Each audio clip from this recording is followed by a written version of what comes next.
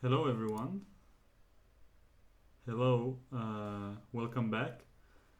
Excuse me for the short delay. Here's the position on the board in the first rapid game between Sergey Karjakin and Magnus Carlsen in the World Chess Championship tiebreaks. And yeah, I wanted to start streaming 5 minutes ago and explain what's going on, but let's do it now while Sergey is thinking. So first of all, we have the Briere on the board. No, it's not even the Briere. White played d3 and a3. So it's the same variation that we've seen throughout the entire World Championship by Sergey with white and by Carlsen, by Magnus with black. But instead of knight a5, which was played in game 2, and bishop e6 in game 11, we have a different approach, knight b8 in this first game of the tiebreak. The time control, by the way, is 25 minutes for each player plus 10 seconds increment until the end of the game. And as we can see, Carlsen has played knight c6. So let me just make sure that everything is alright and people can hear me. So just to be sure.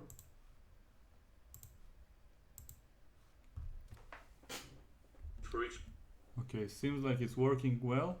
So we have the position after c3 on the board. As mentioned earlier, I keep the same principles and the same ideas. I want to improve my own chess. I will not check with an engine. I'll try to use my own brain. And today I'll be on my own through the game commentary, because there's a lot of moves going on and there's no time for a lot of conversations and distractions. But between the games, we'll have 10 minutes exactly between each game and the next one. And I'll be talking to Grandmaster Niclas Huschebeth, who's also streaming, by the way, from his own channel. I have to put the link in the description. Since I didn't do it yet, you can just press Niclas Huschebeth on YouTube and find his channel, which is also streaming. And we will show our different perspective on the game as it's going on. And between games, we'll analyze together on the same board. So that's the plan. Let's focus on the game. Enough said. So first of all, rook b8. Before we leave the territory of the opening, let's just see whether or not we reach new territory just yet. So h3 on the board. I don't want to intervene with the game for now. Just let's look at it, see the clocks, see the time, what's going on with try to get into the game slowly, like the players themselves. And I just want to mention that at some point I'll start making moves over this board, and it will not be the moves from the game, just to illustrate some of my variations. And while I do it, if anyone wants to keep track of the real game, I put above my camera right here, as you can see, a smaller version of this board with the moves from the game. So you can keep track of the position while I analyze on the left, and then I'll go back to the game, of course. So a5 is played. I want to see where we have the novelty of the game, and we'll mention the rest of the details in the analysis, of course, regarding the opening. So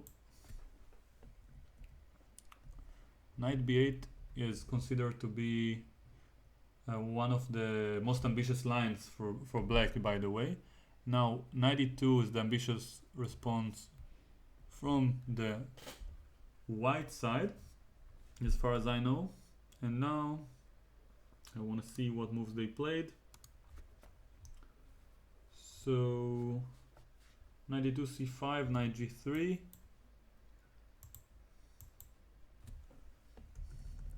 See if there's anything smart to say on the opening. Knight c6, c3, rook b8. Rook b8 seems like it's already a novelty. So rook b8 on move 12, just one move ago, I believe, was the novelty of the game. Not such a surprising move in itself, preparing a5 and an expansion on the queen side. It reminds me of close Sicilian to some extent. Usually the bishop for black is fianchettoed, but it's the same plan. Rook b8, b5, a5, later on b4. Let's see if I can make arrows here. Okay, a4 was played. Just wanna check. Okay, it seems like I cannot, but I'll just see what happens if I make a move. Okay, b4 is the position in the game. If just put bishop g5 for example, and then I'll bring it back to the game position, and you can see, okay, nothing much changed in the other board, so this is good. Okay, feels fine so far. Let me know in the chat if there is any problem, although I feel like I won't have too much time for the chat during the stream. At least we have the clock situation for now. So what do we have here? b4. So white, by playing a4, probably says that he wants to secure the c4 square for either the bishop or the knight. As you can probably notice, all of black's pawns are on a dark square, especially in the center. So this is going to be mainly about getting the control of the light squares from the white's point of view. So bishop g5 that I showed earlier would actually be a very logical move, even if it means exchanging this dark squared bishop for a knight, because later on this bishop which will be left will not be able to control the d5 and c4 squares. So it's very similar in a way to the opening the Sveshnikov Sicilian. There are some similarities in the structure, and I would expect after bishop g5 actually the knight to move maybe to d7 or to e8 and capture back with the knight to try to exchange this bishop for a bishop and not for a knight. So Karjakin is thinking, and usually in rapid time controls it's extremely important to play fast. I believe almost every top player have demonstrated it, and I'm sure all of them know it, because there is no such a thing in our mind called rapid time control. There's either slow chess or let's call it blitz or bullet. So at least from my own experience, when I play rapid, it feels like for the first 20 minutes I'm playing just normal time control, trying to make the best move, and then when I hit the time pressure and I feel the tension, I start I'm just shifting to blitz mode and playing much faster with 3 minutes. Even though there is 10-second increment, it doesn't really affect the sense that the time is about to end every second now. So from my experience, if the position is equal and someone is leading by 10 minutes, it can make a huge difference 10 or 20 moves later when the time pressure only emerges for one player. So I believe when watching the rapid tie breaks between Gelfand and Anand in 2012, even though they both played extremely well and Gelfand managed to achieve several winning positions, Anand was always in control of the time and had more time on the clock, as far as I recall, and that was a very major factor in these games. And it's a very nice strategy to play extremely fast, assuming you don't compromise the position, and just starting to think later on around move 20 or so. So how many games will be played today? 4 games. If someone will lead after 4 games, then he will be declared the world chess champion, and there won't be any other match for the next 2 years. And 4 games of rapid, as I mentioned, 25 minutes plus 10 seconds per move for the entire game. And just to mention, if they make a draw, then they will have a match of 2 games of 5+3 blitz. So that's at least what I read. I hope I am not wrong, but 5+3 blitz. And if someone wins in the 5+3 blitz section after 2 games, even if he wins 1 game and draws the other, then he will be the world champion. And assuming they have a draw in the first blitz match, let's call it mini matches of blitz. Each mini match is 2 games, so they have 5 of these 2-game mini matches of 5+3 time control. After 5 draws like this, and overall 14 games with an equal score, then they will reach the Armageddon, which is probably something that most of you have heard about before, and I'll explain more later on if we actually reach this territory. But I'll just mention quickly that one player flips a coin, and then the winner of the coin flip chooses a color, and white has to win, and black is, if black gets a draw, it is the world champion anyway, but there's no increment and white has more time.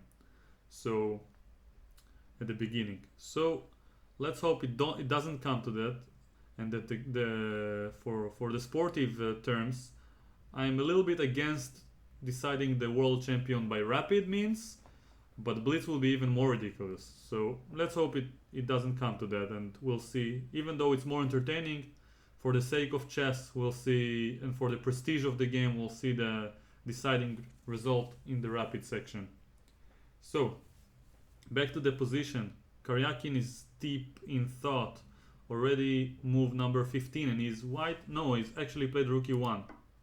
So I don't know why his clock is still running. Something must be. Maybe I need to press some button to update. Oh, I need to press this. Okay, bishop e6. So good to know. I'm a little bit new to this chess24 interface when it comes to streaming. So anyway, the clock seems more or less the same.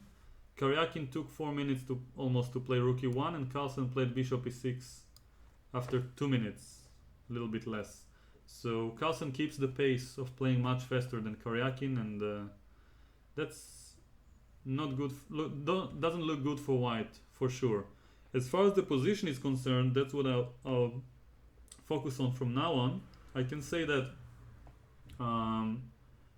it's very unclear if white has an edge or not, but it's definitely not worse.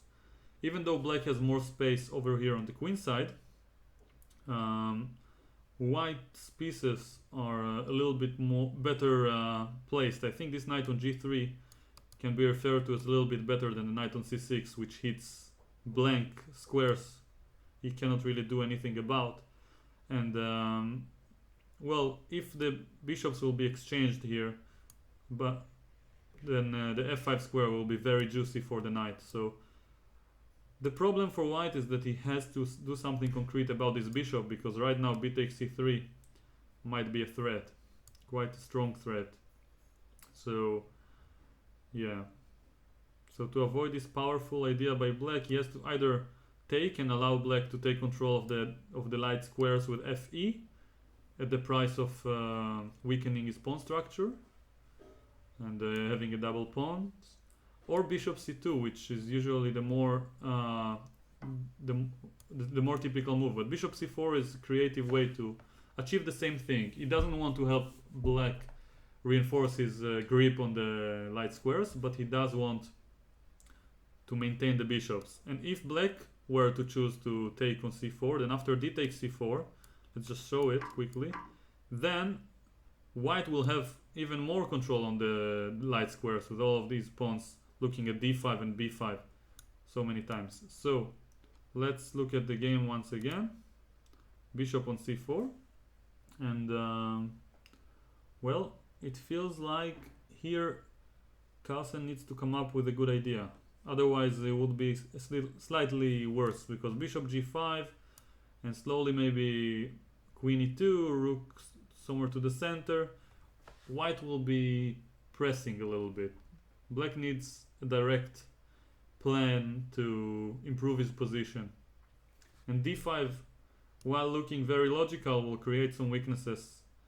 After e takes d5, knight takes d5, then a lot of light squares like f5 and e4 will be weak. e5 is hanging for the moment, so it's not possible probably. So yeah, it feels like this is not a good idea.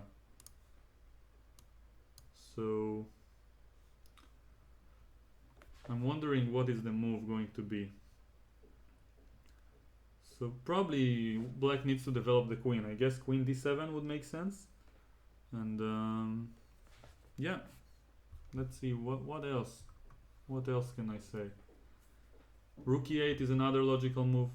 Like, we can expect either of those to be played. Carlsen has a 7-minute lead, but if he can come up with a good move, he better play it fast to just keep the pressure on Karjakin. There are two different types of putting pressure in this rapid time control. One is with the position and the other one is with the clock. And for black, it's not going to be easy to put pressure on the position. So as long as he maintains some level of equality, we have another move, then he will at least force white to make quick decisions, which might help black. h6 avoids the bishop g5 idea I showed earlier, so it's probably a very useful move. Also creates a luft for the king on h7, which is always useful. So then we can expect rook e8 and queen 7 to be played later on. And well, white needs to develop, but his bishop doesn't have a good square now, so I expect something like queen e2 to be played by white. Another possible idea is to bring this knight from h4 to f5, but it's not possible at the moment because after knight h4, let me show, there's knight takes e4 followed by bishop takes h4, which is a little bit unpleasant, just winning a pawn. So we can expect Karjakin to avoid it for now, but it's just one of the ideas that seems very legitimate in the position.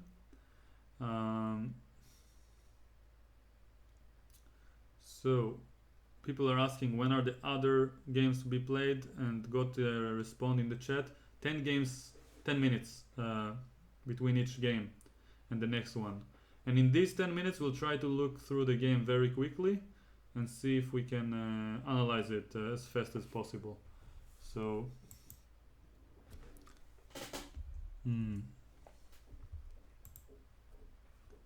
I wonder if I can see before the game ends. I would love to at some point download the actual game, so I'll be ready to analyze it, but of course I'll do it later. So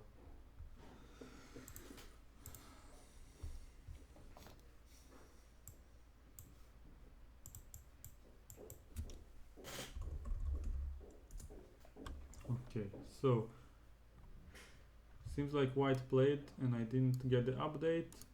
Bishop e3 on the board. By the way, we're looking at the chess24 interface, and it's probably the most convenient one I could come up with, and except for of course the official one, which costs money, and while being a worthwhile investment at this point, I think it would be, I mean, I'm not allowed to stream from the official site, so I'm sticking to the best option that I have, and while allowing the viewers to see the clocks.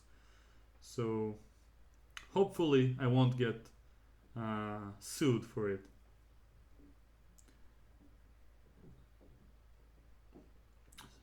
So if you appreciate the risk, then at least stick with us until the end. So I'm very curious what Carlsen is thinking about. I don't think he has anything too dramatic to be done here. He can either do rook e8 or queen d7 to develop. I don't see a very useful way to change the nature of the position. But of course, it's not very tempting to play too hastily also, because then you might play good moves and suddenly find yourself in a bad position without even understanding what happened.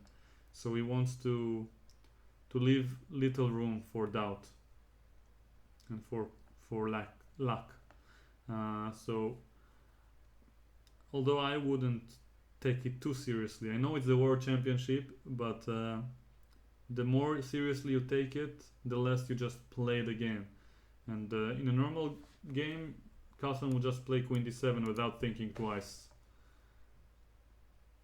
I wonder what he wants to play. Maybe knight d7 to b6, but it doesn't feel right to retreat before finishing the development.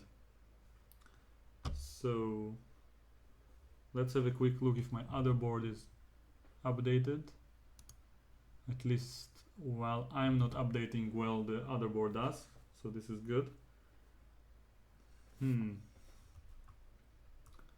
So what can we say now? Queen c8. Well, that's looking quite deep. I suggested queen d7. I wonder what's the difference. So probably some idea involving knight d7 later. And maybe avoiding bishop b5 with a pin. But other than this, I can't really see why queen on c8 will be more active. It is a deep move, definitely, and it might be better than queen d7. It definitely puts some more practical issues for white to realize the differences and so on. So queen c8, I would say, even though less natural to my eyes, it's a more practical move than queen d7. Very often in the real Lopez the queen is good on this square. Usually it's when the pawn is on c7 and it can't go to c7 itself, but I guess on c8 it helps prevent knight f5 ideas. Well, I wonder why he didn't just play queen c7. I guess it's part of the same light square strategy that I mentioned earlier, which white just wants to take control of the light squares, black wants to keep control of them, so putting the queen on a light square kind of indirectly serves this purpose. So Karjakin is thinking, he's getting low on time very quickly, and the 7 minutes difference remains. Queen e2 on the board. Well, all the moves are very natural. I don't see why it would worth losing more than half of the time on the clock so far, just playing natural moves. I feel like the pressure is affecting the players in a negative way, just by thinking so much.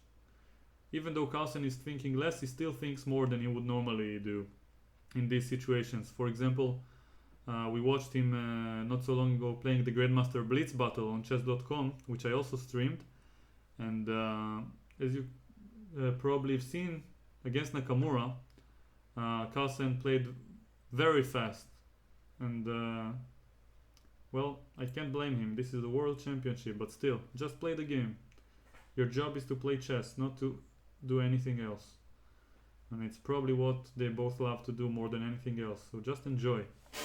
Rook d8. Now, what can I say? Just developing the piece. It's probably more active than e8, implying some d5 ideas for later on. And that might be an explanation of moving the queen first. And the rook on this file might be more useful than the queen on d7. So overall feels like good moves by black so far. I can't judge anything he's done. And so far it looks good. Karjakin is thinking.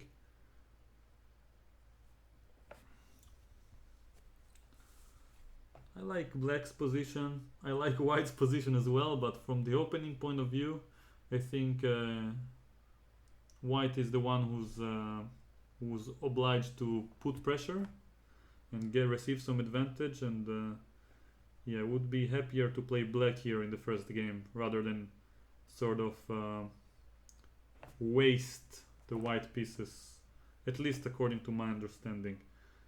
Still, a lot of play is left, so I expect rook ad1, but once again the players seem to overcomplicate things rather than just developing their pieces. So rook is the only piece who's not developed yet. This a4 pawn doesn't seem like it's in trouble, so I can move it to d1, implying some d4 ideas for later, which is the main plan. No, but Karjakin chooses to take, which asks Carlsen politely what does he prefer, to weaken his pawn structure and be safe on the light squares, but have a very static position, or take with the queen and play more dynamically for d5.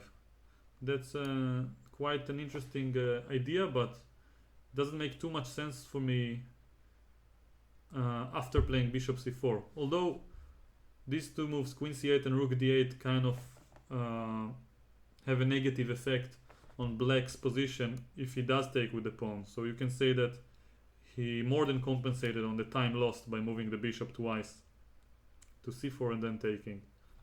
So I'm very curious what Carlsen will do now, and the fact that he's thinking already implies that he doesn't know for sure which is the stronger. And just from the taste point of view, queen takes seems like the more risky approach, so yeah, that's probably why he chose fe.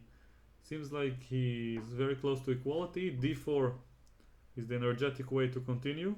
I was about to mention it. Now there's no reason to wait with rook a d1.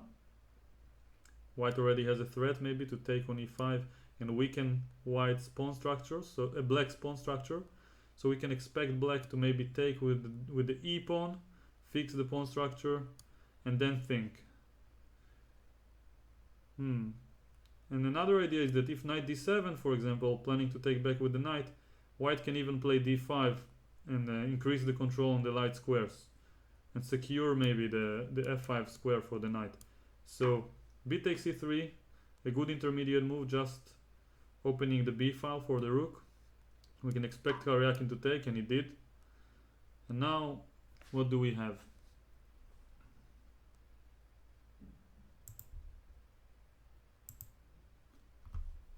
Those with strong internet connection, by the way, I encourage you to watch in HD if it doesn't seem too slow.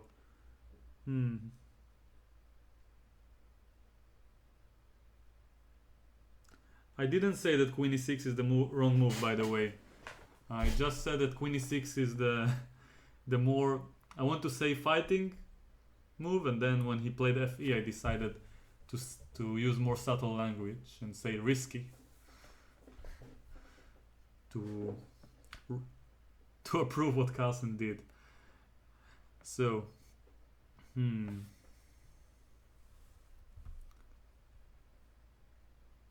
so let's see.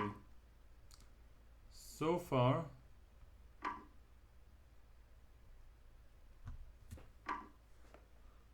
a lot of simplifications, very logical from both sides. Rook b4, activating the rook, attacking the bishop on d4. I'm not sure if I can make arrows on this side. I think I have to be in analysis mode. Yeah, unfortunately I can't make arrows now, but I'll do it in the analysis. Rook b4. The position seems like slightly more convenient for white from the structure point of view, because black has 3 islands. So these 2 pawns are 1 island, this is the second and this is the third. And for the long run it should be more convenient for white, but black is very active at the moment. So the rook on b4, the queen on c8, the bishop is under attack, so I think white is slightly more convenient, but I'm not sure how much. I expect the move rook to c1, but then maybe queen b7 and bishop c3. It becomes complex. I'm not sure. Rook ec1 followed by bishop c3 makes a lot of sense. I want to go to c3 with tempo and then attack the a5 pawn, which seems like it could be a very juicy weakness. And Karjakin is 8 minutes behind on the clock.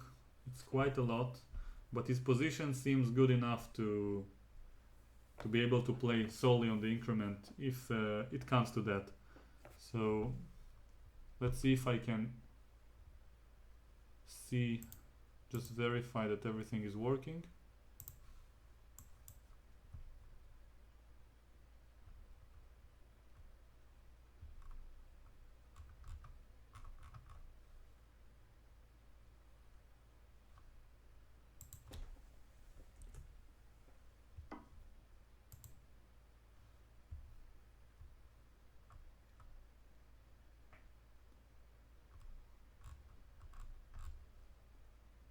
Okay, rook ec1 as I predicted.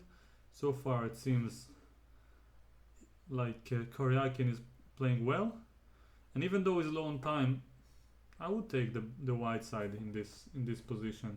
Now bishop c3 attacks the rook, but then a4 pawn is hanging. So I actually missed this. Maybe Karjakin also missed this point. Now both the bishop and the pawn are attacked, and it might be easier for black to equalize. I'll still play bishop c3 probably. Although queen d1 might be a good idea to just protect the bishop and the pawn and prepare bishop c3 for later. So Karjakin doesn't mind. Carlsen is probably going to take on a4, and now bishop takes a5 is to be expected, and the position remains more or less balanced, with white hoping for a slight advantage in a very solid position. So white is attacking the rook on d8, and yeah, takes, rook takes a1 is forced, and now we can expect rook a8. And if we exchange the rooks now after bishop c3, rook takes a1, bishop takes a1. Even though white has a better structure, there are not many pieces left on the board, so it's quite close to equality. But Karjakin seems to follow the same approach of not taking many risks, not playing too actively but not playing passively either, and he hopes to just have a slightly more pleasant position, and maybe generate something from there. So as I mentioned, we got the same moves. Bishop takes a1, queen c6, and yeah, now the e4 pawn is under attack, although it's pretty well defended. White cannot leave it, so his pieces are kind of tangled. The bishop on a1 is strong, but it doesn't have any direct targets, let's call it, to attack. And black is kind of threatening queen c1 check, after which white will have to play queen f1, for example, and then we'll exchange the queens, and it will be very, very close to a draw. It will probably be safe to say without the queens this is more or less a dead draw. So at least at this level I managed to lose and win positions more drawish, but I don't think they will against each other. So king h2, just preventing the one idea I mentioned earlier. And yeah, I want to see if I can put my hands at least later on the PGN of the game, so I can immediately paste it so we will analyze efficiently. Okay, king h2 on the board. We can expect the black to improve his bishop from e7, this guy. But how exactly? Well, it's hard to say, but Carlsen has double the time, so I'm sure he will use it now to come up with the best way to equalize to his abilities, which are not so bad, as I heard. So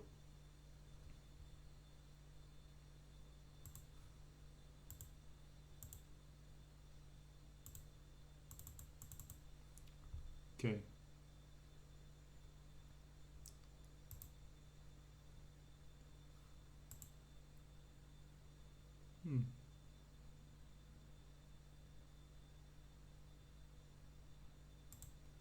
okay, so far it seems fine. Seems quite fine for both sides. I really enjoy what Carlsen is doing.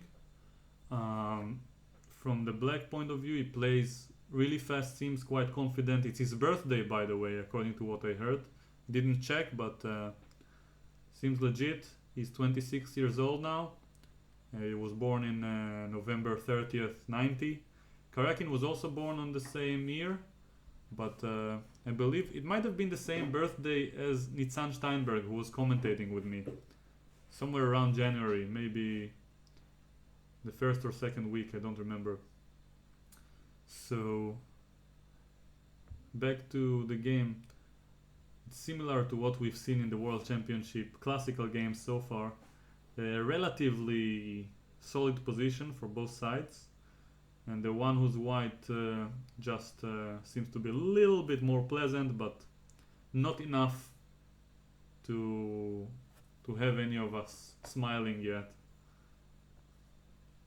So Carlsen is thinking as expected. If not now, we might not have a chance to think too much later. This seems like the first critical position of the game, sadly enough. Move 31. Usually we expect a critical position to rise in the opening, but yeah, both players didn't take it too ambitiously so far. Well, Carlsen didn't have much choice in my opinion, but it's usually up for the player with the white pieces to generate interesting play and maintain the pieces on the board. Black just usually have to obey if he's following one of the main lines. If he doesn't equalize when allowed, he might be worse. So I really wonder what Carlsen prepared for the second game with the white pieces. If he's finally going to play something active and principled and try for some initiative. So, like he did in game 10. Thinking, what can I offer black to play? Some people think that because I'm a grandmaster, I might know how to play chess, but that's a very common mistake. I can try,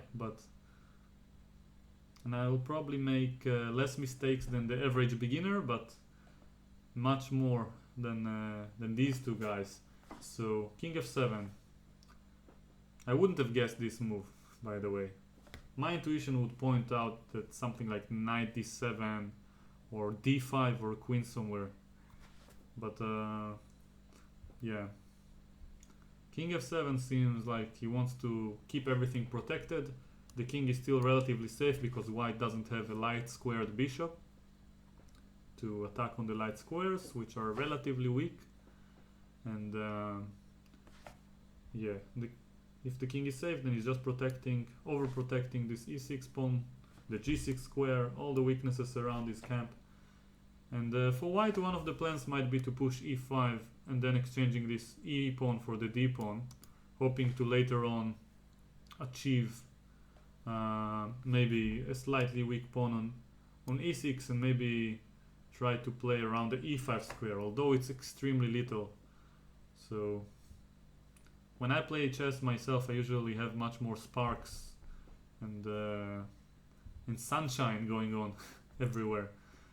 Yeah, and seems like if I were to play white, I would probably lose my patience, especially with 7 minutes. I'll just go e5, take back with the bishop, and well, not push too hard, just try to keep the pieces on the board, and as they say, if draw, then draw, but nothing much more. The position doesn't justify playing for a win, in my opinion. Just playing and hoping Carlsen will cross the limit, let's call it this way. Forgot my English there.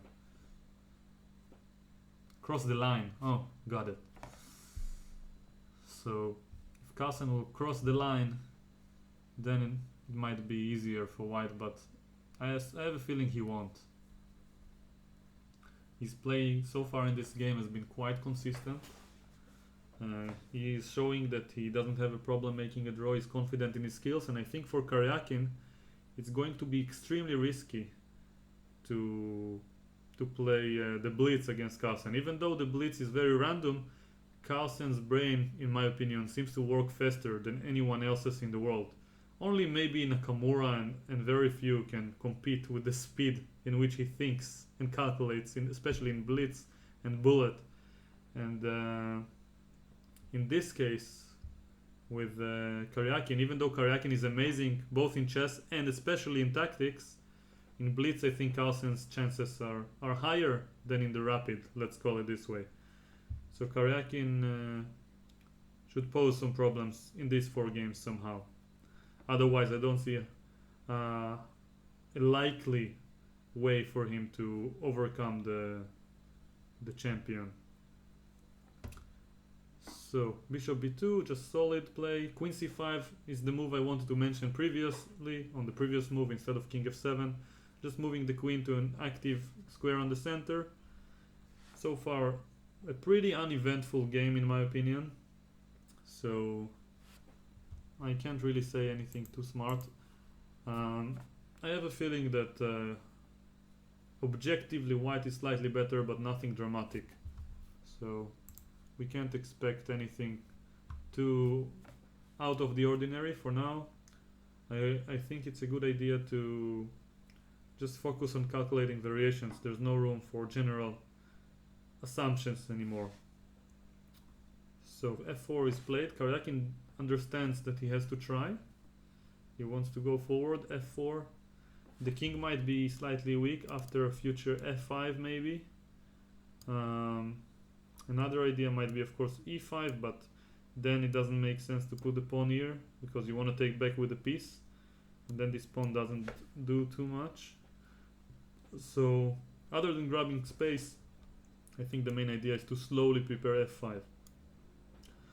Although e5 and f takes e5 followed by queen h5 check might be an idea. So black has to be careful from all these different moves. And white is pressing, but not too much, especially with the time situation. So I might crack with black against a strong opponent, but I feel like it's a good idea to just... There's no reason to panic at any point, even when there is a reason. So I feel like it's a good idea for black to just think, what does my opponent want? As we mentioned, e5 probably. Which piece doesn't work? We can say that this bishop might need some improvement. I'm sure black wants to bring it to b6 via d8, and he does it. So since there's not much to do to prevent e5 or f5, then he just asks himself which piece doesn't work, which is the second question that we usually ask ourselves in the middle game or in any position. And then he wants to improve this bishop. Bishop b6, as we mentioned, is the follow-up with an idea to give mate on g1 with the queen over here. And generally just playing as actively as possible.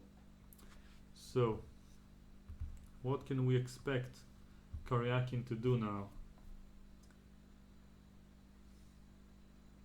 I have a feeling he kind of missed it, because otherwise he wouldn't have played bishop b2 like this. Oh, but earlier he did play bishop b2 because, let me just demonstrate, back then in this position, if had he played f4 immediately, black would have had queen c1, attacking both the bishop and the pawn. So it was just a prophylactic move. So back to the game position, bishop d8.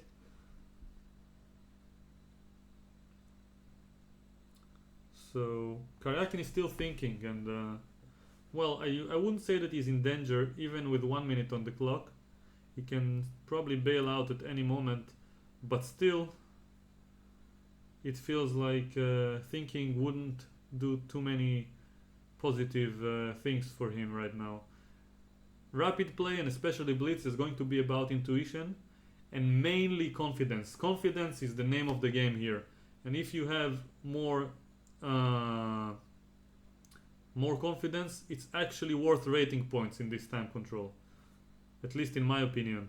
And as Boris Gelfand mentioned in round 11 when he was streaming by my side, commentating with me, he mentioned that when he experienced this time control in the World Championship against Anand 4 years ago, it's, other than of course doing your best and so on and being confident, it's just a matter of destiny. And whether Karjakin is destined to be world champion or not, but it's not up to him to decide. Just make moves, feel good, enjoy the game, don't take it too seriously. This is the worst mistake someone can make, I think, with everything in life, not only in chess. Taking yourself or what you're doing too seriously can only distract you from the real thing. So e5. I agree with every single move Karjakin has made, but not with the time management. I think he could easily have had 10 minutes more at this point without too many compromises. So DE, I expect FE to be played, but he took with the bishop. He doesn't want to keep it sharp. Yeah, it's also probably the most objective move. Now we can expect Carlsen to continue his plan and go bishop b6, threatening mate in 1. And Karjakin will probably move the queen and defend from the mate. Something like queen d1 maybe, implying the d7 square is a little bit exposed for future checks. So once again, they're both thinking for some reason.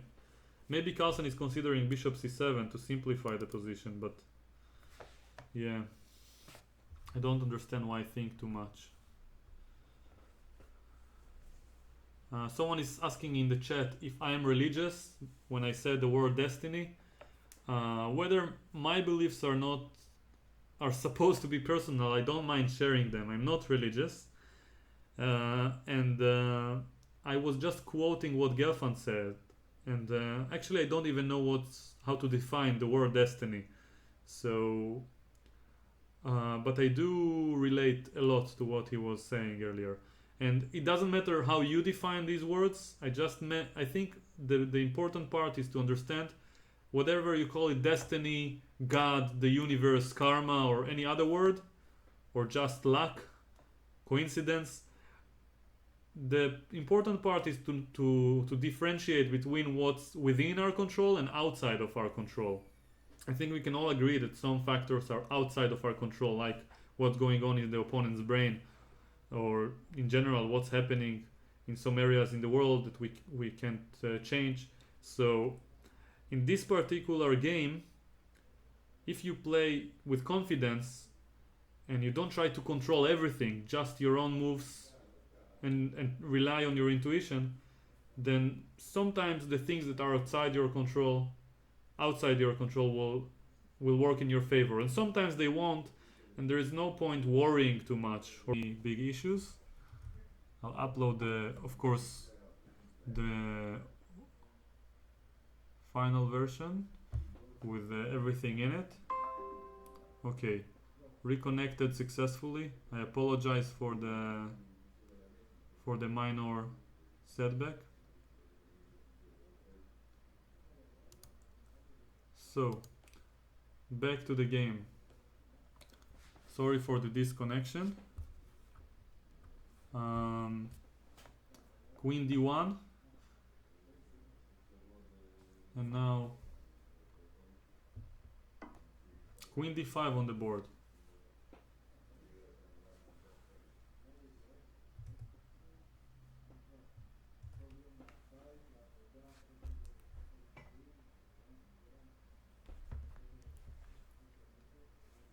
So what do we have now? Black is offering the exchange of queens. So Carlsen played bishop b6 as expected, queen d1 as expected, and now it protects from potential d7 checks after bishop f6, for example. Just offers the exchange of queens. White doesn't take any risk at the moment, of course, and he does exchange queens, which means that in a way it's a silent agreement to a draw. Yeah, I'm not very happy with what took place so far, and the moment the game ends I will start analyzing, but and a draw was agreed, so let me see if I can quickly take care of it. So take care of the PGN part.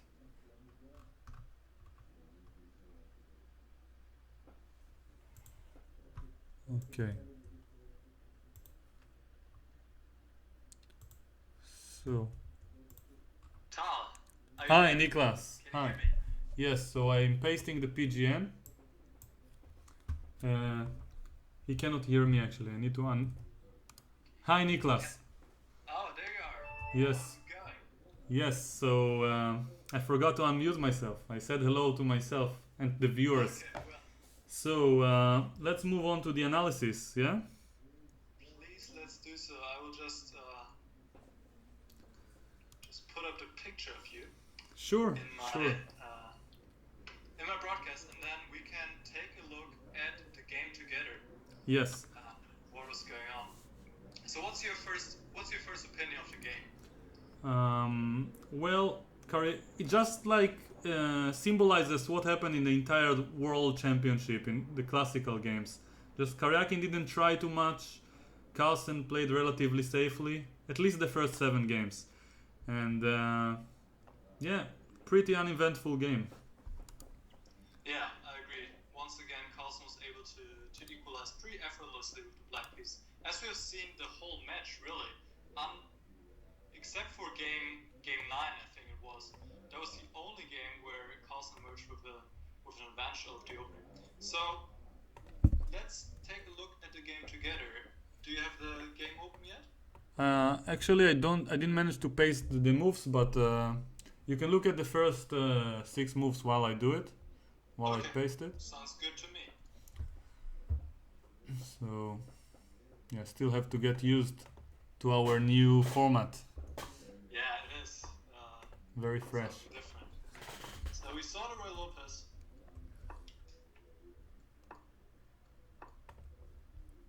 And Karjakin once again went for this D3 line. What do you think of this line? Is it any good? I think that this line is quite fashionable nowadays, and for a good reason. It leaves, while it's not objectively better for white, it leaves a lot of play and a lot of pieces on the board. So I can see why it attracts many top players. Yeah, and I found it interesting that Carlsen once again played a new move. In this position, for everybody watching, Carlsen had played the moves Bishop E6 and I'm sorry for the change, but I managed to actually paste it, I think. Oh, okay, great. Okay, so now we see the whole game. So, right. Okay, you can continue. Yeah, so Carlsen had played the moves Bishop E6 and Knight A5 previously in the match, but now he goes for Knight B8, which is also a very common move. Yes, and I actually looked at this game prepared it for both colors at some point when I saw the game Anand versus Wesley So. Do you remember it? It was Knight G5. Yes, yeah, that was a great move. White on C2. And then Knight back to C6. Bishop A2, something like H6 F4. Yeah, that was a great game by Vichy. Yeah, and an awesome line to play with both colors actually, if analyzed properly. So I feel like this Knight B8 move is probably the most fighting and the most ambitious for black. So what now? Yeah. Now Knight E2. Not Karjakin style, right? What? Not Karjakin style. Exactly. He usually likes it a bit more simplistic, at least in this match. Right. So Knight E2 is considered to be the most ambitious move also. So he seems prepared. And well, C5 once again, following the main path. And okay. Yeah, all logical moves really. Yeah, and now probably is where black has a lot of choice. And if we compare it with the regular main lines of the Ruy Lopez, where white plays D3 instead of D4, black is too tempi short because usually... No, you can say it's the same because he goes Knight A5 and back to C6. And white kind of wasted the extra tempo from Bishop C2 on this move A3. So it's more or less the same. More or less the same position, the same structure. And the main plan is just Bishop E6 and Rook E8, usually speaking. So Rook B8 is a plan I'm not aware of, but it feels very logical. What do you think of this move, Rook B8? Yeah, I mean, like, wants to play on the B file at some point anyways. We'll actually see it in the game. Yeah. So, very logical move, yeah. And it's very similar to the close Sicilian, where you get A5 and B4 in. And just play for a space advantage on the queen side. Right. And yeah, white usually tries for attack on the king side, and much like here, there wasn't any serious attack taking place. So H3, the usual move, A5. Do you think there's... Okay, A4 is a move I dislike, at least on principle, because you move the same pawn twice. That's why you disliked it, huh? Yeah, I mean, why play a3 in the first place? A4 is one of the main moves in that position, so I think it's very logical to just develop. Let's say go something like Rook uh, E1. yeah, rook e1 and prepare d4 and Right. I mean, that's the main plan. Yeah. yeah, exactly, and I don't see any reason not to do it. And well, Karjakin seems to want to secure the light squares and forcing black to do a move that to make a move that he would probably have made anyway.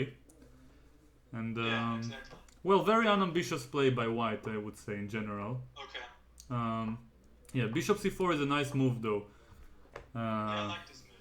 Keeping the tension. Yeah, probably if he was playing against a player who's lower rated than him, bishop c2 is the way to try to keep more pieces on the board or more tension and get d4 in. But it's a little bit scary with this b3 idea. And usually when white goes d4, sometimes black gets c4 in, and both of these pieces, the bishop and the rook, can be outside of the game for a very long time. Yeah. Probably it's forever. double-edged. Yeah. And people are asking in the chat, when will the next game start? In about 5 minutes time, so pretty soon. Yes. The action will continue. Yes. Yeah, so we should probably speed up a little bit Yeah. and get to the critical moments maybe. Well, if there were any, to be Yeah. honest. I mean, we just saw major exchanges in the game Yeah. after Black prepared d5 for quite a long time. I thought he could maybe just go d5 here. Do you think about this? Yes, but it's a little bit too committal, and I think Carlsen learned from his previous mistakes that he doesn't want to take commitments that the position does not ask him to take. And well, d5 feels like a move that I wouldn't play without the engine's approval. Okay, alright. But I mean, rook d8, I mean, his idea must have been to go d5 next move. Maybe, but You didn't think so? the key I think is that he has more space. So white kind of ran out of useful moves, and black didn't. So he just prepares better for d5, and Okay. yeah, and I think Karjakin kind of bailed out at this point, like he normally did throughout this match, and like Carlsen did with the game number 12. So. Yeah, I see. Yeah, bishop takes e6, fe seems like the safe choice. I think queen e6 is a more ambitious try. Could be, but then probably c4. Yeah, and then d5 is not possible. So Yeah, I mean, I like white better here a little bit, so. yeah, you're right. I kind of missed the c4 idea. Okay. So fe is Yeah. probably the best. And I think we can more or less skip all the way to move 30, because now black doesn't have much choice. He has to exchange everything like happened in the game. And well, rook b4 is the logical follow-up, attacking the bishop. Right. And it doesn't have any square actually. b2 looks a little bit silly.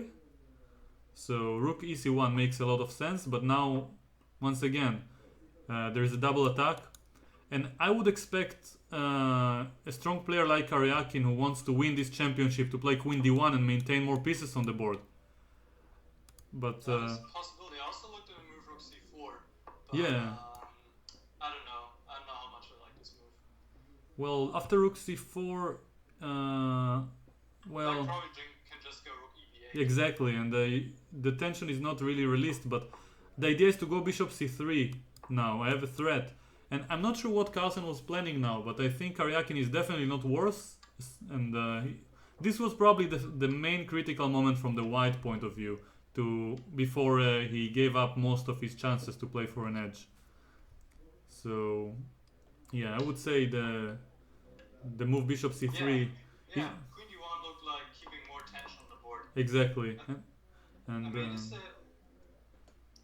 yeah, so bishop c3 is the threat, and then picking up the pawn on a5. exactly. We can expect Yeah, rook bishop c8 c4 is maybe. here. Rook c8, c8. and then if bishop c3, maybe rook b c4, and trying to exchange all the pieces once again. Probably. Yeah. Probably, yeah. And well, Carlsen wasn't in any real danger probably at any point, including this one. But still, queen d1 is a move that someone who wants to play for a win will do. Bishop c3 means Karjakin didn't want to risk anything, and especially yeah, allowing. Which is understandable.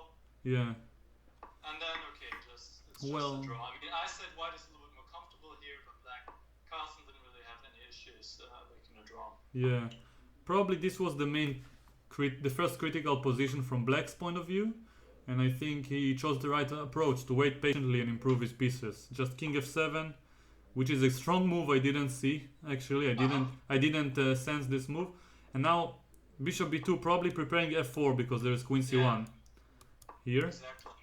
Double attacking, so bishop b2, queen c5. Well, once again, there is no reason to justify anyone playing for a win here. Yeah, So, no, I think it was all logical play, and yeah. Carlsen found this nice maneuver, bishop d8, bishop b6, Yes. and that just created enough play, and then it's just a draw. Yeah. Alright, let's wrap it up. And because game 2 is starting in a moment. Yeah, so we'll talk again very soon after game 2. Exactly. Thanks for having you, and talk to you soon. Exactly. See you soon. Right. Thanks for the analysis. So we mute the Skype conversation now. Yes. And, alright. Talk to you soon. And we leave the Skype conversation open, so Niclas can't hear me right now. I can't hear him. We both stream separately. Once again, I'll mention I forgot to put the link to his stream in my description. He might have forgotten as well, probably, because I didn't give him the link. So just type his name. You can see it above my camera right here on YouTube. Feel free to subscribe if you like his channel. He's been on YouTube for a while and he has a lot of interesting content. Let's go back to the game, see if we have game 2 starting any moment. Well, I don't know when it's scheduled to start, but for now I'm preparing the other boards, hoping to see some positive outcome. So this has been the analysis board. Now back to the regular one. So this is game number 2. Carlsen is playing with the white pieces, Karjakin with the black pieces. We don't have moves just yet. The first game, as mentioned, is pretty uneventful, at least in my opinion. And well, let's hope that Carlsen will push and that Karjakin will try to search for counterplay and we'll see some sparks. And we have e4. The game has started. e5. So far, following the same path through the most of this match. And well, yes, knight f6. And look at the first opening moves. I'll be back in 15 seconds probably.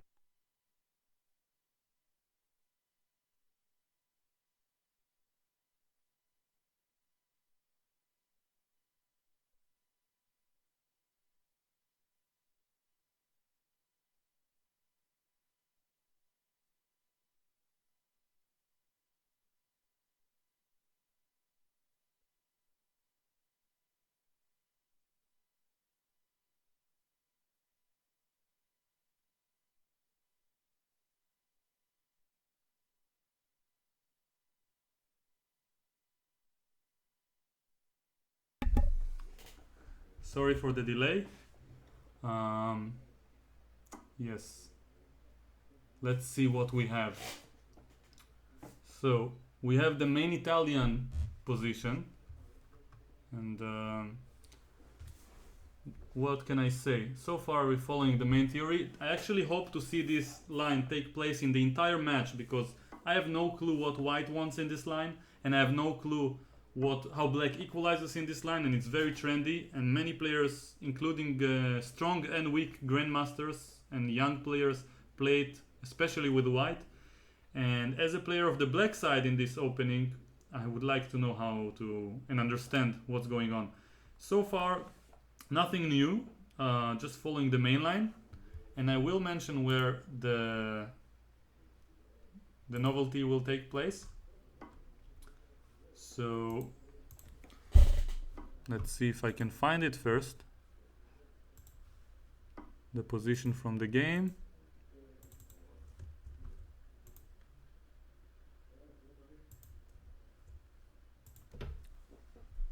So we have d4 knight bd2, so we kind of transposed to the Ruy Lopez. So let's see what I have. So this position has been reached before, so it's not new. It reminds me of the Berlin a little bit, but well, I can't say anything too exciting about it. Well, the same structure, just looks exactly like any Rui Lopez game.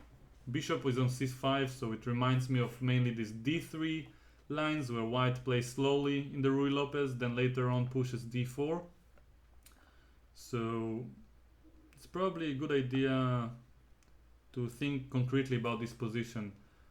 But I would like to understand if anyone gained some tempi as a result of this opening. So one example I immediately notice, one difference, is that b5 is usually played in the Rui Lopez, and the bishop goes to b3, for example, or c2, and then this pawn grabs space but might also be a weakness in a target and allows white to open the file.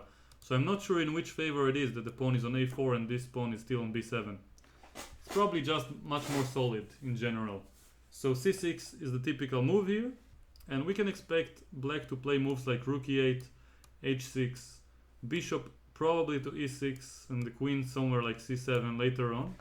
The order is probably what matters, but well, I have a feeling that the objective evaluation is very close to equality. Bishop f1, so now we already kind of differ from the main Rui Lopez ideas. The bishop leaves this diagonal to maintain more pieces on the board, probably evacuates the c4 square for the knight. And what can I say now? Nothing much. Rook e8 is to be expected, and bishop from c1 needs to find a good square. I expect black to play rook e8 and h6 in the next two moves in whatever order. And yeah, Karjakin is not extremely confident in his position, or at least in the opening, as I probably would expect him. But still, the time matters, and investing 2-3 minutes on the opening moves would make a lot of sense in a classical game, but in a rapid game, I think it's very logical to have more than 15 minutes after 25 moves, so you can actually use this time for the late stages of the middle game and the end game, and trust your instincts when it comes to developing the pieces, which is, by the way, what Carlsen is doing here. As you probably noticed, he has more time than the time that he had at the beginning of the game, and it's already like move 12. So right now nothing much is happening, but we can expect a much more tense fight in this particular situation. And well, I would say that black has to just wait and see what white is doing before deciding on a creative strategy, let's say.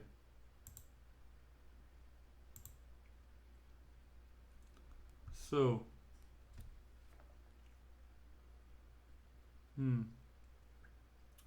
nothing much left to be said about the opening. Karjakin is thinking. I'll check actually if bishop f1 is already a novelty. This might be interesting to know. So c6 was played in the past, and then the move bishop f1 was not played, as far as I can see. At least not over the board. Oh, no, there was a game. Yeah, I didn't search properly. I had to wait until the search is finished. So, we have a game between a player named Vaishali versus Arpita. Indian Championship under 19 girls in 2016. So it's a pretty fresh game, only 3 weeks ago. And Karjakin is still thinking. And in that game, by the way, black, who was rated about 2040, played rook e8 followed by h6 followed by queen c7, just as I mentioned, all the natural moves, but white did manage to actually squeeze a little bit. So, although it doesn't give us much information about this position, it shows that the fact that bishop f1 was played might mean that Carlsen looked at it in the past. It's very possible. So, and he might be even aware of this game. So let's see, bishop f1. Karjakin is still thinking, and we don't have a novelty just yet. If he plays a5, yeah, any move that's not rook e8, I was about to say, it will be the novelty. So now we are on fresh territory, and it's a very logical move, because in the actual game that I mentioned, black played rook e8, as I said, followed by h6 and queen c7, and in the meantime white played a5 followed by b4 and took some space, squeezed black on the queen side a little bit, and later on won the game. So a5 might be a very logical move that might as well justify thinking against my recommendations, and there probably is a good reason why I'm not one of their seconds. I'm judging by my own criteria for playing fast enough and so on, but maybe this a5 move was worth the investment of time. Karjakin has a good feel for which position might be critical for him, and yeah, although I still believe that one should study the opening ideas deeply enough so we can play them in blitz rhythm when it comes to such games, because he will need the time later. So, what can we expect Carlsen to do? Nothing much out of the ordinary, let's say. Knight c4 followed by bishop g5.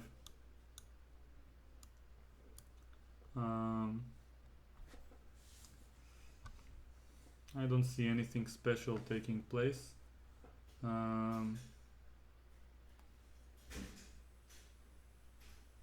Well, I don't see anything that I can suggest for Magnus, but I feel like knight c4 might be the logical way to proceed, but still it will remind me of what happened in game, I don't even remember what number it was, where Carlsen also played the Italian. E takes d4, c takes d4, and this tactic with knight takes e4 followed by this d5 move. So maybe knight c4 is not to be recommended for white. So he has to come up with a good way to further develop his pieces and justify the retreat of the bishop, which kind of took away the f1 square from the knight. So Carlsen needs to find the right move here. So both of them are thinking on move 12 and 13, and one after the other. So they sense this is a critical moment of the opening. But still, I'm very surprised by how not well they are prepared for this match compared to previous World Championship matches that I have witnessed. But then again, it might also mean that they are both worked very hard on other aspects of the game, and they just surprise each other with original positions every single time. So a5, white is thinking maybe b3 followed by developing this bishop could make sense, but it's not a very natural plan for the Rui Lopez, especially with the bishop on a7. I honestly don't know what move to recommend for white, and therefore I'll grab a cookie.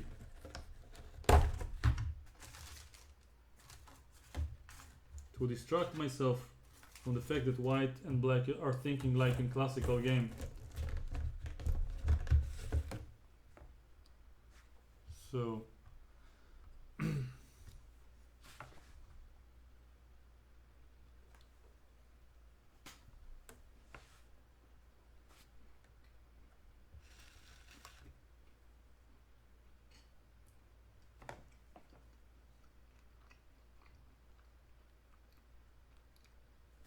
maybe d takes e5 is an idea.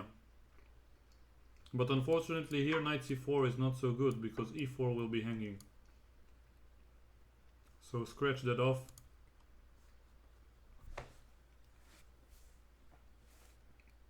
Well, I would like... If I were to play such a line with white, I would prepare it probably well enough to know the next 3-4 moves. But... And I would expect or hope Carlsen to prepare even more deeply. So... And they had like a year almost or 8 months to prepare for each other. And look at all the lines possible, so...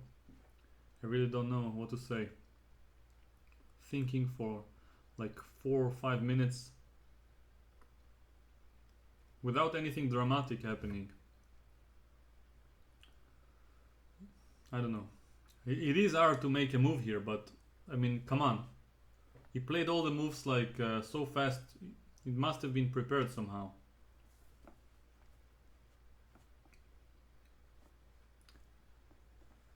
Without proper preparation to play this with white is not easy. Because black did everything very logically, and this move bishop f1 deserves justification, otherwise it's just going backwards instead of developing a piece.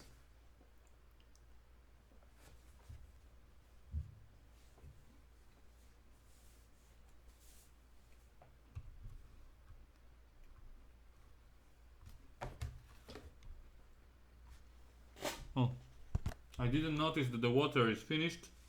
I'll grab another bottle.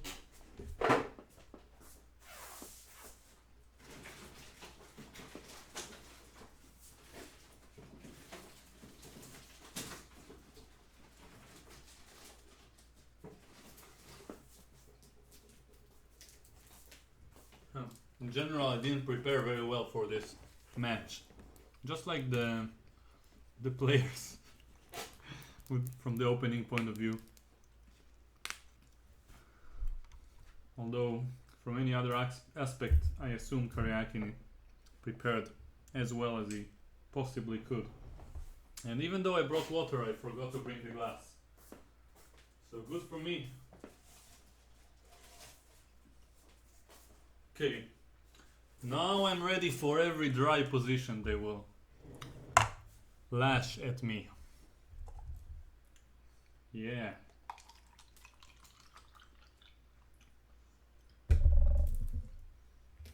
I am very well ready. Very well prepared. Let's see. I forgot to change the text, by the way. I told myself I'll do it manually between the games, and it still says game 1 rapid, so probably some people mentioned in the chat, but I wasn't looking, so I didn't see. I didn't change it because of you guys, but if anyone mentioned it, thank you. And now, what can we expect? We have a move, but I don't see it. I don't understand why it happened, because I pressed the live button. So I apologize for this. Let's just show the viewers what happened. So here, Carlsen, after a5, he thought for 6 minutes, and he took, like I said, and now he played the move queen c2, and it all happened just about now. So thanks for those who mentioned. And please forgive me, it's the first time I'm using Chess24 while streaming, but I don't know what happens. I just press the live button, it should follow the game, and it doesn't. So queen c2. So Carlsen doesn't want to simplify the game. He just wanted to maintain all the pieces on the board. He prepares probably knight c4, and then moving this bishop from c1 to either e3 or g5, probably e3. And well, black has to find the right setup to maintain some equality. As we can see, the pawn structure is extremely identical. So just to illustrate, the only difference in the position is the placement of these bishops. This one is not on a2, and the placement of these knights, that this one is not on g3. And except for this and the queen's position, It's just very symmetrical. So it feels like white's pieces are a little bit more prepared, and in symmetrical positions, it it can be very risky to be even slightly worse because there is no counterplay. Everything is symmetrical. So the one who is more active usually increases his advantage um, quite smoothly. So it's very important for Karjakin to be precise now, and I agree with his decision to think now before it's too late. Because if he doesn't think now, as I mentioned before, he might not have a lot left to think of later when he has no counterplay and white is more active. So he chose the move I was about to offer. I have to offer faster. It seems like I'm just waiting for them to make a move, and I say that I thought about it. But bishop e6 is the developing move, just the most natural one. And I was about to say that he needs to consider playing it or finding something more sophisticated. And he just chose the simple approach, developing the bishop. Well, you can say that black's bishops are better developed. This knight on g6 is better than this one on d2. But after knight c4, it's not entirely clear for me what black wants. Knight c4 would attack the pawn on e5, and probably black will play queen c7, and knight c4 is on the board. We expect queen c7 from black, and then we can expect also a move like bishop e3 with a very symmetrical position. But I don't understand why white should claim any advantage, but I have a feeling we'll see.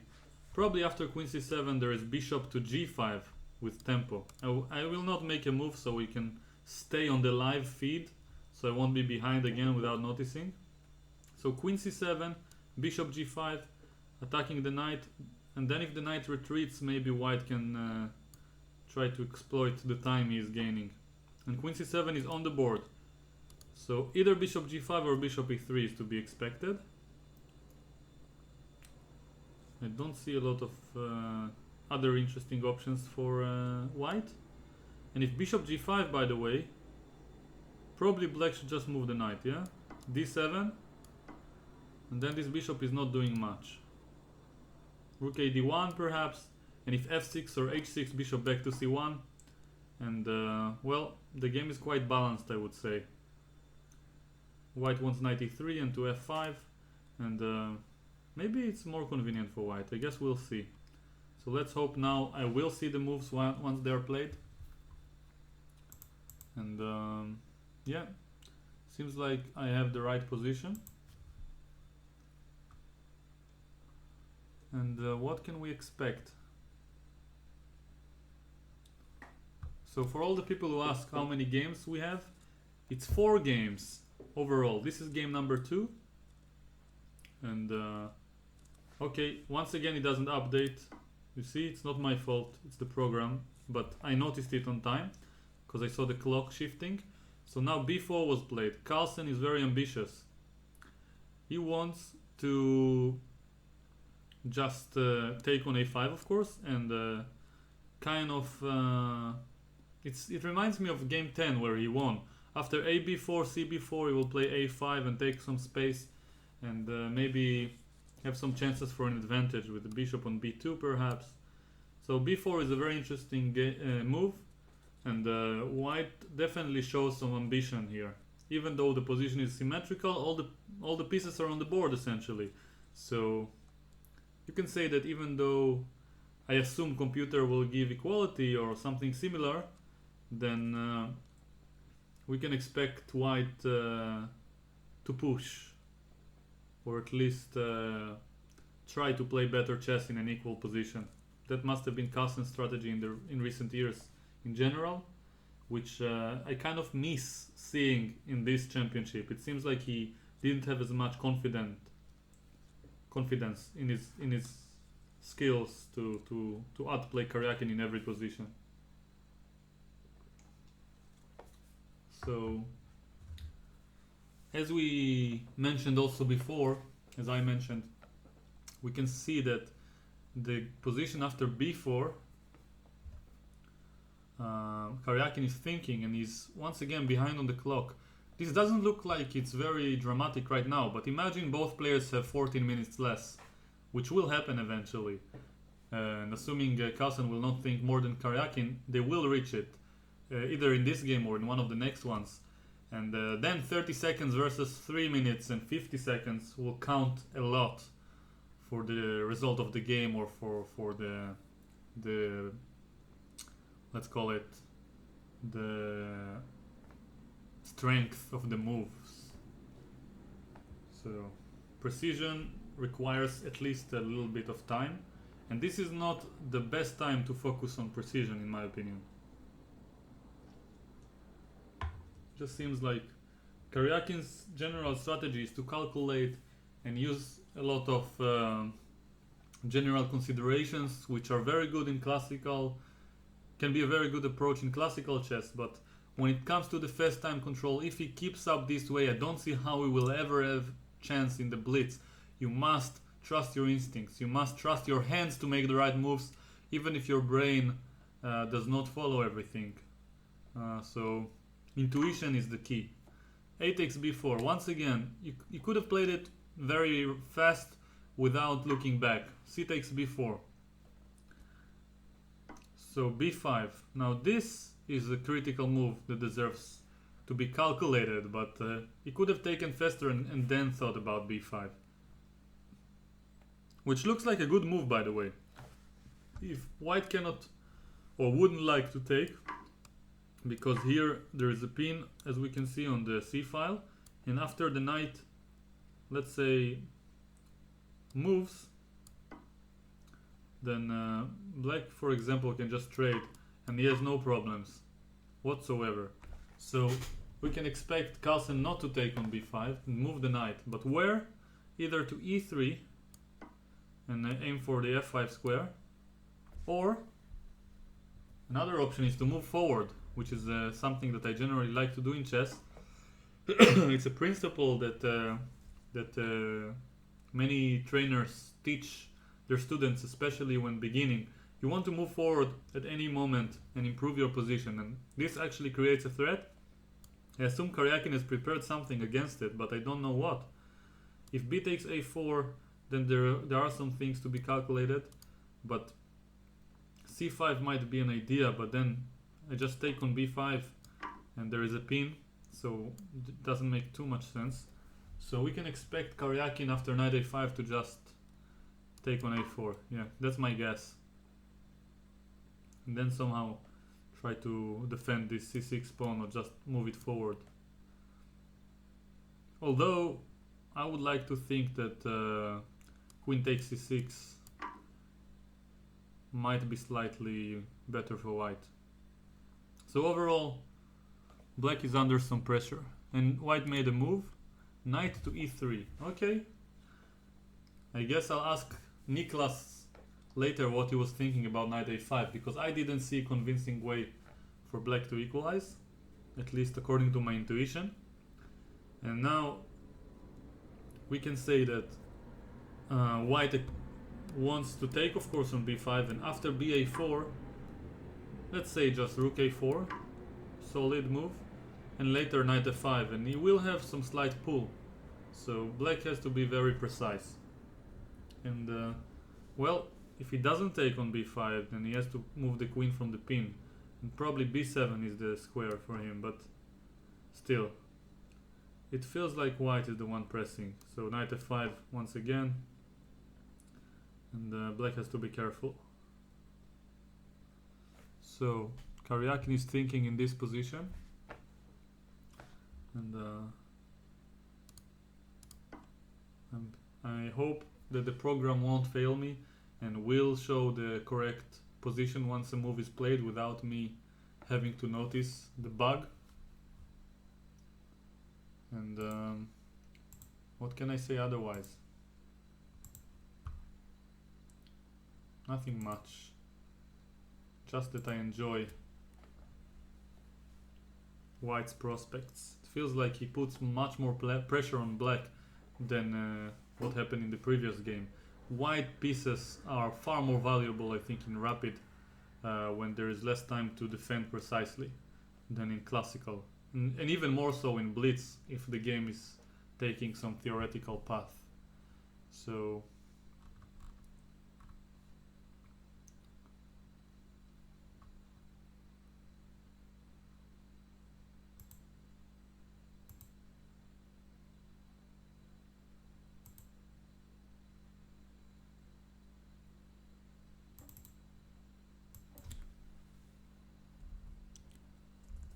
so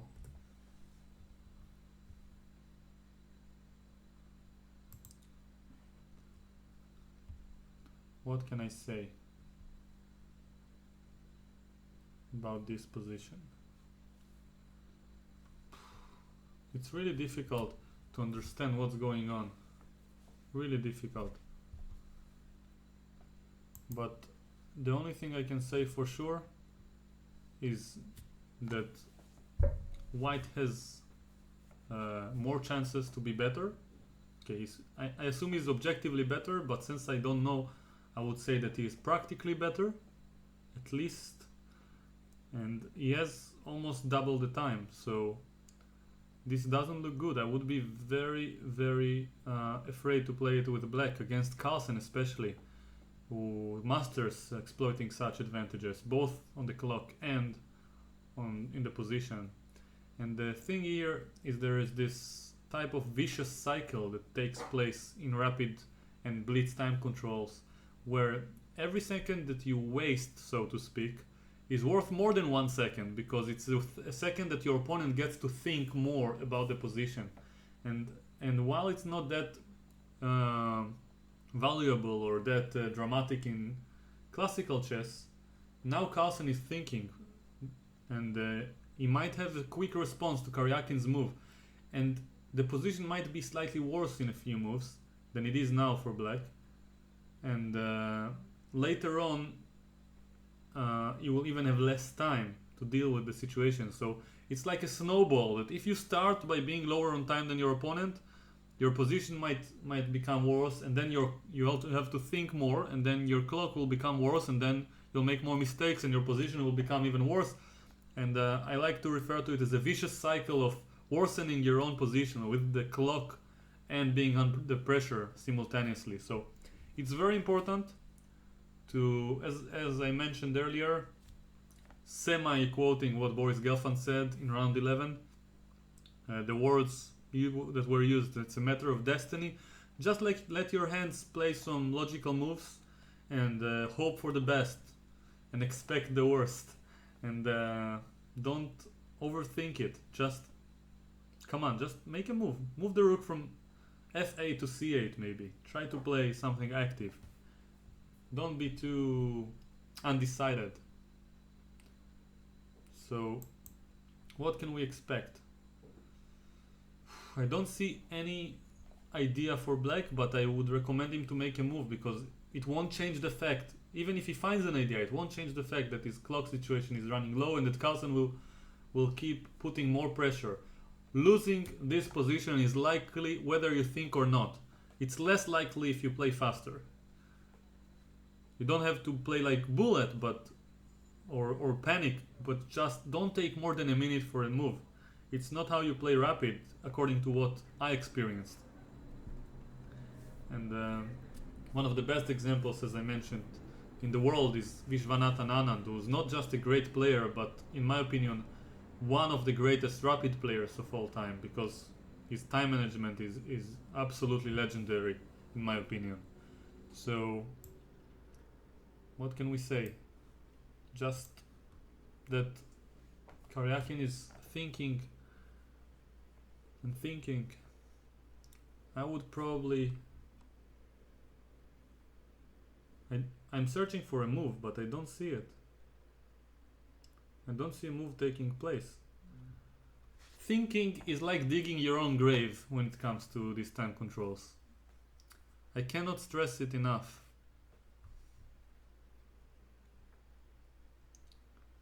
And someone is mentioning in the chat, Sergey is going to win because he calculated every move until the end. But while this is factually wrong, it's also wrong in the spirit of the things, because it's not about calculation, even if you see a lot of good moves.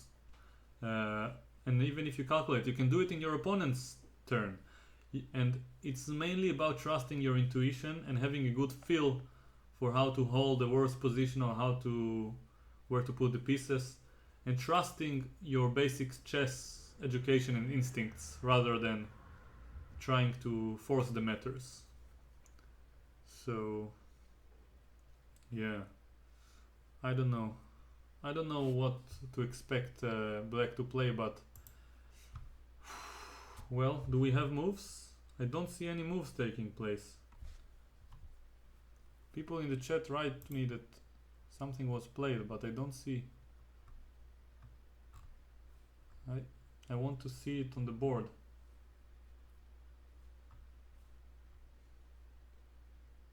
Someone says that it's frozen. I don't know if they mean... Okay, nobody is mentioning a move. Move is made, but please just write a line so I can see it, because obviously my website is not updating. So... Okay. I don't see anyone suggesting a line.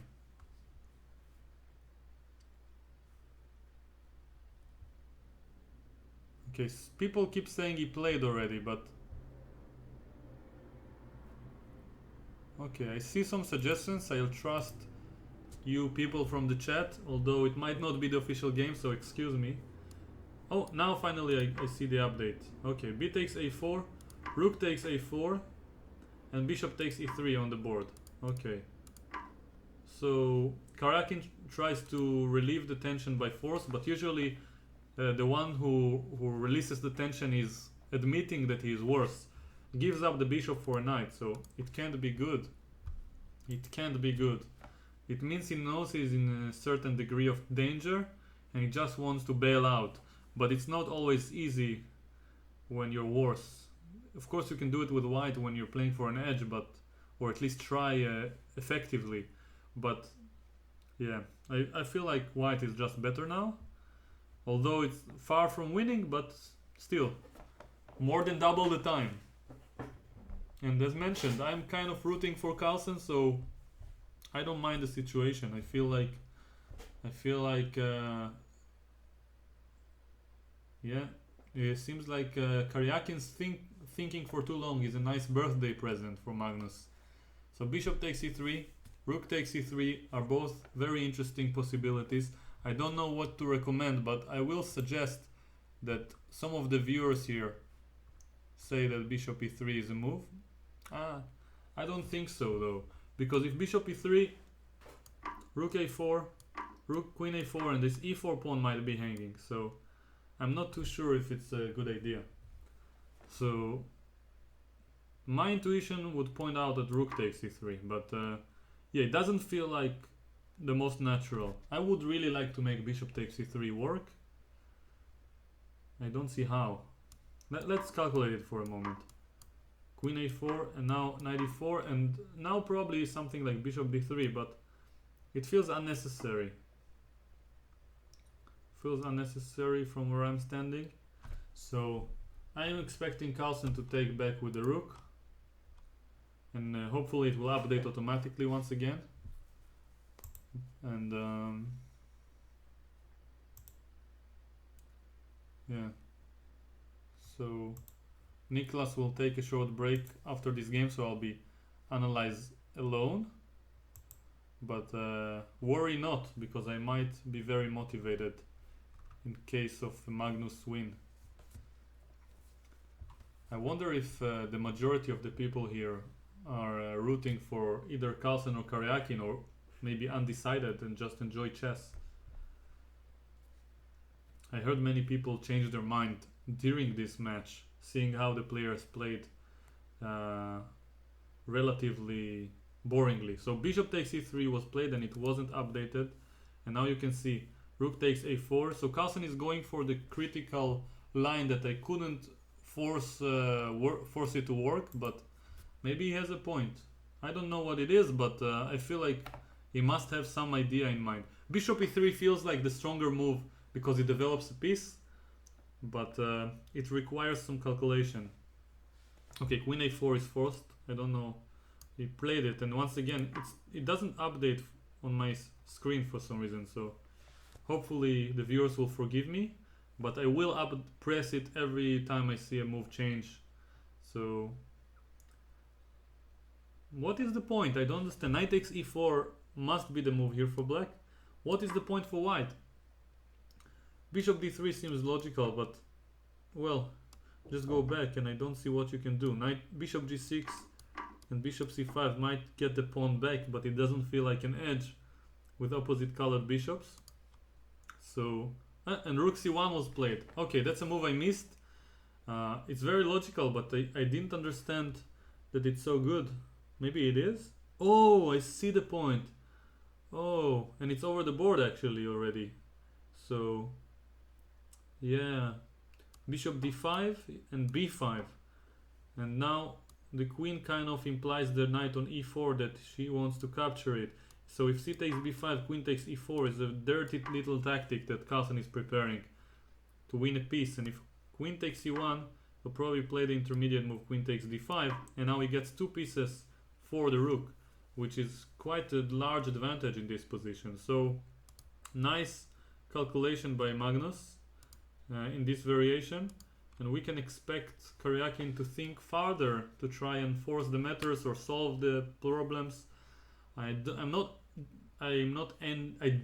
envy Karjakin's situation right now, and he's been playing great chess so far. Even if some might criticize the fighting spirit, he didn't make almost any mistakes that I could see, and yeah, I feel like in this game there wasn't any real justification for him to be lost, so there must be resources in the position.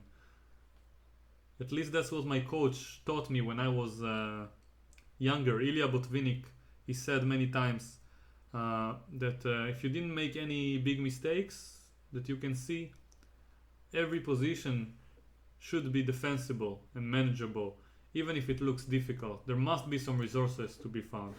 Unfortunately for Karjakin, not necessarily time is there on his side. So even if resources exist, you need a lot of time and a lot of precision and luck sometimes to just find them.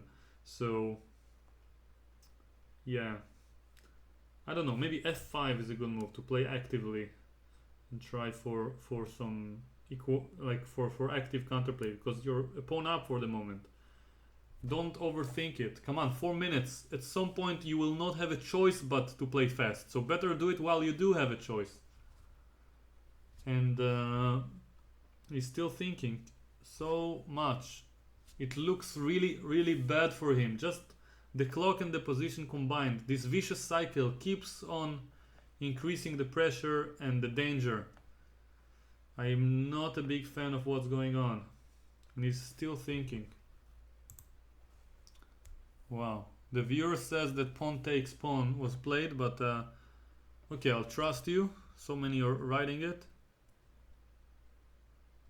C takes b5, queen takes e4,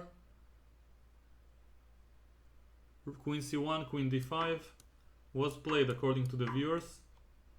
I don't see it on the board, but let's trust our people here.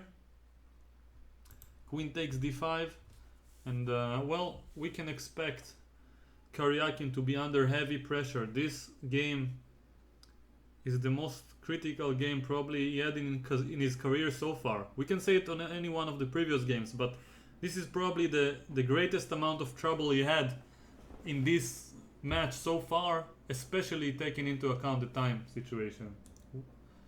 And he made a move. Okay, still some updates. Queen c1, queen takes d5. Something about the clock is wrong, of course, but ignore it. He didn't lose on time. I think he still has like 3 minutes. And well, queen c7 on the board. So 3 minutes, and it's wrong. Carlsen doesn't have 24 minutes. I don't know why it says that. We have some technical issues, but if I remember correctly, he had something like 12. So what did he play? Queen takes b5. Oh, 12 minutes, not bad. We can expect rook b8 to be played, attacking the queen. Queen moves, then rook and pawn versus two pieces, but with queens on the board, it's quite a big advantage. I'm not sure how big, but I would say that it's, even in a classical game, it's like, should be enough for a win. Should be enough. The clock keeps changing. So, and for those who joined us just recently, this is game number 2 out of 4 rapid games. The result is still equal. The winner of this particular game will lead the match and have a very likely chance to be the world champion. And we have time pressure and worse position for Sergey Karjakin on the black pieces. It doesn't look pretty. Queen d5, the most active square for the queen in the center. We can expect rook d8 to attack the queen, but I can hardly suggest a move for Carlsen, for Karjakin otherwise. Well, rapid play. I thought the blitz will be a little bit challenging for Karjakin with the time, but the rapid is already a little bit too much. And of course, it sounds like I'm criticizing Sergey. I'm not. I don't mean to criticize him. I'm trying to be objective. Although I root for Carlsen, I want Karjakin to play his best chess, and I wish Carlsen will manage to play even better chess.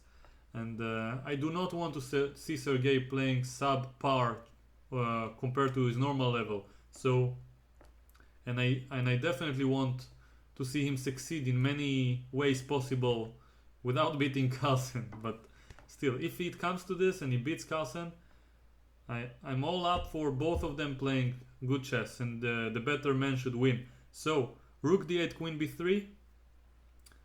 Kind of threatening bishop b6 sometimes, but probably not at this moment. And I'm assuming Karjakin will play rook to b8, trying to attack the queen, and then the queen will have to find a better square to go to. Rook b8 on the board. I am expecting the queen to move. Yeah, not to d5, I was about to say. It moved to a2, because now rook e8 cannot attack the queen. Now black should probably make a luft for the king. Something like h6, and then move the knight and try to activate his pieces. Maybe knight f4 in exchange and try to hold on. I don't know what to suggest otherwise, but still thinking, oh my goodness. As part of this, like in the rest day, probably they should have played a lot of blitz games to get used to this time control. That's what I would have done. And it doesn't look pretty. It doesn't look pretty. Karjakin's nerves are fabulous, I would say, in these situations, and I'm sure he can handle the time pressure well. But well, if Carlsen will use his normal technique, then I'm not sure there will be a lot of room for Karjakin to resist. So either way, it's a very critical moment of the match and of the game. And queen d5 played, which is kind of a surprise, because now rook d8 once again is possible. Seems a little bit undecided by Carlsen. I really don't understand this move. So we have some people in the chat here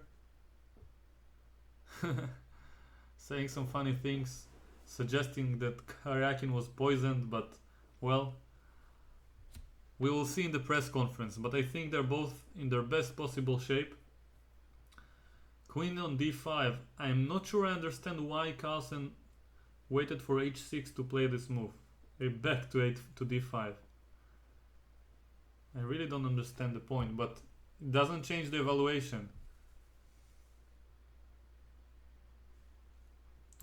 Please notice, by the way, that Carlsen, even though he probably didn't play the best move, he still played it extremely quickly to increase the pressure on Karjakin. Maybe he just wanted to go back to b3 and to a2 and force Karjakin to think.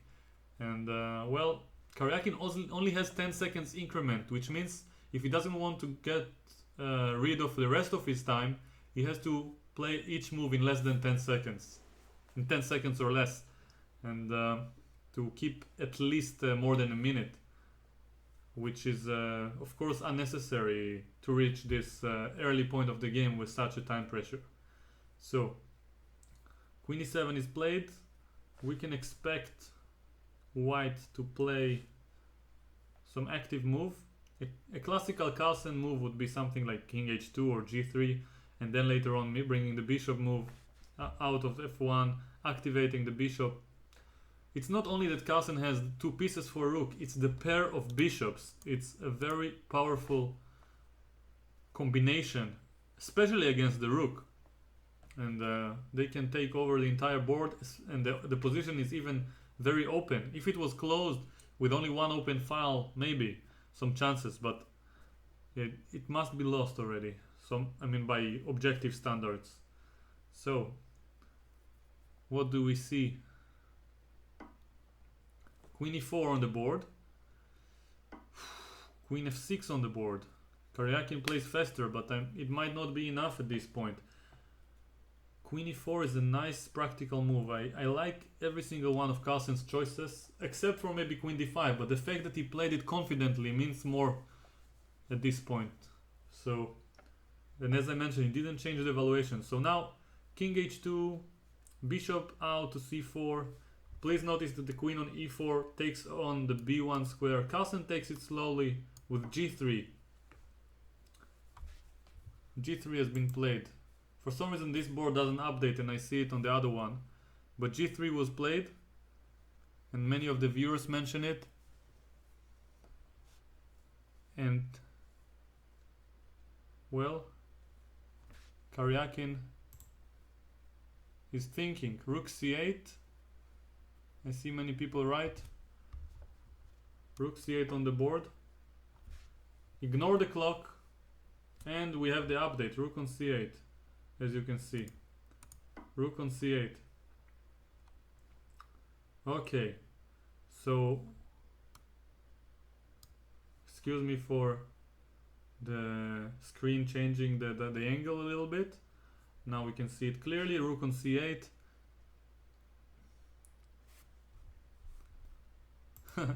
Someone mentions that I have more viewers than subscribers, so probably it's a good time to mention that subscribing to the channel will help support me create more high quality content, and it's only one button.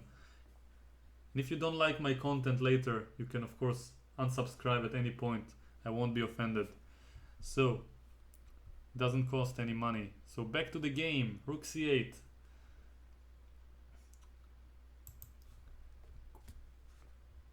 What was played? People in the chat say that we have moves. Bishop d3. Queen c6. Queen f5. And it seems like white increases the pressure. We have this battery along the b1 h7 diagonal. Bishop will go to e4. Black is completely paralyzed. And well, rook e8 in this position. And we can expect bishop e4 and later on maybe h4, h5. And well, Karjakin is in incredibly deep trouble. He gets lower and lower on time, and also the position slowly gets squeezed. So people say rook e8, it's already on the board. It's funny, it's on the board and they still mention rook e8, rook e8 was played. Wow. What a critical moment of the match. For those who don't realize it yet, you're witnessing history in the making. This is the most decisive moment of the match so far. Of course, you can claim that game 8 was very decisive, but now it's gone. And this is... If Carlsen wins this one, then he only has to hold for 2 more games. And it's game over for Karjakin. And this is probably as winning as he can get. Plus the time pressure. It's just the main general rule in this situation, regardless whether it's a world championship or a friendly game, we all want to play it for the best of our abilities. The main rule is do not hurry. You don't have to think for 5 minutes on each move with white, but do not hurry. Just ask yourself patiently on every move, what does my opponent want? Meaning, what is his threat? And if he doesn't have a threat, how do I improve the piece that doesn't work? Which piece doesn't work? How do I improve it in the most powerful way, in the most convincing way? Right now, for example, bishop e4 seems to improve the bishop with tempo, but I notice there might be a problem with it because then queen e6 will offer the trade of queens. Right now, black is threatening the move e4 probably, although it doesn't win a piece quite yet because of knight d4. It does threaten it, so we can expect white to play something against it. I'm not sure what exactly, but he wants to keep the queens on the board and he wants to just keep improving his pieces little by little. Typical plan will be to go with the king to g2 or h2, pawn to h4, then later on h5. Afterwards maybe put the knight on h4 and try to get it to f5 with queen g4. Black will be having zero counterplay against it. If white just needs to find the right order to do so. And although it's not easy, some people say that the most difficult positions to win are winning positions, and I would classify this one as a winning position for white. But it's important to notice that while it's winning, it requires a lot of mental strength and nerves to keep thinking and relax and let yourself just do your very best to keep the advantage and the, let's call it, the trend of the game going your way. And that, as Gelfand mentioned in his first book about positional decision making in chess, it doesn't matter if you win in 10 moves or in 100 moves, as long as the win is certain. You don't get extra points for winning quickly. So there's no reason to play too fast on the clock, and there is no reason to force the win too quickly by means of moves. As long as you prevent all counterplay and take it move by move and just do not miss anything. Carlsen takes his time. He realizes this is the moment of truth. This is the money time. And just like Kasparov did at the time, when he would realize he's winning, his concentration will just increase rather than decrease in most of our cases, especially in my own. And he will be like a lion. He will just target himself on the prey and will not release until the prey has given up. So it feels like this is a good situation for Carlsen to find the most accurate move. This is the critical position of the middle game, and while some people might claim it's relatively simple compared to other positions, I would suggest otherwise.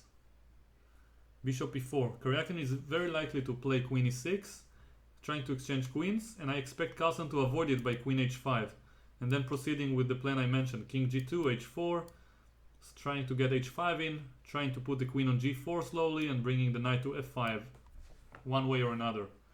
Queen e6 is played, so queen h5 is the only move to be expected. Let's see what people are saying. So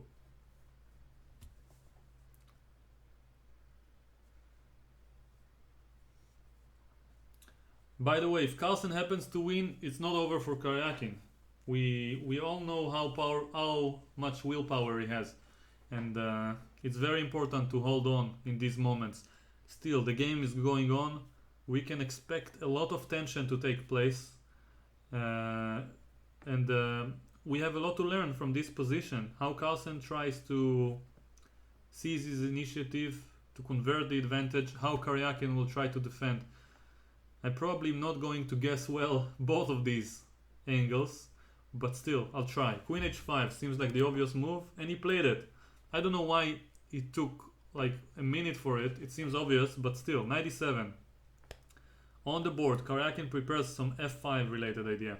I will mention that psychologically, if Carlsen doesn't win this one, after not winning games 3 and 4 as well, it will be very difficult for him to recover psychologically. And he'll be even more likely to lose one of the next two games than before, because not converting a winning position can affect the subconscious in some negative ways. So Carlsen needs to do the best that he can. It might be his best chance to win the match, or Karjakin's best chance to frustrate Carlsen even more. So I would recommend Carlsen to find the best move here. I don't know what it is, but I would probably try to play knight h4, although the h3 pawn right now is hanging, so it's not possible. Knight h4 to prevent f5. Well, Karjakin seems to generate some counterplay, so maybe bishop e4 was not precise. It feels like it was imprecise now in retrospect, but well, we have some moves. Oh, queen takes e5. I didn't even notice the pawn was hanging. That's how excited I am. So we took the pawn. What can we expect now? Knight somewhere, knight g6, probably bishop takes g6, rook takes e5. It's played. Two bishops versus a rook. Wow! I'm very disappointed, by the way, from Carlsen's decision to allow it. I think it's not the most practical choice. Even though he won a pawn, I don't think changing the queens was the good practical decision, but we know Carlsen is one of the strongest players when it comes to technique, if not the best in history. So let's hope that for him that he finds the right way to win. I have no clue whether this is objectively winning or not, but with such time pressure and practical play taking place between humans, it seems very, very close to winning. So let's just wait patiently and learn. And of course I hope for Karjakin he will demonstrate the best defending resources, but he's not going to have it easily, because Carlsen will take a lot of moves before exchanging everything, even if Karjakin will defend. It's very important for Carlsen to put pressure on Karjakin before probably moving all the pawns, unless he's completely confident he's going to win and he can just go straight forward for the win. But I wouldn't be in this case, especially not in this situation. So we have a bunch of moves. I apologize for the small delay, but as you can see, there's nothing I can do about the technical issues. King on g2. We'll just have to sit and wait. King h8. So I expect Carlsen to put the bishop on g6, the pawn on h5, and then somehow try to bring the king over to f7 and the bishop to f8, but I really don't know how to achieve it. Okay, step 1. He's following my advice. That might be a bad sign. So h4, h5, then king e4. Okay, maybe in this order as well. Crossing the line. I'm not sure what's the plan, but he must... Well, all the pawns are protected for white, so this is a good sign. So probably he's gonna go king c4, bishop to c5, bring the king over to the king side from the other side, then maybe slowly to e6, to f7, to not to f8, probably put the bishop on e7, and then somehow push the pawns and try to prepare some mate. I have no idea what's the right plan, but it looks like it should be lost, and yeah, there's no point for each player to think now. Just bishop c5, king comes to f7, and bishop will block the check from b7, let's say, on e7. So imagine a king here, a bishop here on e7, a rook pinning the bishop, and then yeah, there must be some plan. So black tries to prevent it, but I don't think he will succeed, because white can just put the bishop on f7 check before continuing his attacking ideas. Wow, this is huge. King maybe goes to d6 now, or c6, and then bishop e3. Then I don't know, trying to bring the king over and get bishop f7 check. The king must reach f8 or f7. Exactly what I said. Maybe my technique is not as bad as I thought, or Carlsen doesn't have the best day. So what can we say now? Rook e5, trying to cut the king on the e file. I wish I could make arrows, and well, not much is taking place. Bishop c5 is probably expected. Bishop f4 also. If rook e2, bishop back to e3 will cut the rook. But the rook doesn't have any squares, so this is huge for white. he will get king d7 or e7. As someone might recognize, I can say that this is huge, and it's gonna be fantastic. That's all I have to say, but I won't say more on this topic in advance. I'll just wait for Carlsen to win. Oh, I needed to practice more. I didn't expect Carlsen to win. Okay, so is this winning? Is this drawish? I have no idea. Neither do you, probably. But Carlsen does. What is the plan for white? It doesn't seem to work, because if he brings the king to e6, bishop d6, bishop f7 check, the rook will be annoying here. So maybe white has to come up with something else. I don't know. Bishop back to d3. Okay, rook. So he doesn't want to put the bishop on g6 for too long, because he wants to limit the rook from giving checks. Now we can expect probably bishop e3 to limit the rook farther and defend the f2 pawn. And then somehow playing bishop c4 and trying to get some checks. Oh, this is also nice. King f5. Putting the king on g6 will be probably lethal for black. Trying to enter the holes in the black position. And if king h7 and king g4 check, followed by king h5, and then entering from g6. That's a great plan. I didn't even notice it was possible. So good job by Carlsen so far. Now we can expect bishop e4 to be played. And then if king h7, there is even king e6 check, winning the rook. So bishop c2, also good. The rook doesn't have any good square. It seems very close to loss. The king will come to g6. You cannot prevent it. If king f7, bishop b3. And it did not prevent it. King g6 on the board. If rook b2, probably Carlsen can just bring the bishop to d3 and give a check on c4. He's intentionally sacrificing the pawn for some reason. I think Karjakin has to go for it, but well, I'm not sure if it will work out. This is really unclear whether or not it's winning, but he sacrifices the f2 pawn. Was it necessary? I don't know.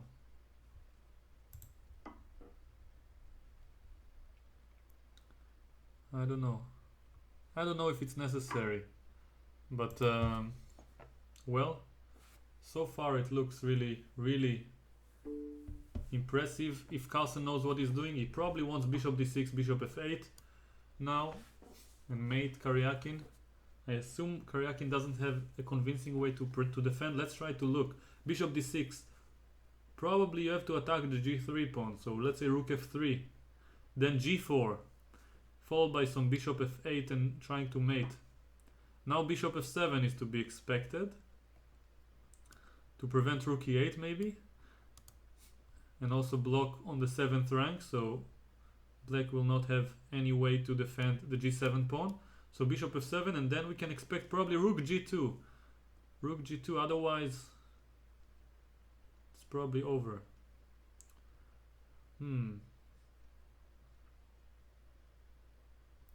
Carlsen tries to mate Karjakin. How to mate in this position? Bishop f7, rook g2, is it enough? I don't know. Maybe there's a fortress. Maybe I can leave the bishop here, so I can play g4 next, and I go king f7 followed by bishop f8. And then if rook e3, I'll go g4 and maybe h5, later on bishop f8, and if you will give a check from the a7 square, I'll go back to g6, later bishop f7, and then I will mate you. Maybe there is a winning plan here, but is it bishop f7 or king f7? I don't know. Maybe both.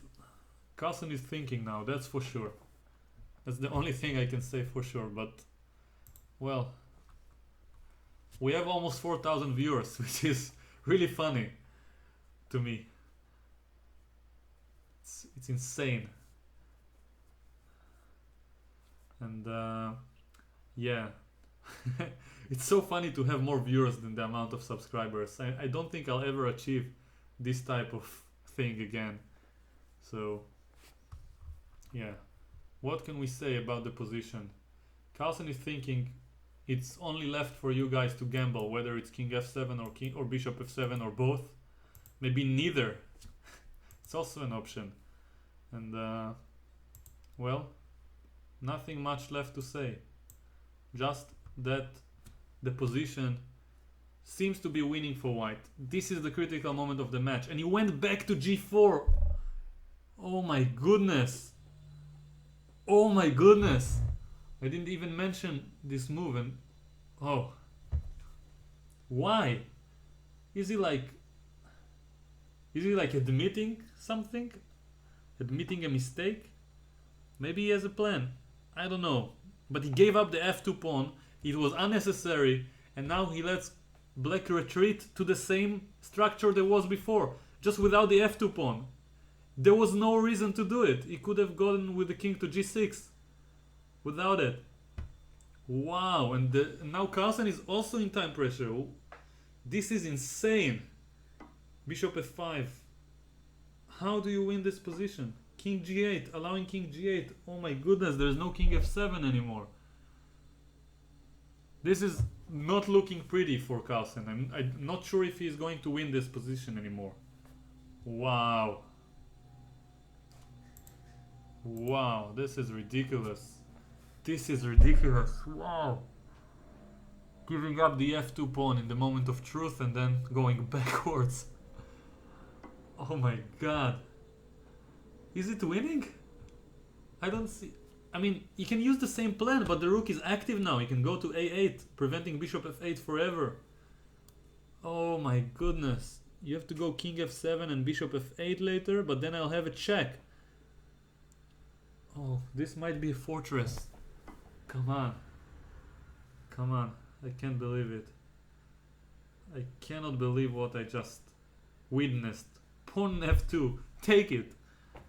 And then not winning as an exchange. You cannot do such things. Even if you think you have a win, it's better, as I mentioned, to take 20 more moves. The position does not change in nature. Take 20 more moves. Don't give up the f2 pawn. And then go for the winning plan slowly. This is something I don't understand from Carlsen. I really don't. Is it still winning? Probably has to put the bishop on a2 at some point, but this is ridiculous. g3 is under attack. If he moves to g4, this black will just attack the pawn on g4. He went king f7, but come on. Bishop f8 I guess is an idea, but g4, bishop f5. Okay, there is some practical ideas, and of course it might still be a winning position objectively, but black is now coming from b7 to check. Now he'll probably somehow play rook b6 and rook a6 and come from a7. It looks tricky, but there must be chances for black now. I don't believe this is so objectively winning anymore. At least not that it used to be, with the pawn on f2. Oh my goodness, this is so tense. I can't imagine how the players are feeling right now, especially Carlsen. Karjakin is just probably as calm as a cucumber. I wish I could see the video and look at both of their faces right now, in virtual reality like they do on the stream. Wow, bishop f5. What to expect now? I have no idea. I have no idea what to expect. Oh my god. Probably anything I will say will just ruin the moment. So let's just have a look.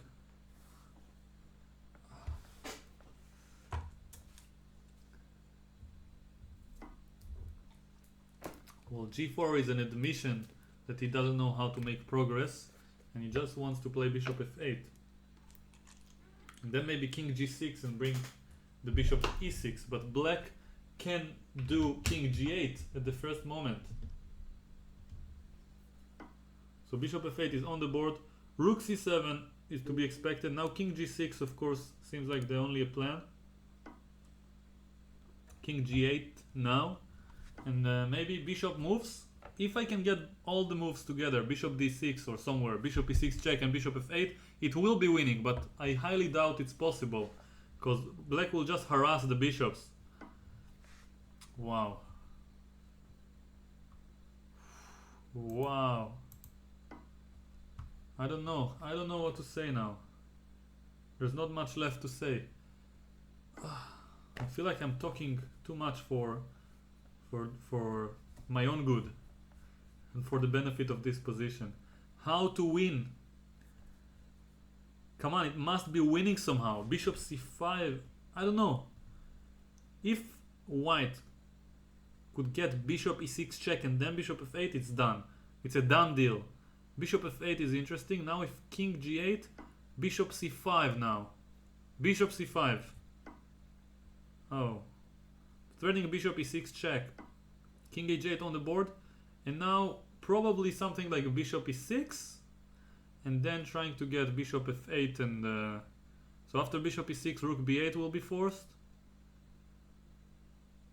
You need to use Zugzwang somehow to get the rook out of squares.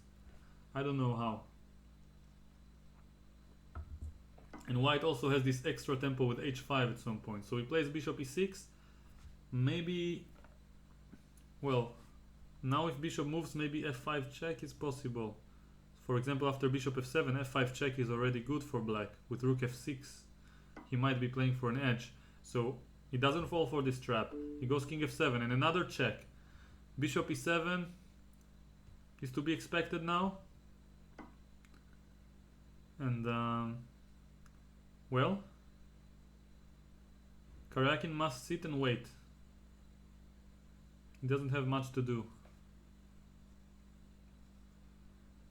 Although he might also be able to play a move with the pawn. I'm not sure which pawn and where. Probably g5 allows h5 and should be lost. If h5 trying to exchange the pawns, white should take on h5. King h7, king h6 coming to pick it up. I'm not too sure if it's winning at this moment. I really don't know what to suggest. This is insane. And h5 is played. Wow. Wow. h5 is played. I wonder why my board is updating slower than the actual board I'm looking at. So h5 is played. This is insane. Wow. If it's a draw, it's probably going to be the most frustrating moment of Carlsen's entire 2 weeks. It's even worse, probably mentally speaking, than how he felt after having lost and being behind, because he could still fight. Now, this making a draw in this position is just... I mean, how will you ever win the World Championship if you won't win a position like this? Now, f5. Oh my god, this is a draw! Rook takes e7. Oh my goodness. Oh my goodness, this is an easy draw. It's a blind bishop. There's nothing to be done. Oh my god. This is huge for the match. Maybe we'll get to see the blitz section. Maybe Karjakin will win the match. Maybe Carlsen will win the match nevertheless. But it's still very open and very dramatic so far. I will mention that I'll analyze the game now. At least the critical moments between the games. We have a 10-minute break until the third game, where we change the colors. And all those who are watching us, I'm doing all of this for free. I don't gain anything. I will continue to do such things. If you want to support what I'm doing, feel free to subscribe. We have stalemate on the board, and it's just a button. You can see it on the lower right of the screen, probably somewhere around here. I'm not even sure.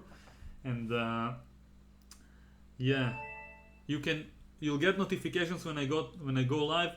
You might also disable the notifications if you think it's annoying, but either way it will support me and motivate me to do much more of this interesting content, let's call it this way. So let's move without further ado to the analysis board. So see that everything is working. But before I do, you can stare at the stalemate position for a few more seconds while I prepare the PGN. So let's see.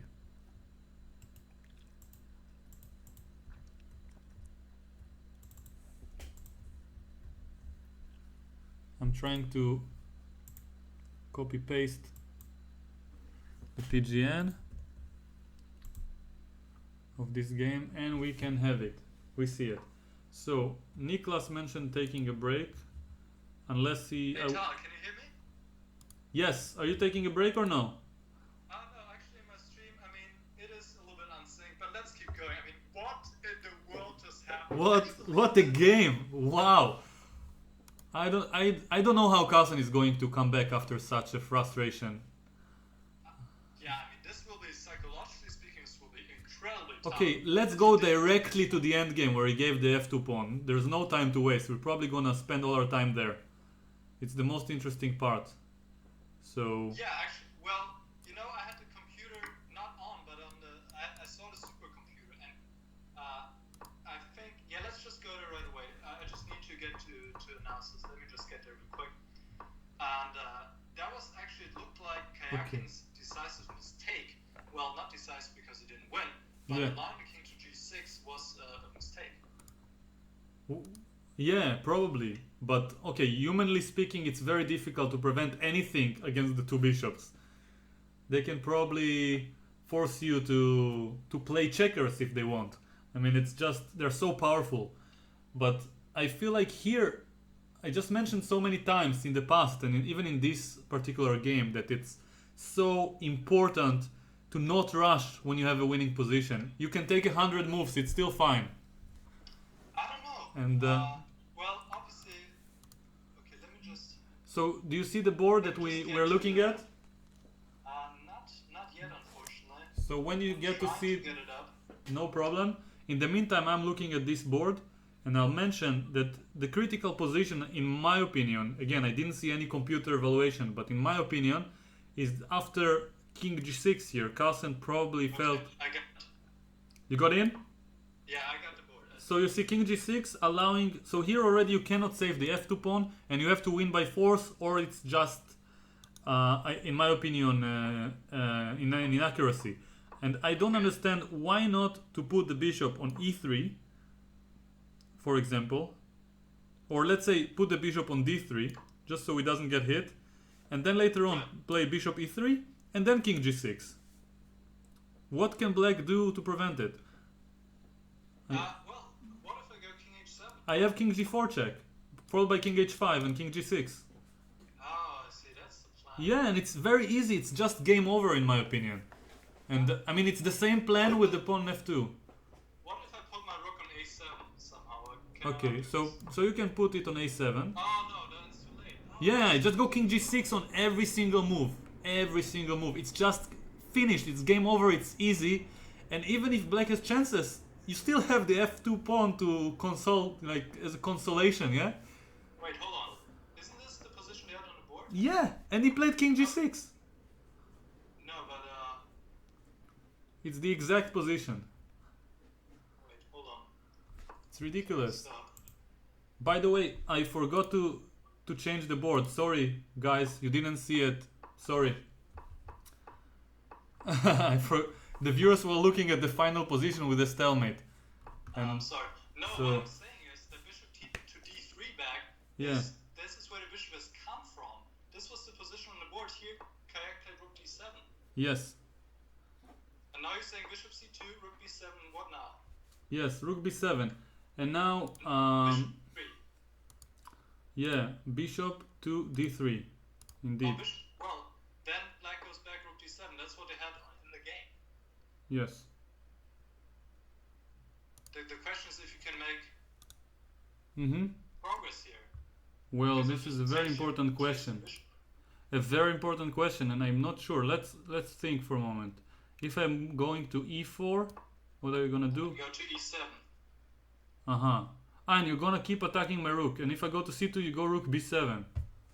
Wow, this Well- is interesting. And if I go F3? I mean, I can afford to go F3. The- Yeah, you could. The pawn is But still maybe I alive. just go rook This. You threaten king g6 now, and if I go king h7, you go check, and then you put your king on h5. Now you're definitely coming to g6. Yes. I think this is dead lost. I mean, compared to the game at least. It's so much easier. It doesn't matter if this other move was winning or not, because you have to find precise moves in time pressure. Oh my goodness, this. You're right. I mean, king g6 was winning, in fact.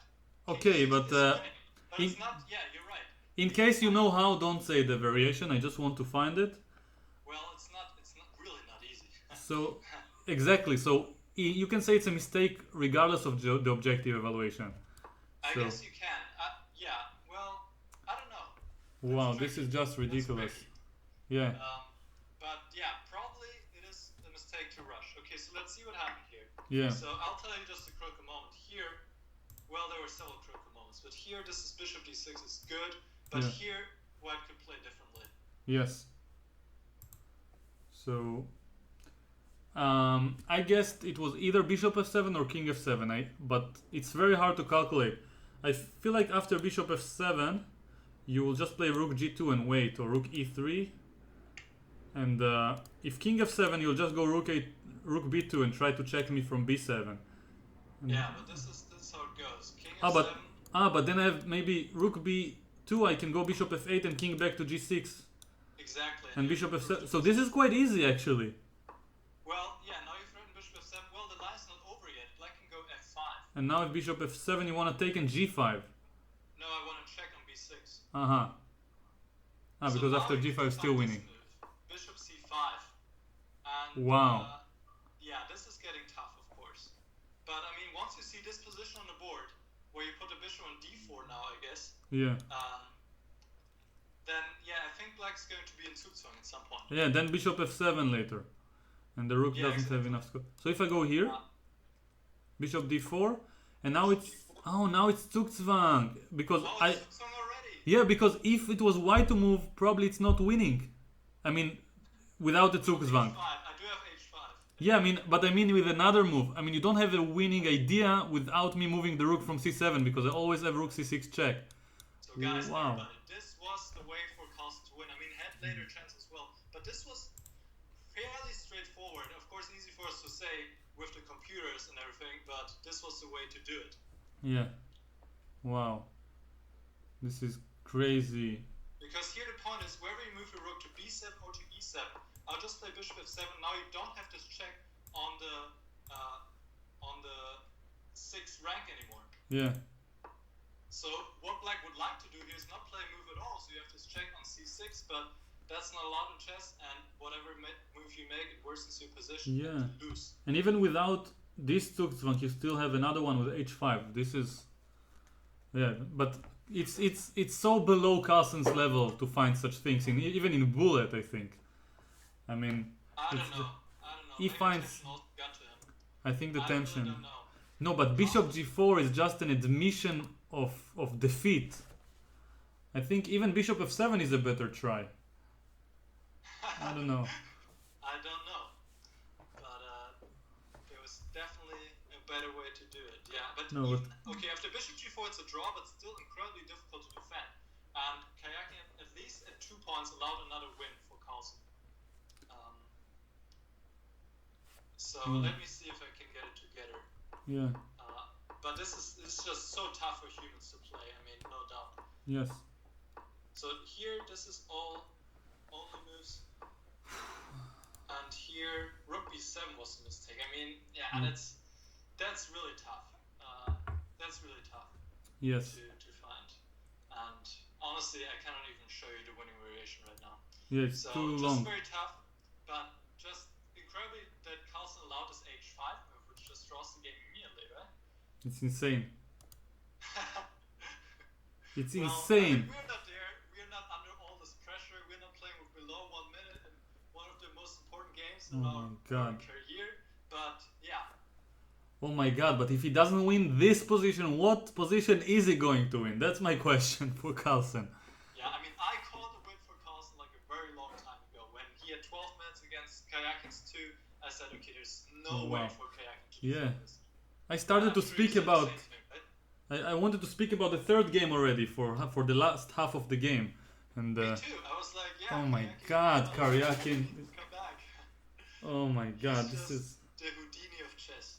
wow. But now it's even more interesting from the entertainment point of view because we can get to the blitz, and Carlsen is facing with a lot of emotions. Karjakin might finally be confident for the first time in this rapid match, at least according to his moves. I mean, they'll also be very exhausted after this game, emotionally, and it really comes down to also who has more like energy here, Yeah. and who has better Wow. endurance. Wow. And this is just, I mean, wow, This just is ridiculous. unbelievable. Unbelievable Yeah, stuff. who knows? Anything can happen.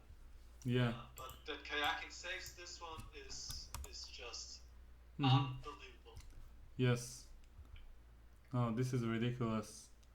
So it seemed that one Crocomone was when he went into his endgame, which I mean the position is unpleasant anyway, but he doesn't need to go into his endgame necessarily. Yeah. He can also at this point he played b5, and then we got into his line.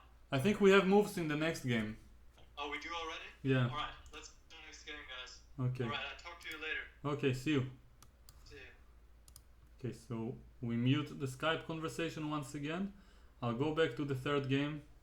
Excuse me for the delay, I'm preparing the board so everyone can see it.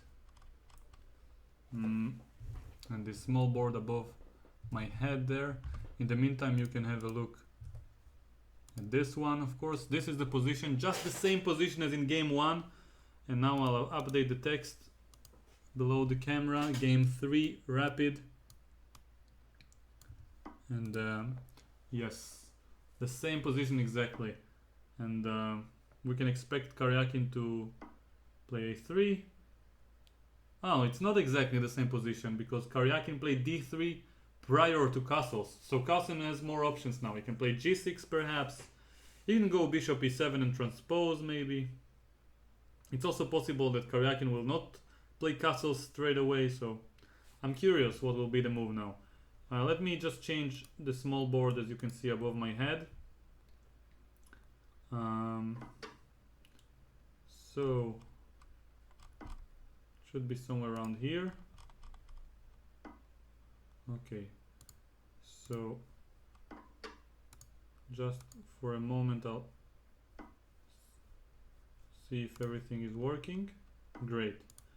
Okay, you can see both boards, and we are back in game number 3. This is the most crucial game so far. I thought the previous one would be. And we repeat the theoretical lines of bishop e6. The same knight a5 followed by bishop e6, the same one we saw in game number 2, I believe, and of the classical match.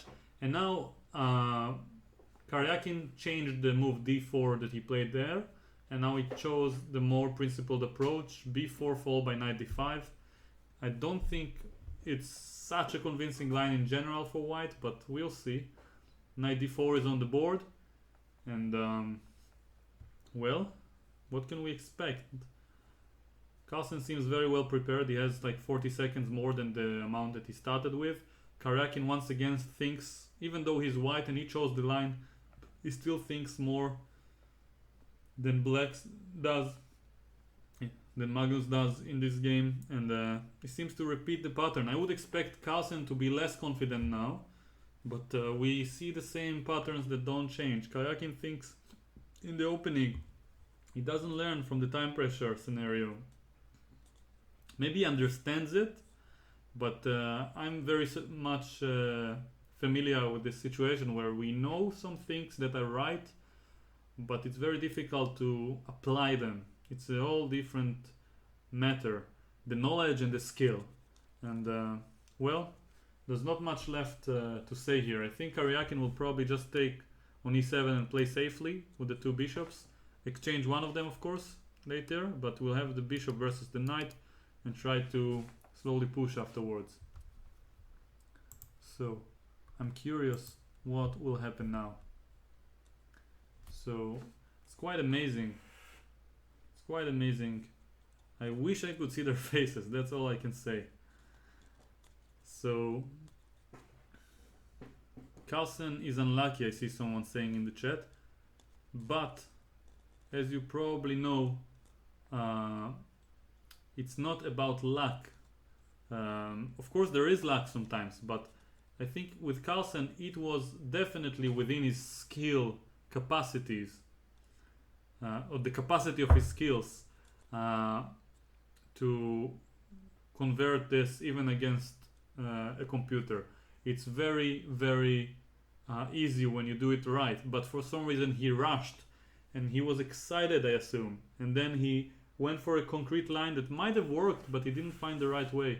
So, yeah. I feel like it's not about luck. It was just about skill in this previous game, and Carlsen did not show the skill that we are so used to see him demonstrating. So back to the game, knight d4, knight g5. So Karjakin doesn't simplify as quickly as we saw in the previous games. He follows some principled approach. I don't know this line myself, but it seems like now he's threatening c3, and black has some decision to make. If he takes on d5 after ed5, this knight on d4 might be a little bit loose, so it's important to find the right move. So what can I say now? I don't know, it's not so clear.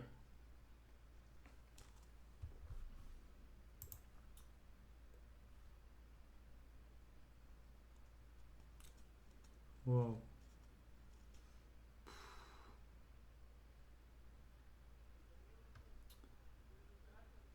So many people. I can't even imagine it. This amount of people. Thank you all for watching with us.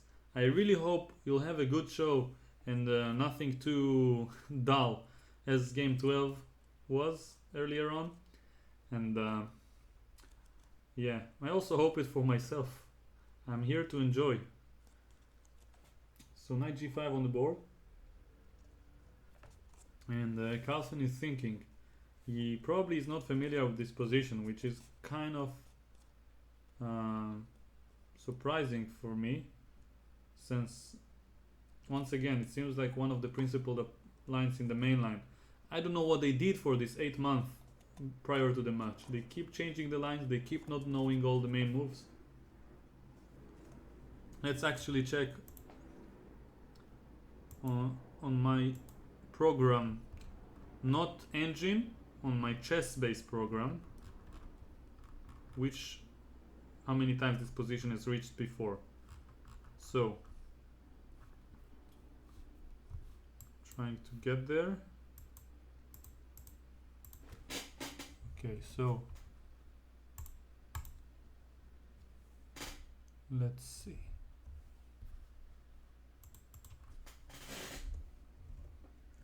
Okay, so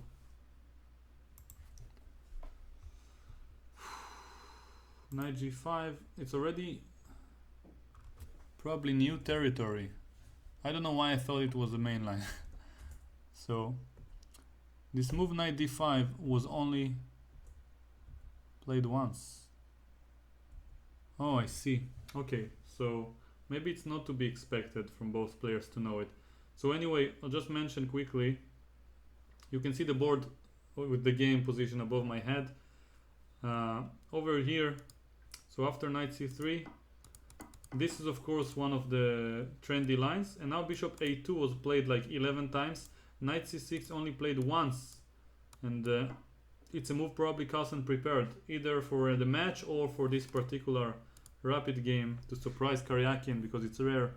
Sadzikovsky versus Gledura. Gledura Benjamin is a very talented young player, and he managed to beat Vishwanathan Anand not too long ago, if I'm not wrong. So knight to d5 now was also played in the above mentioned game, and yes, I don't remember where Sadzikovsky Daniel is from, but I remember hearing this name before. So knight d5,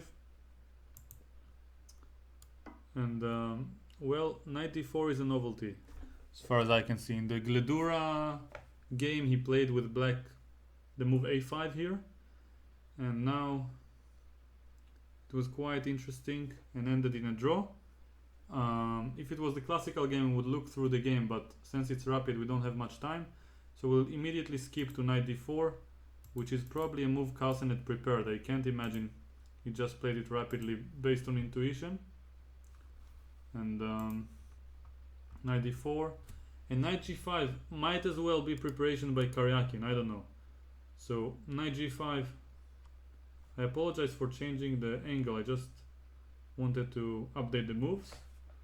So knight g5 seems like a preparation, but maybe it's just intuition. Once again, it's very hard to say.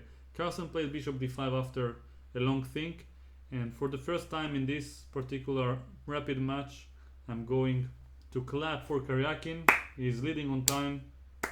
He deserves the clapping for this achievement. Every time he does it, I want to encourage him to proceed. And yes. What can we say now? Knight on d7. Okay, so he chose the logical path, taking on d5 and knight d7, but this knight, once again, is a bit loose. White has the two bishops. Black still has to demonstrate why he gets good counterplay. He of course ruined white's structure a bit, and he might have some f5 ideas, but still, this knight needs to find a good square after c3.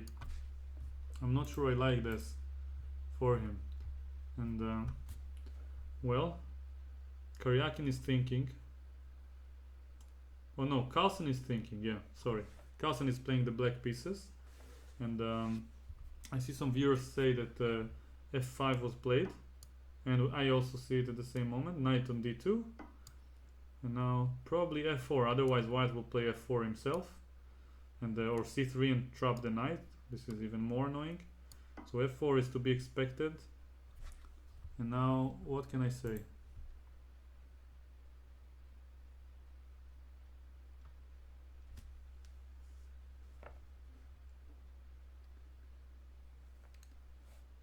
Thanks for the compliment, Adam Wilkinson.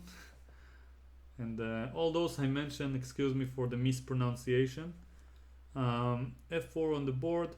Knight f5 is to be expected later. I don't know what white will play, but he has a nice e4 square for the knight. But it feels like some King's Indian related play, because these pawns are blocking everything, and then g5, g4 might take place. Although without the light square as a bishop, there's not much attack going on in principle. So maybe black just wants to neutralize white's attacking prospects on the king side by taking the space for himself. I don't know. It's a very complicated position to evaluate, and I expect both of them to think quite seriously on each move. And while they're thinking in this position, that's, although it's not that dry, I still feel like not getting dehydrated.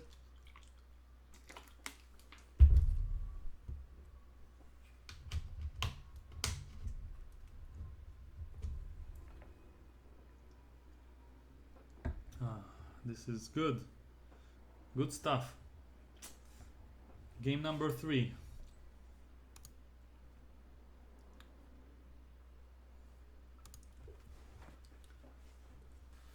Game number 3. So for those who don't know and joined us late, 25 plus 10-second increment. 2 more games left. The result is equal. And Carlsen with the black pieces was winning in the previous game, so he's under quite some psychological pressure from my understanding. And well, this is Karjakin's main chance to win the match, as far as I said earlier, according to what I mentioned before, because in the blitz section, Carlsen I think has even more chances to outplay Karjakin. So I would highly recommend both of them to try their best to win in the rapid, and to Karjakin because of the chances that he has now, and to Carlsen because that's the way to face an opponent who wants to beat you. You don't want to make a draw.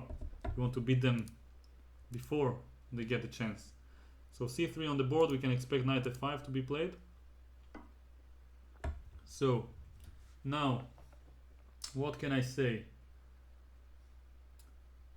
Position is quite unbalanced, so this is a good achievement for Carlsen, and I assume Karjakin also wanted it, and this is why he realized this is his main chance, this game with white. And also, well, we're gonna have a long night if they play a lot of blitz matches. I will mention though that the opening preparation might make a huge difference. If in one of the blitz games one of them is not very well prepared, it can affect the clock, it can affect the confidence and so on, the moves. And Karjakin does have chances if he will show some interesting preparation in the blitz.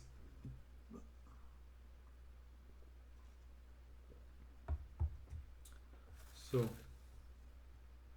what can I say now? This position, I wish I could provide some insights, but it's really new to me, this structure. All black pawns like this. I mean, it seems like black is playing the King's Indian and white is playing I don't even know. White just plays for positional things, like the two bishops and maybe more pawns in the center with this d5 pawn, maybe some space on the queen side. But well, I'm really curious to see if black will be able to generate some attack on the king side, or if he just wants to neutralize white. That's something that I still don't fully understand. So I think this is the right time to grab another cookie, as you can see, before it's too late and it reaches the blitz and I might choke talking so much while looking at the game. So they're thinking for so long. Yeah, there's not much I can say or do. I don't understand anything about this position, I have to admit it. One of the strengths, I think, for a player or a human being is to admit where lies their limit. So for me, I'm just as curious as you guys are to understand, and I hope both of these great players will demonstrate what's going on.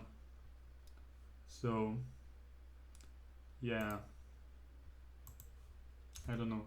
I feel like I can suggest moves, but without knowing which player is playing for what, which one is better, what's the plans, it's really hard when facing with such a new position. If I had the classical game and I would be either color here, I would probably think for 20 minutes.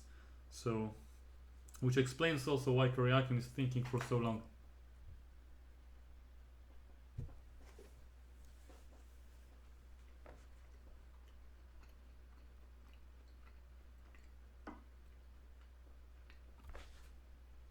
Knight e4 is played.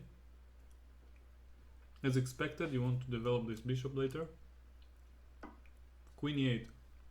So still staying flexible. Maybe g5, maybe not. We'll see. He probably will play king h8 later and maintain all his options open.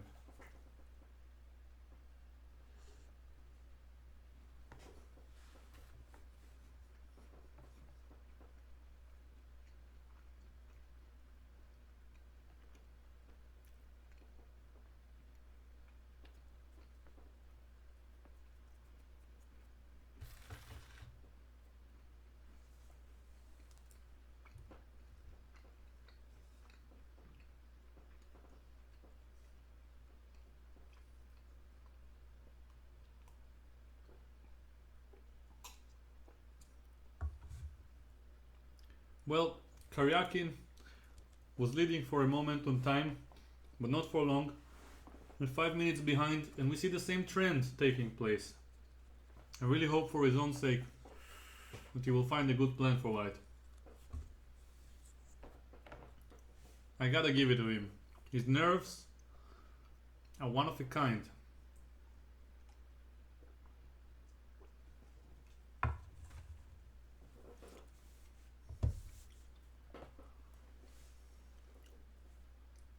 And by the way, I don't know which color I will take here. I'll probably pick black if I had the choice. But I would request to have the clock situations maintained. If I had to choose which of these players to play against, let's say a grandmaster of my own level or even someone stronger, I would probably pick black. I hope this gives you guys some insight. It's just my intuition. I can't even explain if it's really better for black or not. Probably isn't. But feels like black is the one who will decide whether to play actively or not. And white's counterplay on the queen side probably exists. I guess black has to generate something on the king side, otherwise it'll be worse on the queen side. Yeah.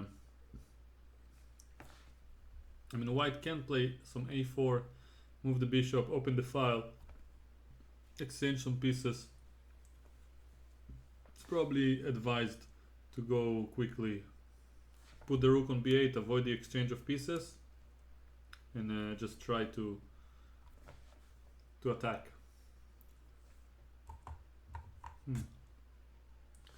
So bishop b3 was played. Interesting. So preparing a4, as mentioned earlier. I wonder why I didn't play a4 immediately, but I guess he wants to stay flexible. So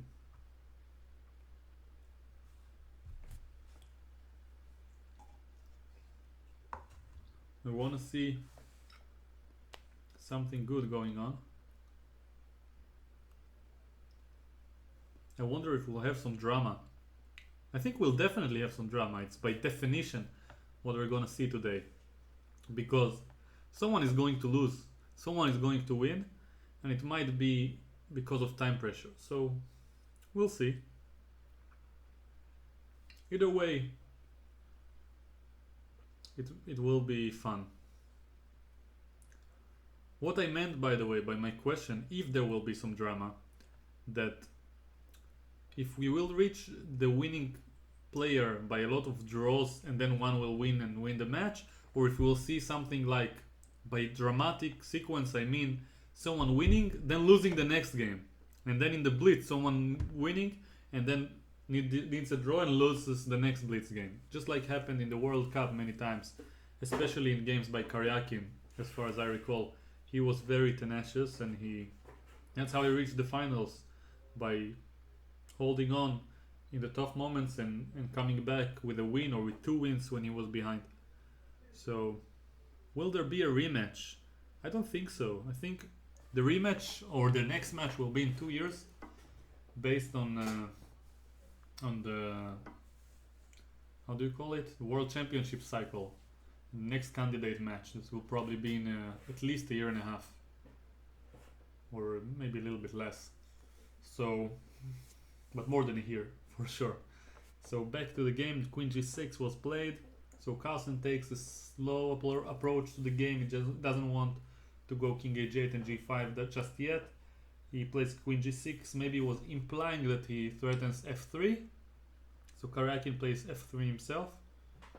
And now it's probably a good idea to try to get h5 and g5 in and somehow prepare this g4 push. I really think so, but I don't know, I might be wrong. We'll see what Carlsen chooses. It's definitely far from easy.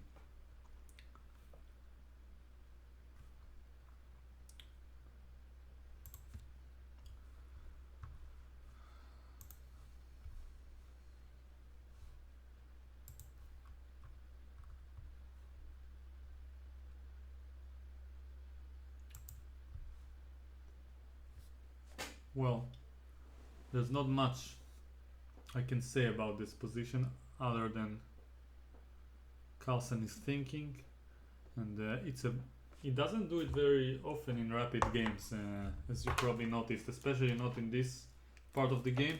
So it must mean that the position is really complicated and he doesn't know what's the plan. If he doesn't even feel what's the right move, which is something that's rare to Carlsen. So good job challenging Magnus, Mr. Karjakin. I'm sure every player will be challenged here with both colors. This means some interesting chess for us.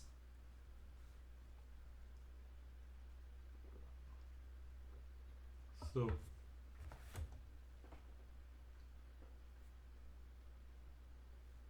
what can we say?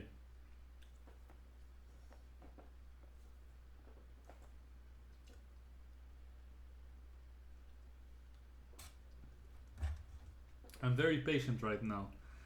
Normally I like to speak a lot to fill in the gap, but I feel like today I want to keep it a little bit wise. Not too much, but just a little bit.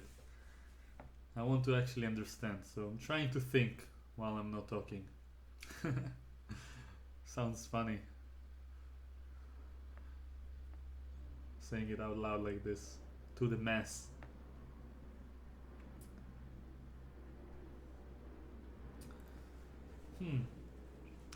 I don't know. Knight h4 doesn't feel right. There's just some easy ways to defend the mate. I feel like black has to somehow prepare g5 and h5 and g4, and that's it. I wouldn't waste too much time. I'll just go king h8. Oh, maybe he's thinking about a5 actually. Wow, this is actually an idea for black. No, bishop h4. Okay. I was wondering about a5 for a second, but it looks like an interesting move.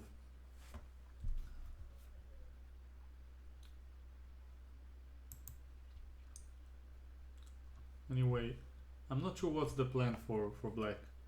Bishop h4 feels right, but why?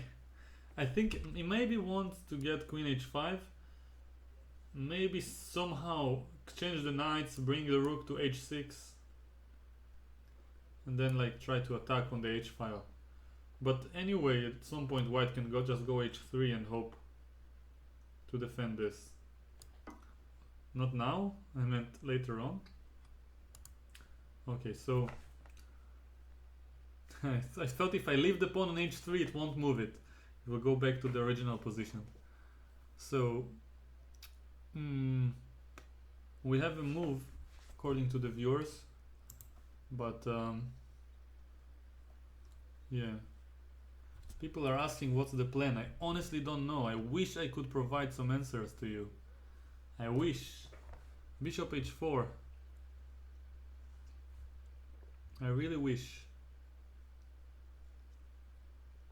Now what?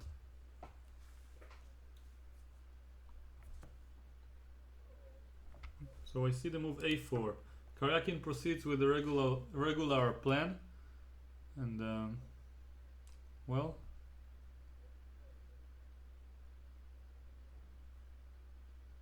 I don't understand the position. People here don't understand the position. I assume that Carlsen and Karjakin still don't understand the position. That's why they're thinking. Oh, it says that there have been some moves. So knight f6 on the board. Apologies. Still the program does not work automatically for me. For some reason. Anyway, Carlsen follows the plan that I mentioned. He wants to exchange the knights and probably land a rook on h6 and a queen on h5. I assume what's going to be next after h3, but I have a feeling we'll see sooner or later. I don't know if I'll still take black, but I probably would. He has more space, he has this plan. I just have to figure out what happens after h3. And of course exchanging this knight is probably not favorable for black if he will take it on e4. Because then DE will improve white's pawn structure.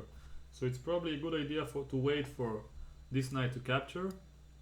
Or maybe, oh, oops, once again I did the same, by accident made a move. Wait for it to capture, or just, I don't know, do something with this knight. Maybe threaten to do something with it. I'm not sure what. Maybe knight h5, knight g3. Sacrificing the piece like this is a threat that might provoke white to take. It's really hard to say. So I have no idea what's the plan for white, and especially not for black. Excuse me.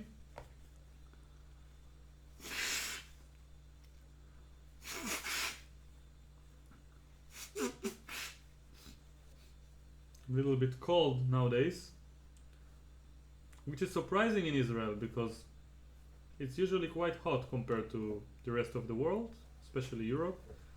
But for some reason, it's like a desert. It used to be like 2 weeks ago, it was very hot. Now it's suddenly very cold again. And, well, we have a move. Queen e2. So I hope it will keep following the live moves.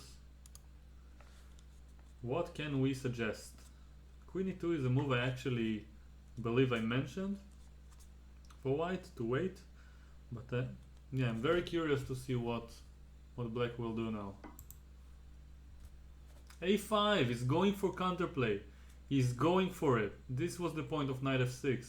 He prepared a5. This looks like a really, really good move if it works.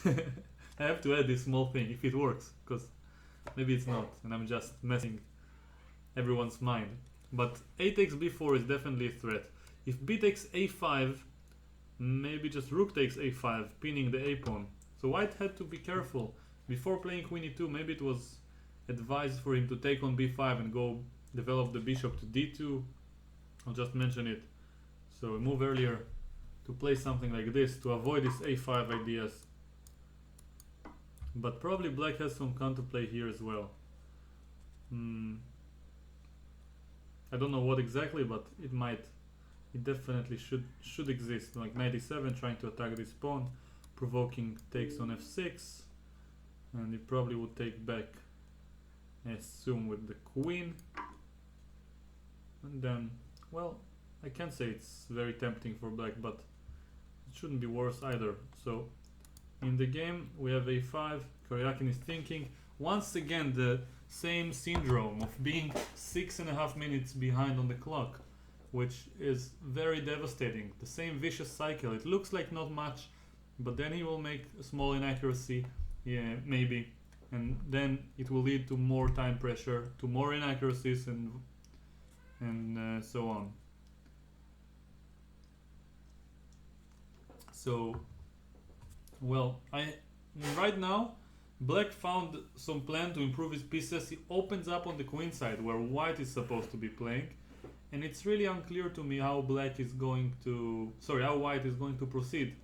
So with every move it makes it more and more difficult for me to suggest, which is a good sign for the level of complexity, because usually I can offer moves throughout the entire classical match. I could offer moves, so this is probably the most complex position, strategically speaking, that I've seen in the match. That is probably around equal. Although I would still pick black. I feel like black should be better, with all the space advantage and the threats and the time. I keep going to the time.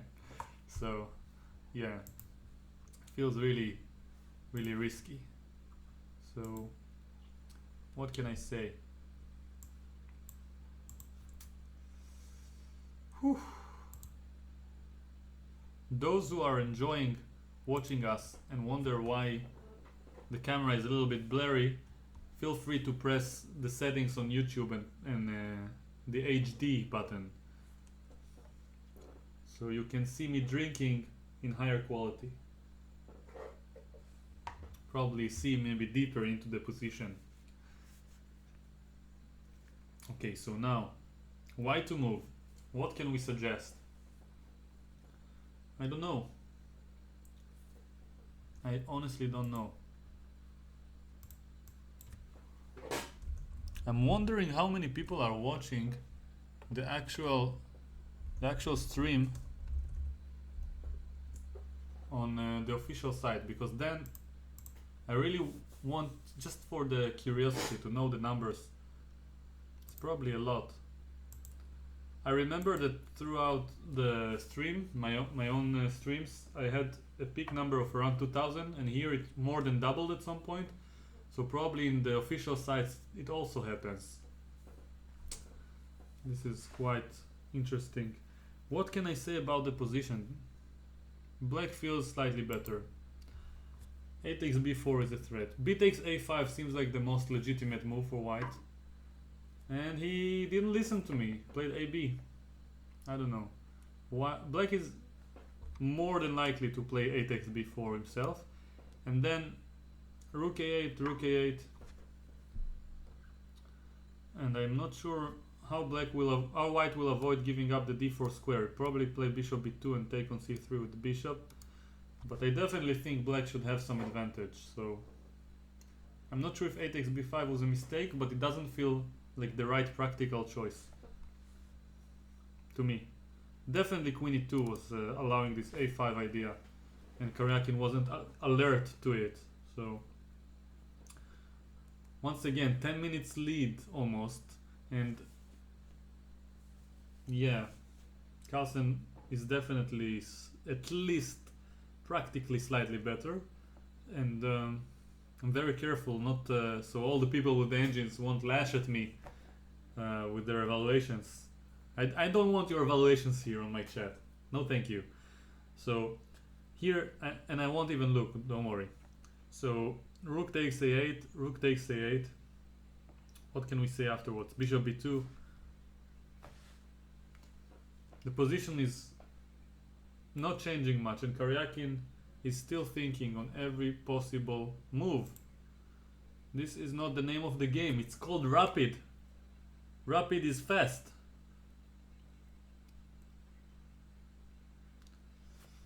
This is not looking good for the challenger, who's, by the way, the youngest grandmaster in chess history. I'm sure at least one of you didn't know it.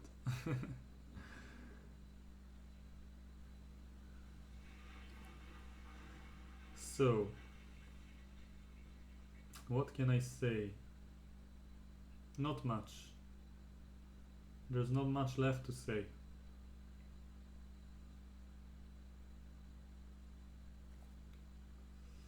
Not much left to say. When Karjakin is thinking, I mean, in a classical game I would show something here. Talk about games in this structure or something historically interesting about the match. But not today. This is rapid. So bishop d2. Same idea like the bishop b2 move. I didn't understand why I wanted to give up the a file so badly. It makes sense to develop rather than give up the file. Although I would put it on b2. Oh, but knight e3 is there. Okay, so good call by Karjakin. I probably didn't think wisely about this position. Not much I can say. And well, while I'm sure it's more fun to play with black, at least if I had to choose, it's still very, very manageable, especially by the hands of Sergey. So I am really hoping for both to play well here, but wow, it's like Carlsen has more than 3 times the amount of time that Karjakin has. He doesn't look good for Sergey. So what can I say? I expect b takes c3 to be played, then bishop takes c3, and then maybe rook f b8, just attacking this pawn and trying to provoke rook takes a8, but then white can exchange all the rooks. So maybe takes, knight e3, but then again rook a8 followed by rook. So probably takes and avoiding the exchange. Just rook a b8, giving up the file but attacking the b5 pawn, keeping the tension. Black is definitely the one playing for advantage. So rook a b8, attacking this pawn, and if you defend it with bishop c4, then maybe knight e3. And then later maybe rook back to a8. I'm not sure. So it feels like should be slightly better for black, as I said probably 10 times in the last minute. So yeah, I don't know. And we have the position on the board, and knight e3 straight away, which I don't like personally. I don't like very much. Because, okay, didn't play it, but rook takes a8 followed by rook a1. Maybe black had some idea there, I don't know. Takes. Ah, it's too late. Rook c1 was played. Now rook ab8 still feels like the right idea to avoid the exchange.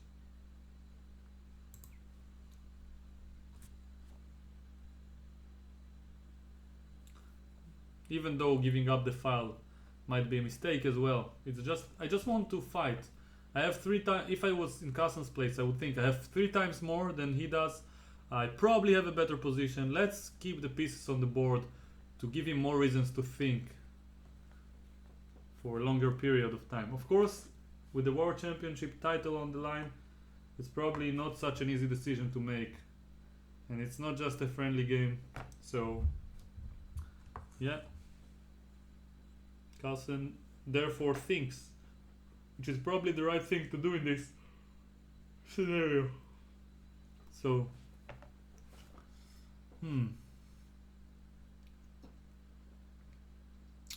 what can I say?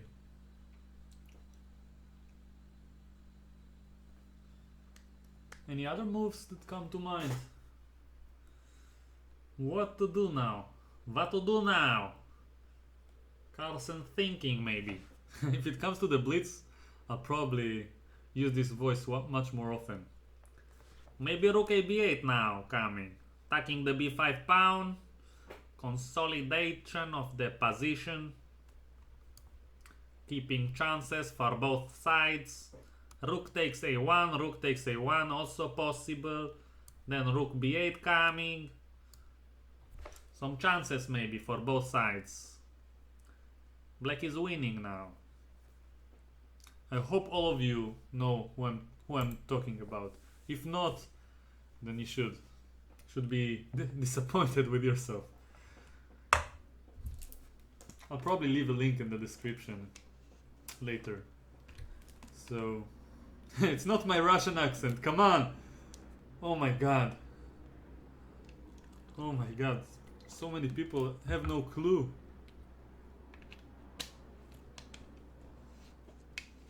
Oh my god.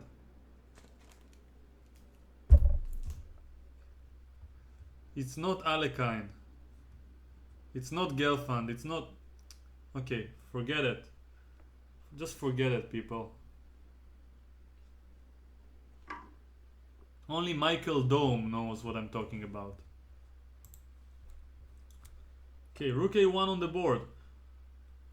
Which is what the commentator I was imitating suggested. And I was kind of making fun of this move in a way. Maybe I should make this voice and suggest silly moves more often. Queen e8, wow! This is either a very strong move or a very controversial one. I don't know what to say. Of course it attacks the b5 pawn, but I mean if I go bishop c4, do you want to take with an f knight on d5 probably, and then play knight c4 later? So knight f d5. I wonder why not knight f d5 straight away. There must have been a reason, but I don't understand what it might have been. Bishop c4 on the board. Now the question is, can black play knight f takes d5? Sorry, this is not the game. Once again, my bad. Can black play knight f takes d5? And or is it losing something? Probably queen a2, forcing something like knight takes c4, or queen f7, queen takes, queen f7 or e6, and I don't see a reason to complain for black. So maybe rook a7 threatening knight d6, but might be annoying, I don't know. Yeah, it's probably quite annoying for black. Knight d6 is a big threat. I can take. Anyway, we have some moves. King h8 on the board, which is probably a stronger move. Just preparing knight takes d5 anyway with no complications, with no counterplay. So knight takes f6 is to be expected to avoid losing this pawn, but of course giving up this knight without fixing the pawn structure is favorable for black, and he will take back with the bishop and prevent any d4 related ideas, and this knight is quite strong, and it will probably retreat to f5 after bishop d2. And it's safe to say that black is slightly better, I think. Practically. Again, I don't want to mess with the objective machines that people are just unleashing at me. So, what can we say now? A lot of interest is taking place. King h8. Poof. I wouldn't want to be in Karjakin's place, even in this game. Even in this game with white is under tremendous pressure. You see the time is running low, even lower. The clock is running even... sorry, the time and the clock? What am I saying? The time, which is also the clock, in this case. And the position is not getting any more simple. And I would expect Karjakin to at least exchange the knights now, to avoid losing a pawn, and of course to relieve some of the pressure. But I don't know, it's hard to suggest a move. Wow, this might be it. This might be, and if he loses this game, Carlsen with white will probably play just e4, and Karjakin will be forced to play for a win with black, and will probably not play the Berlin for the first time in this match against e4. Knight takes f6 on the board according to our viewers, and now it's very interesting to see what black will capture back with. So is it going to be bishop? Is it going to be rook? Probably not rook, because the a file is important, but also pawn is interesting, because then rook g8 is coming. Oh, the pawn. The pawn is very interesting. And while Carlsen is considering this very crucial decision, I'll take a very, very short break. Give me 30 seconds.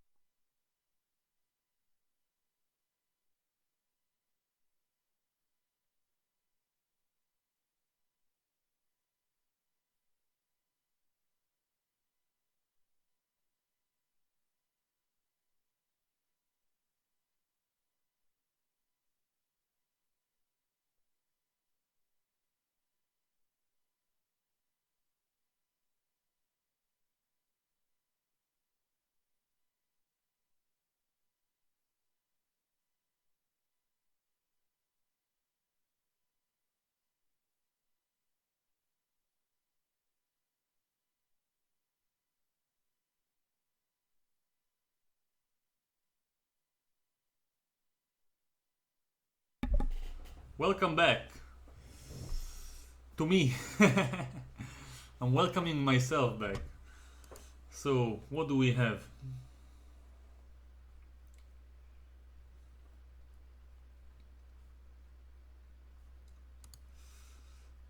Bishop takes. He didn't take with the pawn.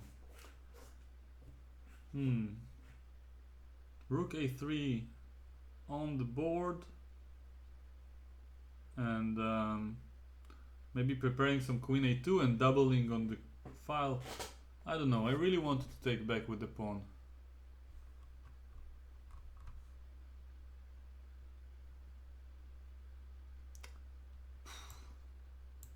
And we have a very interesting move by Carlsen according to our viewers here. But I'm not sure if it was actually played, and Karjakin is in time pressure. He has to respond accordingly. As you can see, e4. What a move! Just attacking everything in the position all at once. I can't even begin to calculate it, and we'll probably see the move in less than 2 minutes. Karjakin will not lose on time. And he took with the d pawn without thinking too much, correcting his weak pawn structure and gaining a pawn. That can't be bad for him. But now bishop takes c3. probably followed by some queen a8 or queen e5, and then rook a8. I assume queen e5 and rook a8 might be the idea. That looks interesting. I have to admit, it looks very interesting. But, I mean, the knight on e3 is now permanently there. Can't be harassed, but white did correct his pawn structure and got a pawn for it, so black must justify it. Maybe he thought he wasn't better and now he's trying for a practical edge, but once again, e4 looks very nice, but maybe not as convincing as I would expect. Maybe it was the last moment actually to do it, so okay, I won't be too critical of Magnus, because e4 is definitely a very powerful move, whether it's the best or not, and it probably is the best, and I'm just mumbling, but I'm generally a very materialistic player, so it's one of my weaknesses, but in this case, the fact that I wouldn't do it, I'm not sure if it would be completely bad. Just want to suggest, instead of the move e4 that was played, just probably playing slowly. I don't even know what to say. Just h6 or something, or h5 and g5 slowly would be my choice. So back to the game. h3 on the board, and Carlsen is thinking, and I don't know what to expect, but still has more time than Karjakin, but not by a lot. Karjakin is very confident now. He played really fast after e4, which is part of the reason I don't like it, because forcing the position is much easier when for the opponent when he's in time pressure. And it's a good idea to play sophisticated, slow moves that improve the position, and then he might make more mistakes because you don't force anything. h6, just like I said in the other line. I think it would have been better to wait with h6 and then see if e4 works. Yeah. King h2 played rapidly.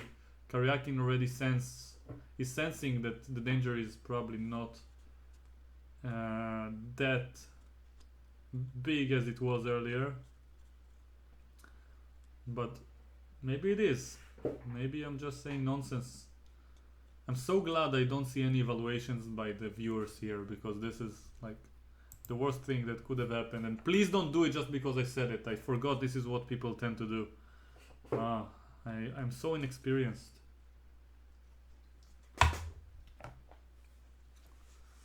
Queen d4.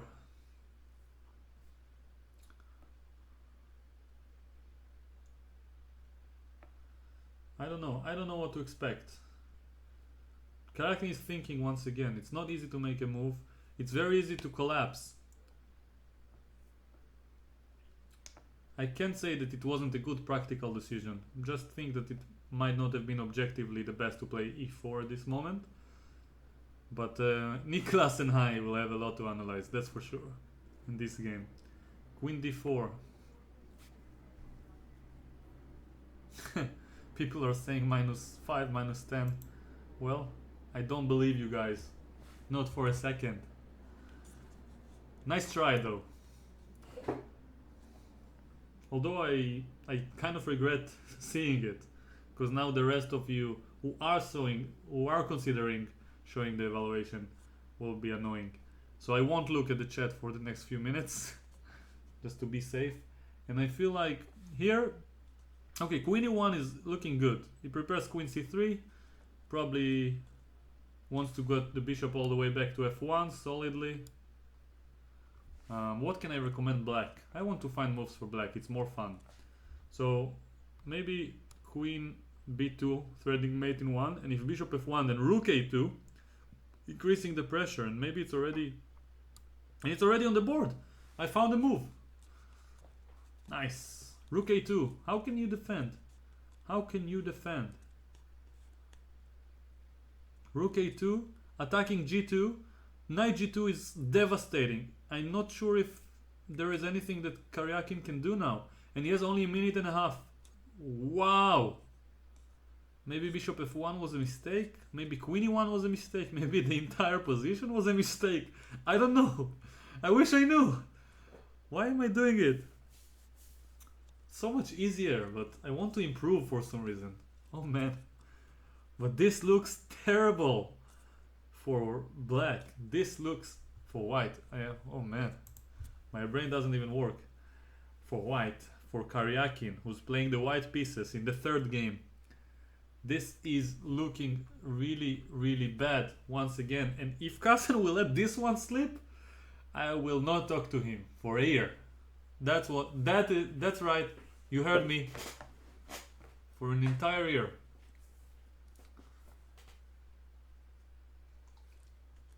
And if he does win, I'll have to use the imitation that you all probably don't like that much, but that I have to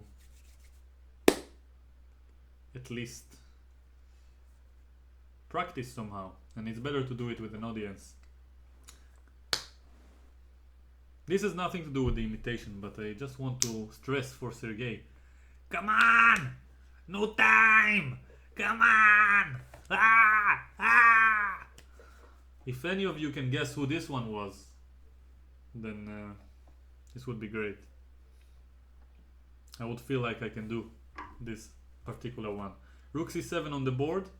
How much time does Sergey have? It's probably not 0. But now maybe rook a1 even? Or knight g2. Carlsen even has a choice. That's not an easy choice to make actually. Knight g2 looks completely winning. Rook a1 looks winning. Because knight f1 is with check. And there's not even a threat. Rook c8, king h7. I think it's more or less game over. But will Carlsen choose the most precise? If knight g2, maybe there's queen c3. Yeah, rook a1 looks better. And he did it. And knight f1 is a major threat. And maybe now Karjakin will resign. It's not so clear. It's not so clear. I don't see a result, but it's very likely that he will resign. Oh my god, Carlsen is winning with black in the third game on his birthday. What a game. Is it? And he resigned. Wow. Wow, let's say hello to Niclas, see if he can hear us. Niclas?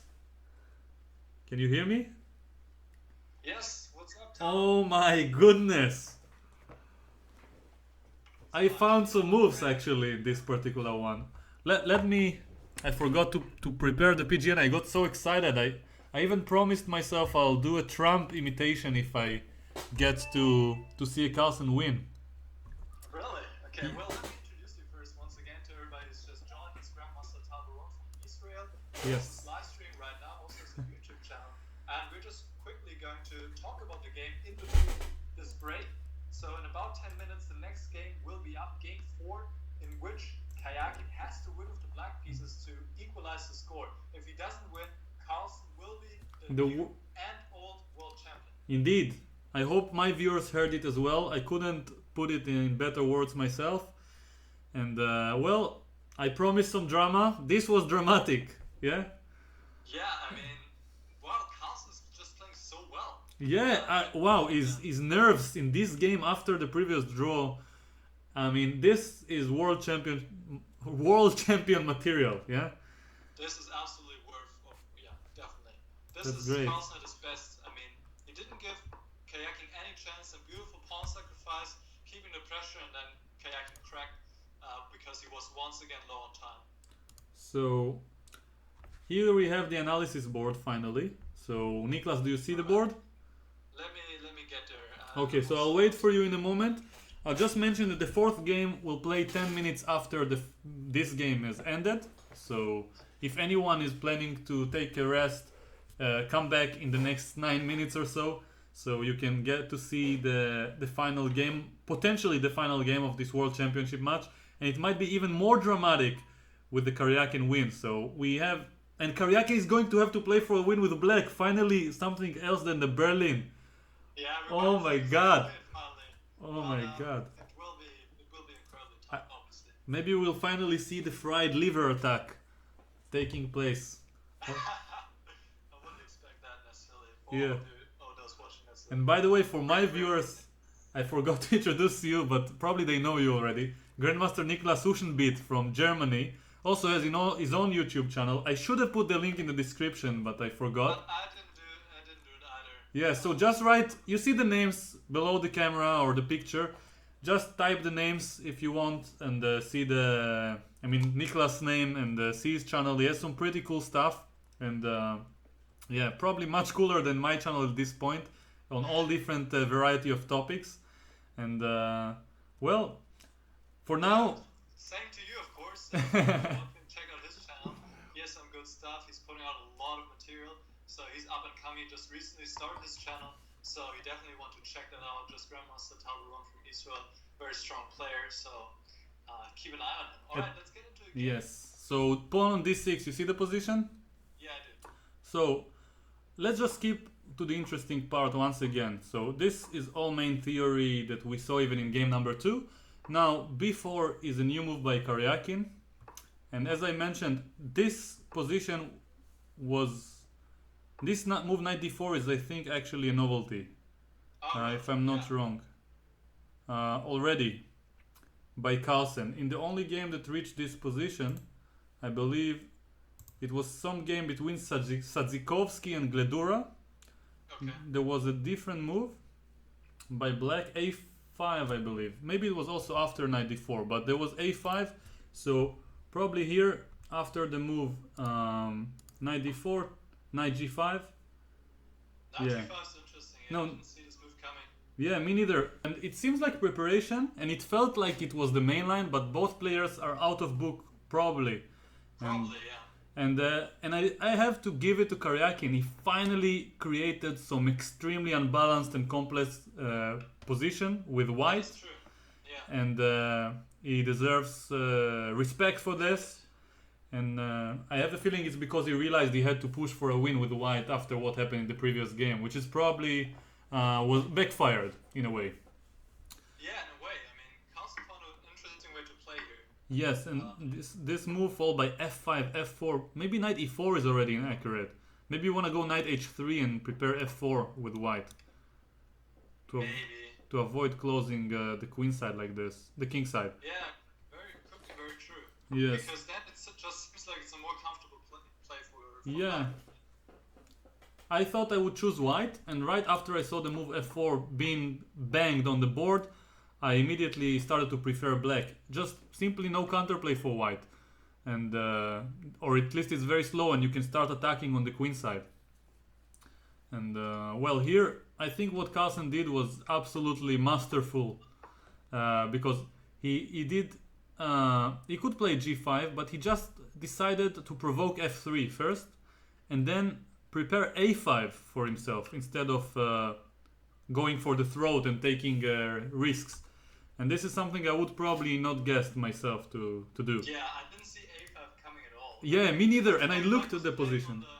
On the king side the whole time, and suddenly he plays a5. That's Yeah. just a problem. And actually, the second before he played queen g6, I suggested a5. And then after he did and he played f3, I suddenly forgot about it. And yeah, it's such... You need to have this broad look at the entire board at once. It's some skill that very few people possess, grasping the entire board without looking at a single point. That's right. Most Yeah. players would just focus on the quick king side Yeah. and push the pawns forward there, but he saw that a5 was a good way to open up the a file in his favor and create some play there. Yes. And So let's get to the point. yes. So bishop h4 and now knight f6. And this is probably the critical moment where Karjakin went wrong. I think, at least practically speaking, queen e2 seems like the critical, practical mistake in the game. Yeah, after that, but already it feels like his position is more difficult to play because it Yeah. seems there's no clear plan for white really. Yeah.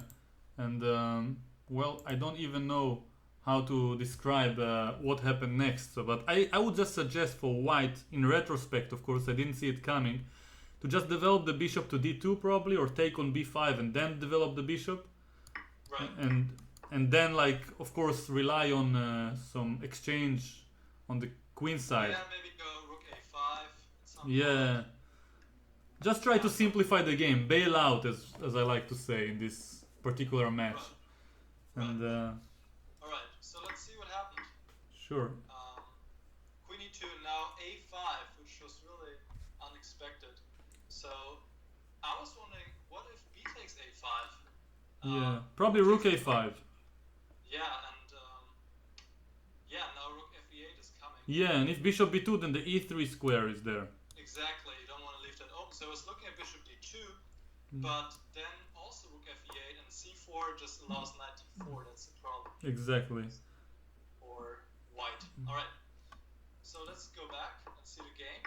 Yeah. So it looked like Karjakin did what he could for a long time to keep his chances. I think instead of a-b, probably a better move might have been just to develop the bishop and hold passively, like this, and then wait. But probably a-b4, I just have to transpose with a-b. Yeah. Yeah, you probably have Probably. to. So anyway, here there's not much to mention. Maybe here I actually thought it was more practical to take and go rook a1. I don't understand why he avoided it. Good point, yeah. Mm-hmm. That's probably... I don't know. It's a good question. Mm-hmm. And afterwards, it seems like rook fc1, and once again, I offered rook ab8 to keep the pieces on the board and then try to slowly press, but Carlsen didn't care about what I said. He just took and played queen e8. I think it's an amazing move. It is, yeah. Followed by king h8. It's the strongest move. He played just amazing. It is the strongest move. Oh my god, queen e8. And this queen g6 was a masterful move to prevent f3, and then the queen did its job and went back to clean up the queen side. And, yeah, this was just a masterpiece by Carlsen. Yeah, and king h8, once again, I didn't see a refutation of knight fd5, but what's even the point of giving counterplay when you can just go king h8? Well, And knight fd5, queen a2, right? yeah, I calculated it, and I couldn't see a direct way for white to force the matters here. Play like this. But probably this is already good counterplay with knight d6 and so on. Yeah, probably this is sufficient counterplay, yeah. Yeah, so just king h8, and now actually I thought gf was very interesting. Oh, gf, yeah, that looks good at first sight. Yeah, and rook g8 next, and if bishop d2, then suddenly knight f5 again, threatening knight d4 maybe. So then rook g8 later, and it looks very risky for white, but Carlsen didn't care about it. He just goes bishop f6. Yeah. And well... He saw probably this idea e5, and white really can't prevent it, so he was like, okay, I'll go for Yeah, but I felt like it might not have been the best. I thought h6 first, and then e4. Hold on, the new game is going on. Okay, so the game has started. So here black was better and won. Let's go back to the game, and see you soon. See you soon. This is the final game. So, interesting recap. We didn't get all the way to the end. I'll try to quickly prepare the board. We already have... Oh, you will love to see what Karjakin played. This is the Kalashnikov, I believe. Or something else, maybe? Oh no, it's the f3 Sicilian. So, I just have to recalibrate my mind. So, white is Carlsen, and he is sufficient with the draw to stay the world champion. And Karjakin is playing the Sicilian with d6, which means he might have wanted the knight off, but I'll just show the moves and I'll update the small board in a moment. So after d4, Carlsen didn't want to go for the main lines. He didn't want to have so much play going on. He played f3, which is considered to be a very solid sideline, with c4, and Karjakin seems to know the theory. And now knight c1 is a sideline by Carlsen with white. And well, knight to d2 is considered to be the main line. I'm sure he analyzed it or saw it at some point in the past. Let me quickly check if it was played before we see more moves, and then I'll update the small board. And let me just see. Seems like everything is fine. And I'll update also the small text in case we have some new visitors. Game 4 of the Rapid. And the result right now is 2 points for Carlsen, 1 point for Karjakin. He is in a must-win situation with black, which is very irregular for Karjakin, but he's dealt with these situations quite well in the past. So I'll quickly see if I can find some games in this particular position. So We have knight c3 on the board, so still a lot of games. Knight c1 is not that rare as I thought. Much less than knight d2, but much less common, but still. In this position we have 15 games already. And queen a5 is to be expected by black. I'll just mention queen a5. And then queen to d2 is usually played. So queen a5.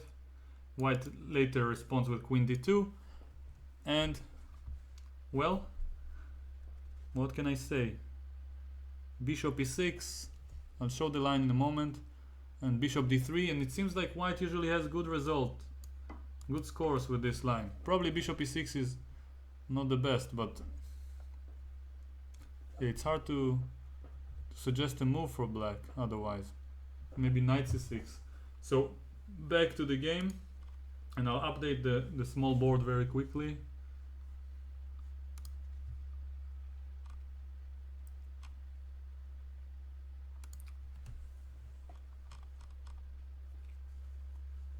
Okay, so hopefully people at home can see above my head here the small board, which will always show the position in the game. Over here I will show my analysis, and okay, I will not analyze too much because the game a lot is going on. I will probably just mention the moves, but I will analyze every now and then, and you'll keep track of the board over here. So knight c3, and is queen a5 played already? I think it was. Yes. Okay. So what can we say? Carlsen is leading, and there's a lot going on. The game is very interesting. Finally, if only we had incentive for Karjakin to play like this in every round.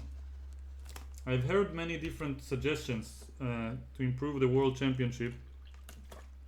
And the one I like the most, by the way, is by I read different sources who mentioned it, but I'll just mention two.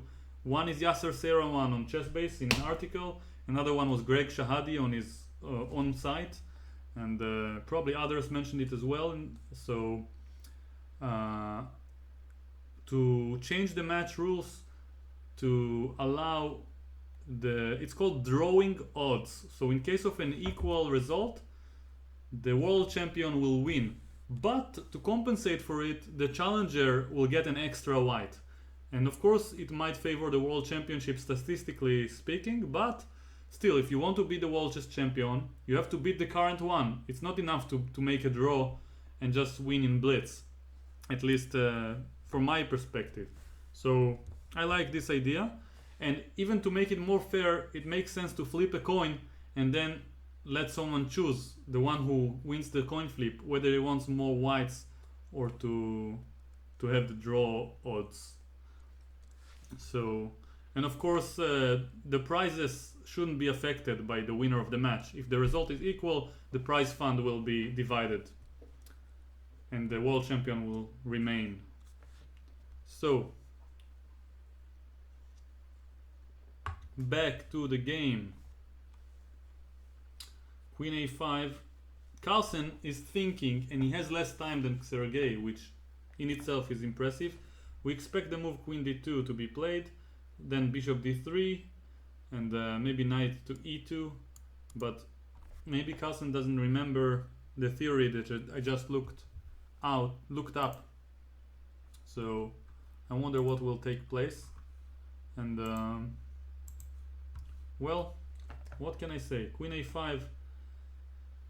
Karjakin is leading on the clock, but this is something that's not so good for Carlsen. He's a little bit in confidence, which he shouldn't be. Even though he's leading, he shouldn't secure the draw. Just play chess. I know it's easier said than done, especially from the comfort of my own home, but it feels like it's a good idea to just focus on playing your best chess and having fun, like a little boy who just discovers the game, rather than a professional who plays for a living or something like this. So queen d2 has been played according to our viewers here, and well, I don't know what else to say.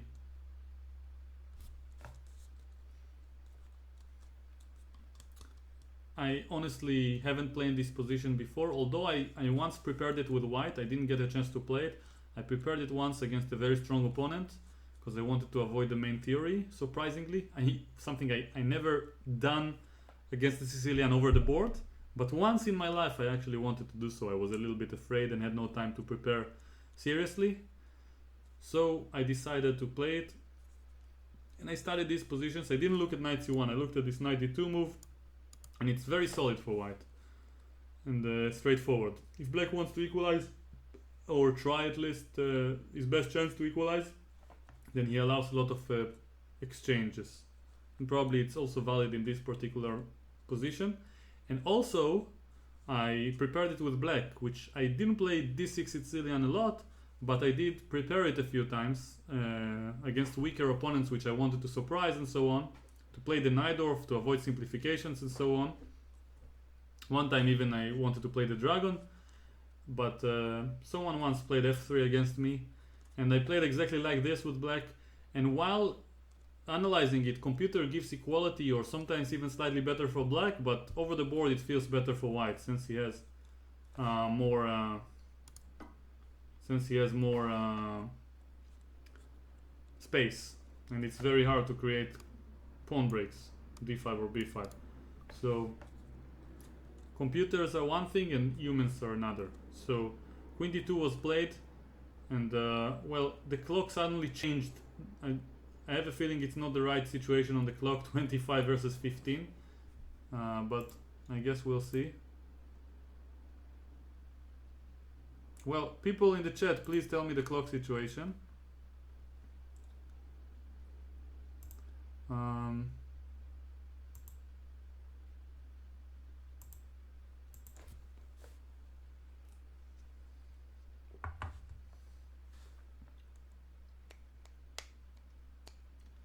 And by the way, if I didn't mention it, about Niclas' channel, he did a lot of content, especially for beginners, and also in German, if some of you speak the language.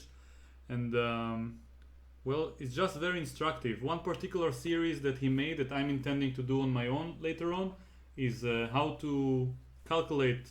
It was a five video series about tactics and how to solve on the tactics trainer and so on. And it was really great. I watched all the 5 videos, and I can say that even I learned something from it. And if you appreciate it, then subscribe to his channel, because support is all we can ask for in this particular case. We do it for free. Support is what motivates us to do more. So knight a6 on the board. Let's see if it's a novelty. Knight a6. So it was played once before in the game between Storey and Palliser in 2004. I honestly don't recognize, although Richard Palliser sounds familiar, like someone maybe from Britain, but I don't know. I wouldn't know. So and his rating is like 2400, might even be a grandmaster, I don't know. So back to the game here. Knight a6 was played in the actual game between Storey Charles and Richard Palliser. White continued with knight d5, queen d2, king d2, knight takes d5, c d5, and seems like white wanted to equalize and black managed to push. And Carlsen does not repeat the same inaccurate approach of trying to simplify so quickly. He goes bishop e2 first. Maybe he wants to see bishop e6 and then go knight d5. Knight c5 on the board. And well, it feels like white should be slightly better.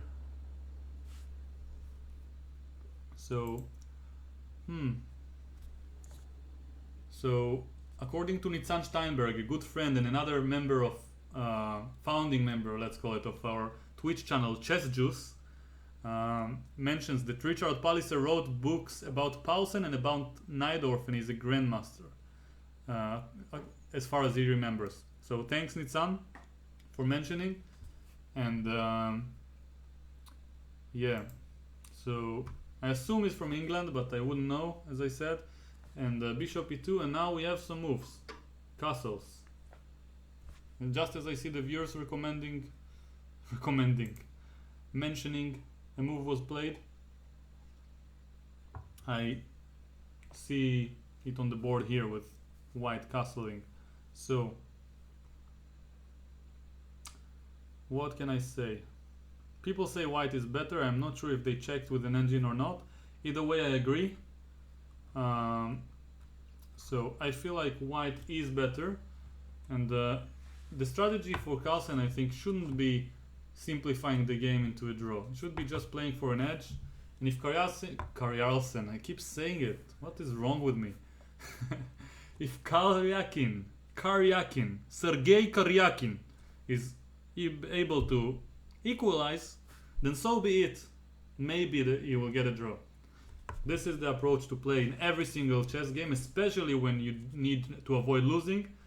And if you have to win, actually, sometimes in a must-win situation, you shouldn't play for the win. Just play in a way that you're mentally in peace with the draw, and just make move by move. Avoid exchanging pieces, but just let the position play itself, as they say. So, actually, Carlsen played, and I didn't do the imitation that I wanted. So I'll probably do it if he doesn't lose now. That's a whole lot of conditions for one imitation that I didn't practice. But well, I have to reward him somehow, and I don't have other ideas. I'm not creative enough. So rook b1 on the board. What can I even say? He just wants to prevent a3. He has b4 as an idea. After a3 we'll have b4 with a fork. Maybe he wants to play b4 himself and grab some space. The rook is very well placed on b1. Then maybe rook d1 will take place, and white is actually playing for an edge. That's interesting. So I don't know.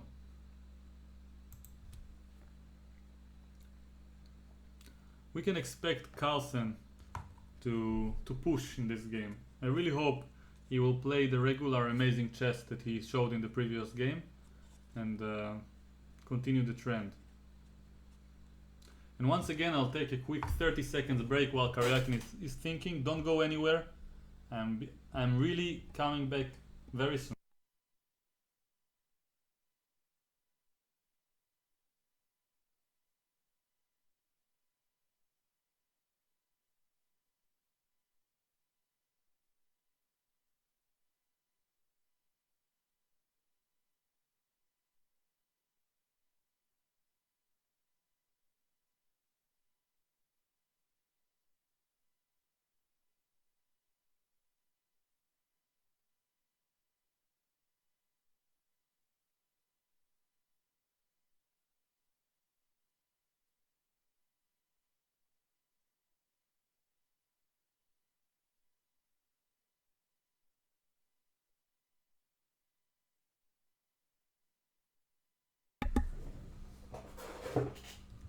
Welcome back, myself.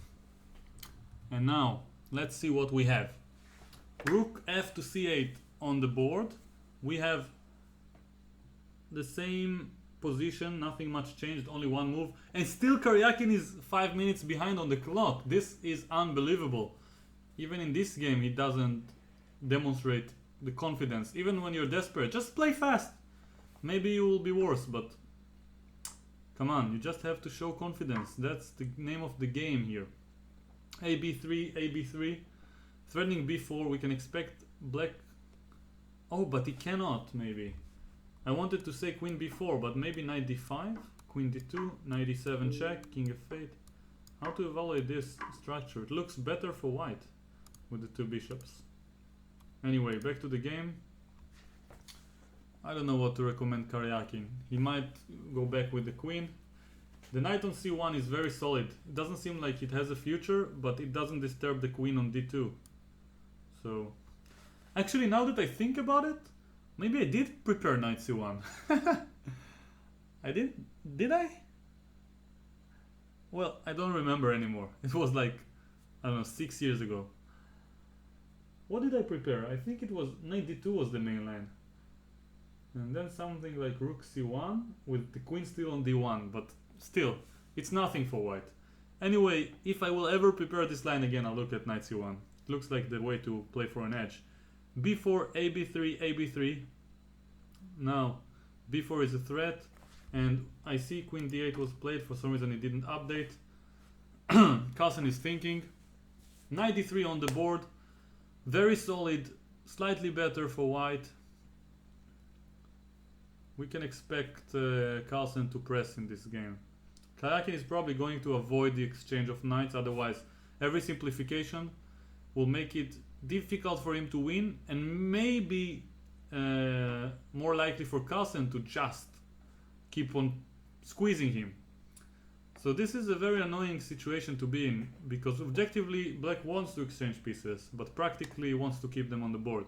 And with all the pieces on the board, white will be better than he normally is under regular circumstances. So bishop c6 was played. What can I even mention here? All the same things. White has the d5 square. His pieces are more active, as you can see. He has like 2 pawns on the 4th rank, and well, and good grip of d5 and b5. The light squares are the only pawn breaks that black has at his disposal, and the rook fd1 will be played later on probably. Knights, some knights to d5. Black only has the a file as a consolation, but he probably would prefer to have the pawns on a7 and a2, and because this might be... Oh, he actually played this move. I don't even have to adjust. Yeah, this might be into white's favor, playing into white's hands later on, the a file, when white will create weaknesses. Now black plays h5. He tries to create some counterplay with h4 potentially, but it doesn't feel right. It feels like in a normal game Carlsen will just outplay Karjakin here without him even trying to play for a win. And honestly, I think it's more likely to see a Carlsen win in this game than a draw, because the way it looks, Karjakin is not going to go down without kicking. He won't go in peace. It's gonna be great. It's gonna be great. I guarantee it. Still working on it. I just warm it up. I guarantee it. I guarantee it. Okay. So, let's see. What can we say? h5 on the board. Carlsen is thinking. And, well, I'm sure he's thinking how to progress. How would I think in this position?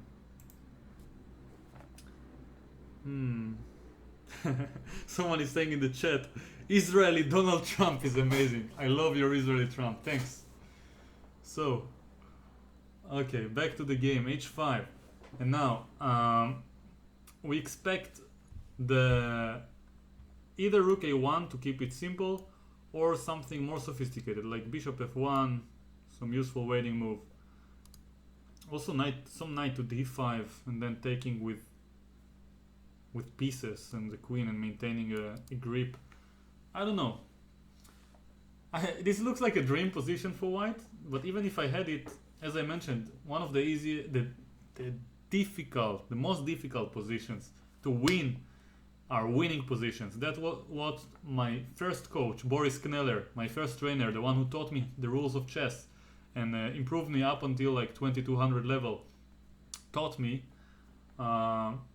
He was, by the way, 1800 when we started training. He said that winning positions are the most difficult to win. And I remember almost every lesson I would come and say that I lost a winning position. I was winning, and I wouldn't cry, but I would whine about it. And yeah, and he would show me games of Karpov in the Ruy Lopez to show me how to take it easy and squeeze the opponent. Speaking of squeeze, we have Chess Juice, a Twitch channel that you can see the link in the description if you have some free time on your hand between moves, and pressing the follow button there will not harm anyone and will show the same form of support that I mentioned earlier. And once again, you can abort or disable any notifications whatsoever, but I'm not sure what are the privileges of being subscribed, but it's like, for me it's like rating. It doesn't mean anything, but it gives me some moral reinforcement. That's the word. So h5. What can I say now? Some knight to d5. Bishop f1 followed by queen f2 would come to mind. Carlsen is thinking. I like his momentum of thinking. His momentum, his moment, his decision. He chose this as the critical moment of the opening. It is absolutely right. This is an inexperienced player with white here would probably rush and say that his position is better anyway, and it might simplify it with knight d5 and so on. But he wants to find the best way to make progress. He doesn't want a draw, I'm sure. Of course he wouldn't mind a draw, but he will make progress in this position and put pressure on Karjakin. And I wouldn't like to play this position against Carlsen with black, even in a must-draw situation. So Bishop f1 on the board, as I suggested. I guessed the move. So this is great. This is great. I guess the move is it's by the way a very good. I guessed another move. Oh my god. It's great. It's great. This is the best tie breaks I've ever streamed. So I would say that something I wanted to say, that it's a good idea not to force the matters when playing a position that's better. Also at every position, to just improve it slowly, doesn't force anything, and it's going to be much more difficult for your opponent to think. And now, by the way, it's a good time to activate the prophylactic mode. So you think, what does black want? He wants bishop g5 probably. He also wants to put a knight on c5. So I can't guarantee the right solution, but of course bishop g5 first of all will drop a pawn on d6. So that's probably important to notice, this pawn. But instead, maybe knight dc5 followed by bishop g5, and then it will be closer to equality for black. So if you want knight d to c5, maybe it's a good idea to prepare b4 against it. So I would consider knight b d5 with an idea to capture back with a knight and be ready for knight c5 with b4. But then I would allow this bishop g5 move. So you know what? I have a deep suggestion. I have a deep suggestion. Maybe move this knight somewhere else. Maybe move knight c2 and then be ready for knight dc5 with b4 b5 maybe even. That's interesting. Knight dc5, b4, knight a4. Yeah, but black gets unnecessary counterplay, so moving backwards with the piece is inadvised, if it's a word in English. So I would recommend probably thinking. That's what I would recommend myself. Knight dc5 is not a big threat. He wants this followed by queen b6 maybe, but still, followed by bishop g5. Maybe good idea will be to go, I don't know, some doubling, but I don't know how to achieve it because this b3 pawn is hanging. Maybe knight c d5, but in all different options that I'm mentioning, I'm allowing bishop g5. So I have to somehow avoid bishop g5 while being ready for knight to c5. So how could I do it? Knight c2 feels interesting, but it's not easy. Knight c2, knight c5. We have a move. g3. Okay, interesting. So he doesn't rush, as mentioned. He maybe wants to develop his bishop. So by the way, another thing I forgot to mention. is in this position. We thought, what does black want? Of course he had an idea that I mentioned, but it's not a huge threat. It's not huge, as someone once said. And the next question is, which piece doesn't work? And this is definitely the piece that needs to be improved. So bishop on h3 will be fantastic. It's gonna be fantastic. And as I can say, believe me, I'm very, very rich. I'm very, very rich. It's gonna be great. So bishop h3 is a great idea. And also, after knight dc5 followed by some bishop g5, just implying that maybe some f4 as a response is possible for white. So I predict knight dc5 to be addressed with bishop h3, and then bishop g5 probably. White should be able to do something like bishop takes c5 and already win an exchange because of this pin and this pin. So yeah, it's kind of prophylaxis against this idea that we mentioned. g3 is a deep prophylactic move, and yes, I feel like it's going to be good for Magnus. g3 is a move I really, really like, but I don't know.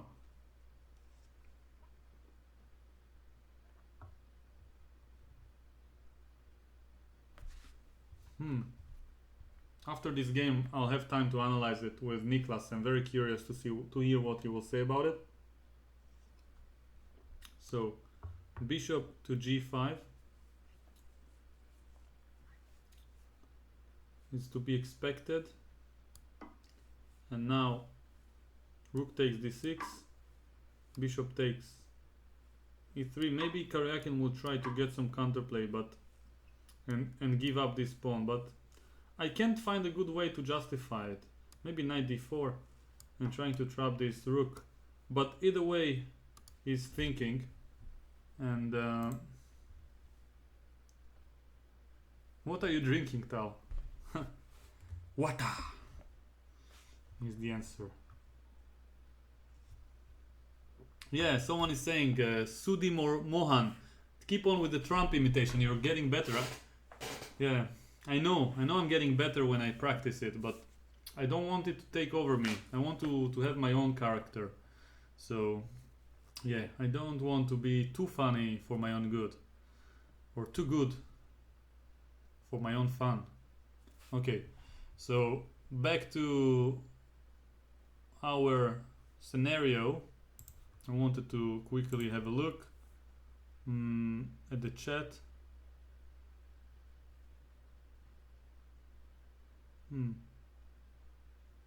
Nothing special so far. More Trump. Everyone wants more Trump. Okay, if Carlsen doesn't lose, if he does, then I'm probably gonna do a Hillary. I don't know. I don't know how to do a Hillary, but yeah, that will be the fitting imitation in this case. So back to, I'm glad I can entertain myself while nobody is responding. I know there are people in the chat, but I mean I make myself laugh. This is very healthy, at least so I've heard. My sense of humor is so unpredictable even to me, so twisted. So g3, Karjakin is thinking, because he's definitely facing some issues in this position, and well, I don't know what to suggest. I think bishop g5 followed by some concrete idea with knight d4 must be the play. This is the moment. Otherwise bishop h3 and it's curtains, at least from the counterplay point of view. This is the moment. I don't remember the rest. Show them we own it. Tonight is the night. Let's play it till it's over, like the ceiling can't hold us. So rook takes b3 is not a threat, but he wants to put pressure on this pawn. Why? I don't really know, but he probably wants to prepare knight dc5, but still, bishop h3, knight dc5, bishop takes c5, knight takes c5, bishop takes c8, queen takes c8. Doesn't look convincing for black.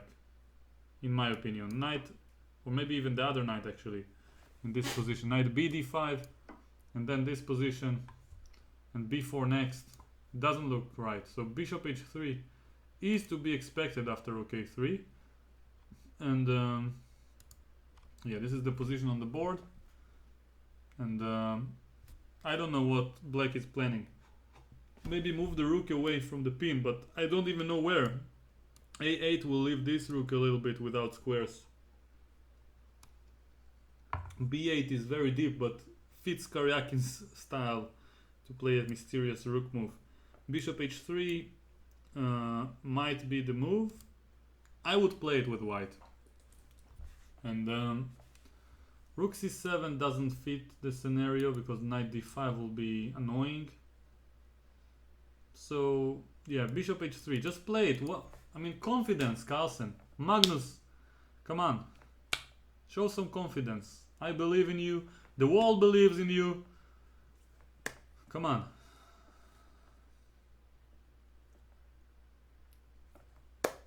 Just play. It's gonna be great. It's gonna be great. It's gonna be fantastic. Trust me, I'm very, very rich. I'm very, very, very rich. We should build a wall around China. We should build a wall around Mexico. And I forgot the voice. How was it? Just look at her emails. Look at her emails. If I'm elected president, I'll put her in jail. That's the first thing I'm gonna do. It's gonna be great. It's gonna be fantastic. So, I had some use for a moment. And now, knight c2 is another option. Attacking the rook. I don't understand why thinking for so long with black. I really don't. Maybe there have been moves. I seen them now. Okay, bishop h3, rook a8, like I predicted more or less. Knight c2, rook 3 a6. I apologize for not seeing it earlier, but this is the program here, not me.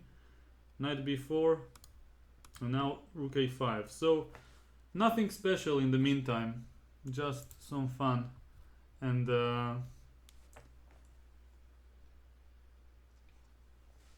I don't know what to say. Yeah, just white to move. It feels like we have more or less the same position, but black just moves back and forth, trying to avoid the draw with all these squares. It's funny because if he didn't have the a5 square, they might as well repeated now. But and then Carlsen repeats. Wow, this means that he doesn't know exactly what he's doing. Although I think he still should be better. It's not so easy to play with black, even with this extra tempo that he just gained. So what did Carlsen achieve by this? Let me just see. So we played knight c2, knight b4, knight c2, kind of psychologically telling Karjakin, and b6 was played, telling Karjakin like, you know, I don't mind repeating the position. Or in other, even other words, like to imitate the great Bruce Lee. This would be very bad because I just came up with this idea. But Carlsen is like doing wah! So this seems like his main point. And it seems quite zen. This I have to admit.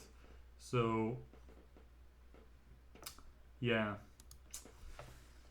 And Karjakin is playing b6, which already is quite a committal move that I don't think black would like to play in this structure, because it might become a target. There are two pieces attacking it, a knight might come to d5, and yeah, I don't know.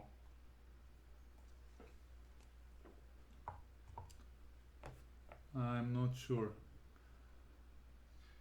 I just think like all the pieces of white are really well placed, and he's thinking, but Karjakin is doing a good job maintaining the pressure and the tension in the game, and it seems like it's a good idea for Carlsen to not think too much, just keep improving the position. But how exactly? It's not easy. Both players are doing a good job. So Yeah, I don't know. I'm a very big fan of what we're seeing here from both sides. That's what she said. So rook d2 on the board. I'm imagining my friend saying it. I was imitating my friend being annoying, but I won't mention names yet. It's funny that I said yet, as if I will ever mention names. So rook d2 on the board, and Carlsen wants to double the rooks, and well, his position is better, much better in my opinion. All the pieces are on the board, so I'll give that to Karjakin. And in this rhythm, if they make 20 more moves and think a little bit, they might reach time pressure. But still, I think like Carlsen will not let this one slip, because he's much better, he has more time, and the situation of the match doesn't matter. He finds good moves. That's what he does. Not even for a living. He was born to find good moves. That's how good he is. It's like, I mean, I feel like Mozart, as a word to describe his talent, would almost be an understatement. And I say almost because I understand nothing about music. So I don't want to outsmart myself. So rook d2 on the board. I don't know what's the plan for white, but it's much more difficult to play with black, because he's more, not only objectively, but his position is quite crowded. He doesn't have a lot of room for the pieces. So his strategy to keep all the pieces is making sense if he has the same amount of space, especially because then there is complexity. But now it's just much worse, because he didn't exchange any pieces. He doesn't have a lot of air. And for those who don't understand this concept, imagine having a small room, just like this one that I live in. I'm living here alone. If I had to live with 6 more people, my life would be much harder. This is the same thing with the board. They have only 3 ranks. Instead of 1 or 2 people living there, you have all the mighty 8 officers of the chess pieces living and getting in each other's way. So that was probably a very useful bad metaphor for the 10% who didn't know about this general concept. But yeah, rook d2 has been played. What can I even say? I'm wondering. I'm very, very uncertain right now. But it's not gonna last very long, that's for sure. They have only 16.5 minutes combined with 10 seconds increment, so I can guarantee, as they say, I can probably eat my dinner in like 40 minutes tops. Yeah, probably if Carlsen doesn't lose, I'll get to eat dinner in 40 minutes, as early as 2 a.m., which is 2 hours early than my usual dinner during this match. So I will eat by 2 a.m. I guarantee it. I guarantee it. I'm very, very hungry. I guarantee I will eat. So this is good. Why is Karjakin thinking for so long? I mean, it doesn't even matter. You don't have a good move. Just make it. Just wait. It's not up to you. It's up to Magnus to make mistakes. Come on. It's up to Magnus. So, come on. I feel like it's all about... Okay. My prediction is that Carlsen is winning this game. But then I will not do the imitation. I will immediately go to it, because you can see that I did more than enough. I practice it so well. I hope that by the next World Championship I will have a British accent, because I'm going to practice for sure, because people will love me and think that I'm smart. I'm talking a lot. One of the problems is that it doesn't sound very smart. With British accent, problem solved. That's the point. So don't ask for more trump. Just focus on the position. People, we are here to learn, improve, approve Carlsen's moves, and improve our chess. Karjakin is still thinking. Oh my goodness. Oh, I kind of feel bad for him. He really deserves to be world champion. But as he said in some interviews, if not now, he will be later. Preferably now, but he will do his best to become world champion later. And he's very young, and he has a lot of chances. And he's still not over here, so we'll see what happens. But wow, there's a lot of competition for the next candidates tournament. Wow, I'm hungry. I just realized, why did I mention food? Why did I mention food before the game ended? If they're gonna make a draw, probably gonna stop streaming. No, just kidding. I'll stay until the end. I promise myself I'll do it. It was on my bucket list for years to do an entire world championship, regardless to streaming, watching without the computer for the entirety of the match. And I'm very proud of myself so far. Probably I have to chase other things on my bucket list. I also did a 24-hour tournament not so long ago. Bullet, for some reason, and I'm quite bad at it. Karjakin is still thinking. My bucket list has to contain some other challenges. Maybe become the Israeli champion. We have a tournament in like 3 days or so. The Israeli championship. And some of the top players will not play, but it's gonna be very strong. So, is he still thinking, or is it my computer going nuts? I don't understand. He moved. Queen c7. Thank you, Sergey. I want you to play very good moves. Put resistance. I want to see some good chess. We are all here to learn. So I will try to stop talking so much and offer some chess moves and variations. So Rook b to d1 seems like a logical way to follow up now on the previous play. And he did it. Good job. Me. Knight d5, knight b5 are all threats if this bishop moves. Knight b4 is the next idea probably, followed by knight d5. Yeah, Karjakin is under heavy pressure. His position is very close to collapsing. I mean, it's not so clear what he can play. I mean, it's not a pretty sight. It's not a pretty sight. And I really want to see how he will do with his attempt to defend it. Just don't think, please. As someone I know once said, please, please, please, please, please, do not think so much. It's not about you. Okay, you want to play rook knight dc5, but there's b4 forking the knights. Move the rook, a6, a7, move it. Just move it. Go crazy.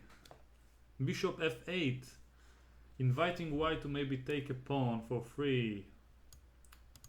Interesting. A good waiting move. But what to expect later?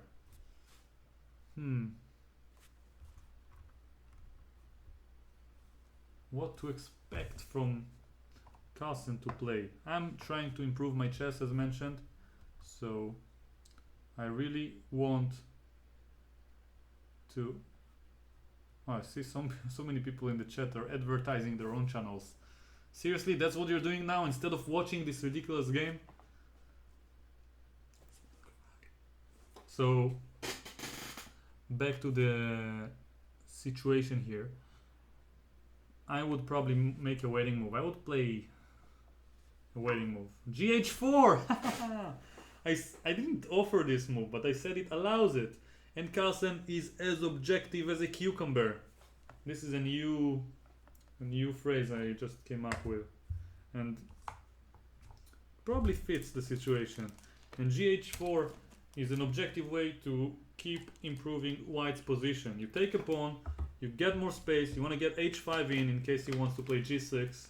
And there is nothing stopping White's initiative, especially not Sergey's time pressure.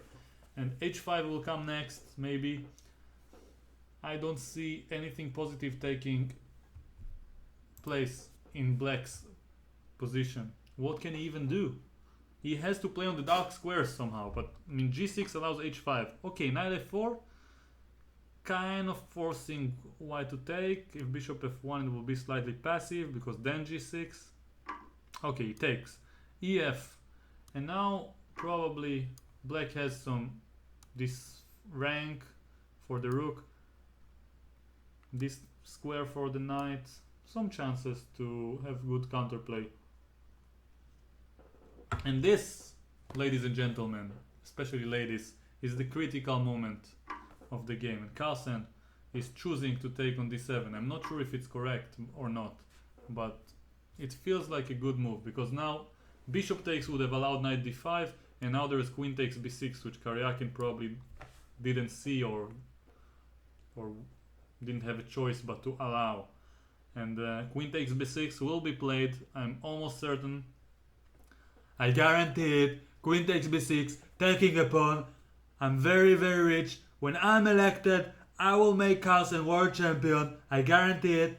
It's gonna be great. It's gonna be great. It's gonna be fantastic. It's gonna be huge. I guarantee it. I'm not sure how it's even done with the hands. Like, I guarantee it. Not sure. I watched some videos to actually practice this, but it was a while ago. So there are some videos about the hand movements of the president-elect. And by the way, for all those who are supporters, I didn't say anything for or against. I just enjoyed the character. I understand it's exaggerated, but it's great. What are presidents for if not to be laughed at in our democracy? Of course, I wouldn't dare laughing at any presidents that are not in democratic countries. So at least I know my limits. So knight b4, and I probably wouldn't be able to also imitate them, so they're too tough and I can't do this character. So knight b4. He doesn't want to take the pawn.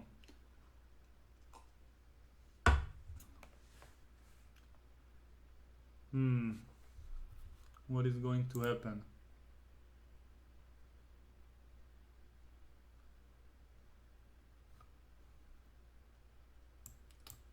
So, what can I say here? Knight b4 on the board. People in the chat, some like it, some don't. I had fun doing the imitations, so I didn't do them too often, so all those who hate it, forgive me. So,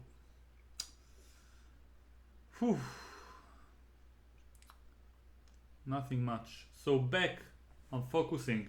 Not a lot of time is left. Karjakin with less than a minute according to this clock. Thinking after knight b4, b6 is hanging, knight bd5 is the devastating threat, and b5 is not even possible due to knight takes c6 and knight takes b5.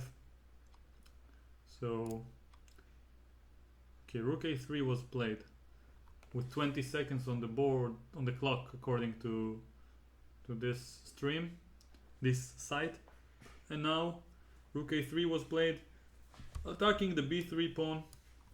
And well, I don't know what to offer. Maybe queen takes b6 nevertheless, just attacking the bish on c6, and then later knight bd5 and protecting. Seems legit. Queen takes b6 looks strong. But then rook takes b3 attacks both of them. Queen c6, knight c6, rook c3. Well, probably it's not the best. Okay, what to play? Queen b6, rook b3, queen c6, queen... cannot find anything else.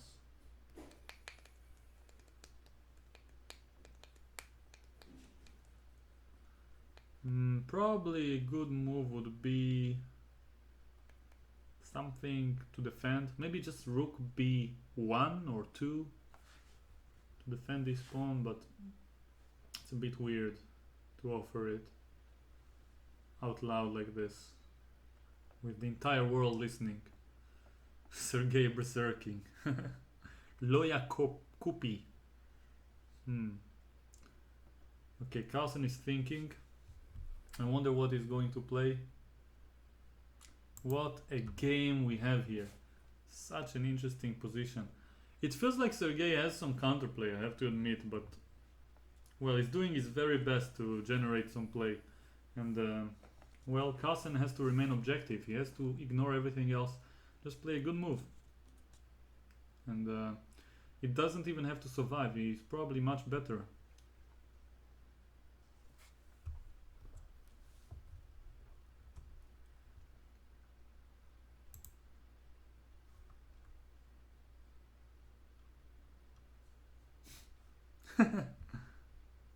Someone is saying idiot commentator. I'm assuming they're referring to me. I agree. I'll try to improve. So that's valid criticism. So well,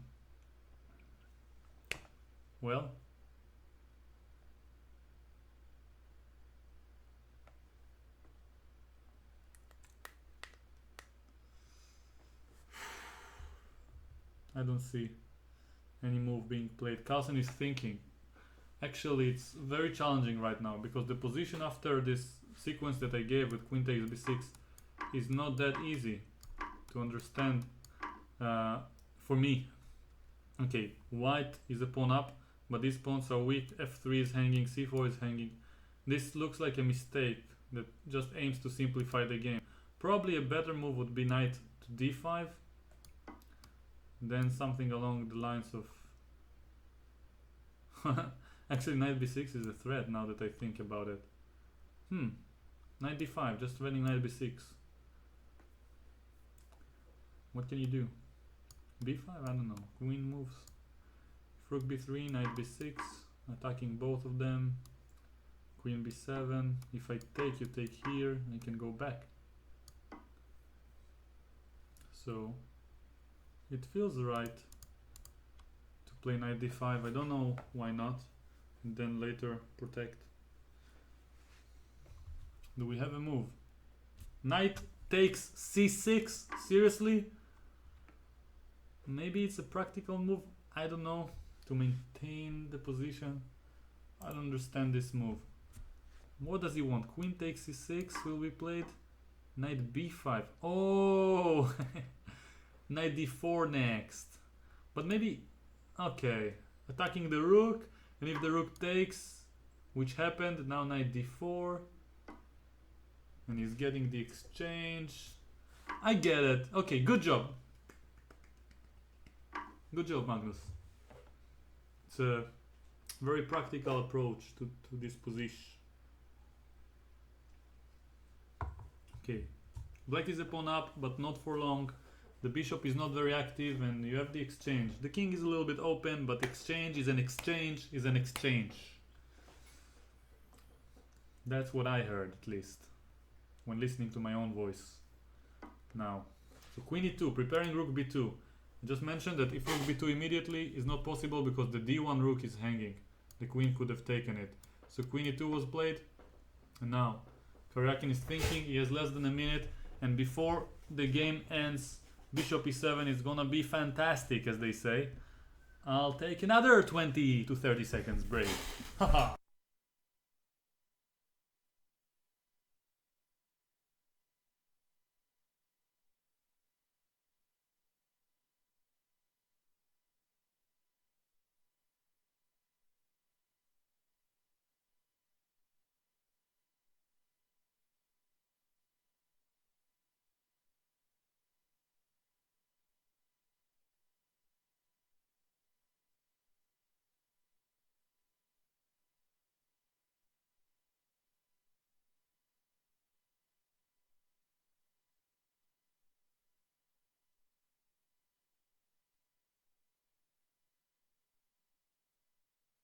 Welcome back, everyone. So, bishop on e7 still. Carlsen is thinking, not much has changed. King g2, something has changed. And now, what is going on? I can't really understand the position very deeply, but I have a feeling that white should be much better.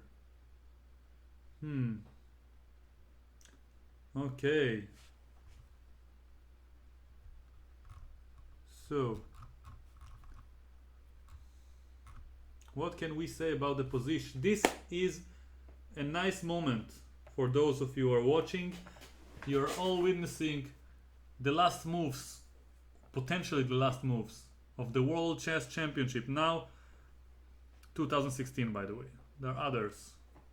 So, Rook a3. Karjakin is struggling, is fighting with the skin or by the skin of his teeth. And Carlsen has an exchange up, is just, as they say, sitting comfortably. And maybe you can even say, like, he found a parking spot and he's parking the bus. And there is no way to move it. And now, I would imagine this would have been Karjakin's strategy after game 8. But this is a position that doesn't seem very reliable for black to win. Although, less than 3 minutes for Magnus, everything can happen. Karjakin did get a lot of play going on. White's king is a little bit open. Even though I won't imagine white losing unless it's me playing in time pressure. It seems quite over. And, well, I believe rook d3 was a small invitation for a move repetition. If rook a2, rook back, rook a3, and now but Karjakin won't repeat. He probably will go somewhere else, and therefore will compromise some of his activity, one might say. He does repeat once to get time, and then maybe now, yes, okay, rook a7. He wants to get the game going. He wants to continue the game, and well, rook d5 on the board, preventing any rook a2 business, defending all the pawns. All the pawn on h5, and Karjakin is in time pressure. He is going to play some further moves, but rook c7, but nothing too clear. And well, what can I say? Nothing much. Nothing much. I want to see what people are writing. Keep asking me about what I'm drinking. I said, water. Drinking the water.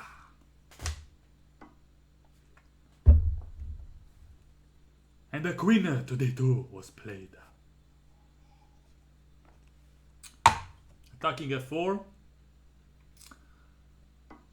Queen f6 protects. Rook f5. Going to get the pawn. This pawn coming after him, as they say. Queen h4. Trying to avoid the loss of this pawn. Can white take it with the rook? Maybe. But then he will have to give up h5. So maybe white will play queen f2 to further simplify the position. He can force the exchange of queens. No, he goes rook c1 to exchange the rooks. That's a very nice practical move. We can expect rook a8 to be played now. Sorry, 7. Rook a7 to be played in this severe time pressure. And it's amazing. We have like rook a7. And now maybe queen f2 just to exchange the queens and seal the deal. I don't know. It will feel very practical to me. Because afterwards black will be able to prevent the exchange of queens. And while it's still very winning, it's much less secured. Saying while having a hiccup. So, queen f2, queen f2, queen f2, queen f2, queen f2. Come on. Come on! No time! Come on!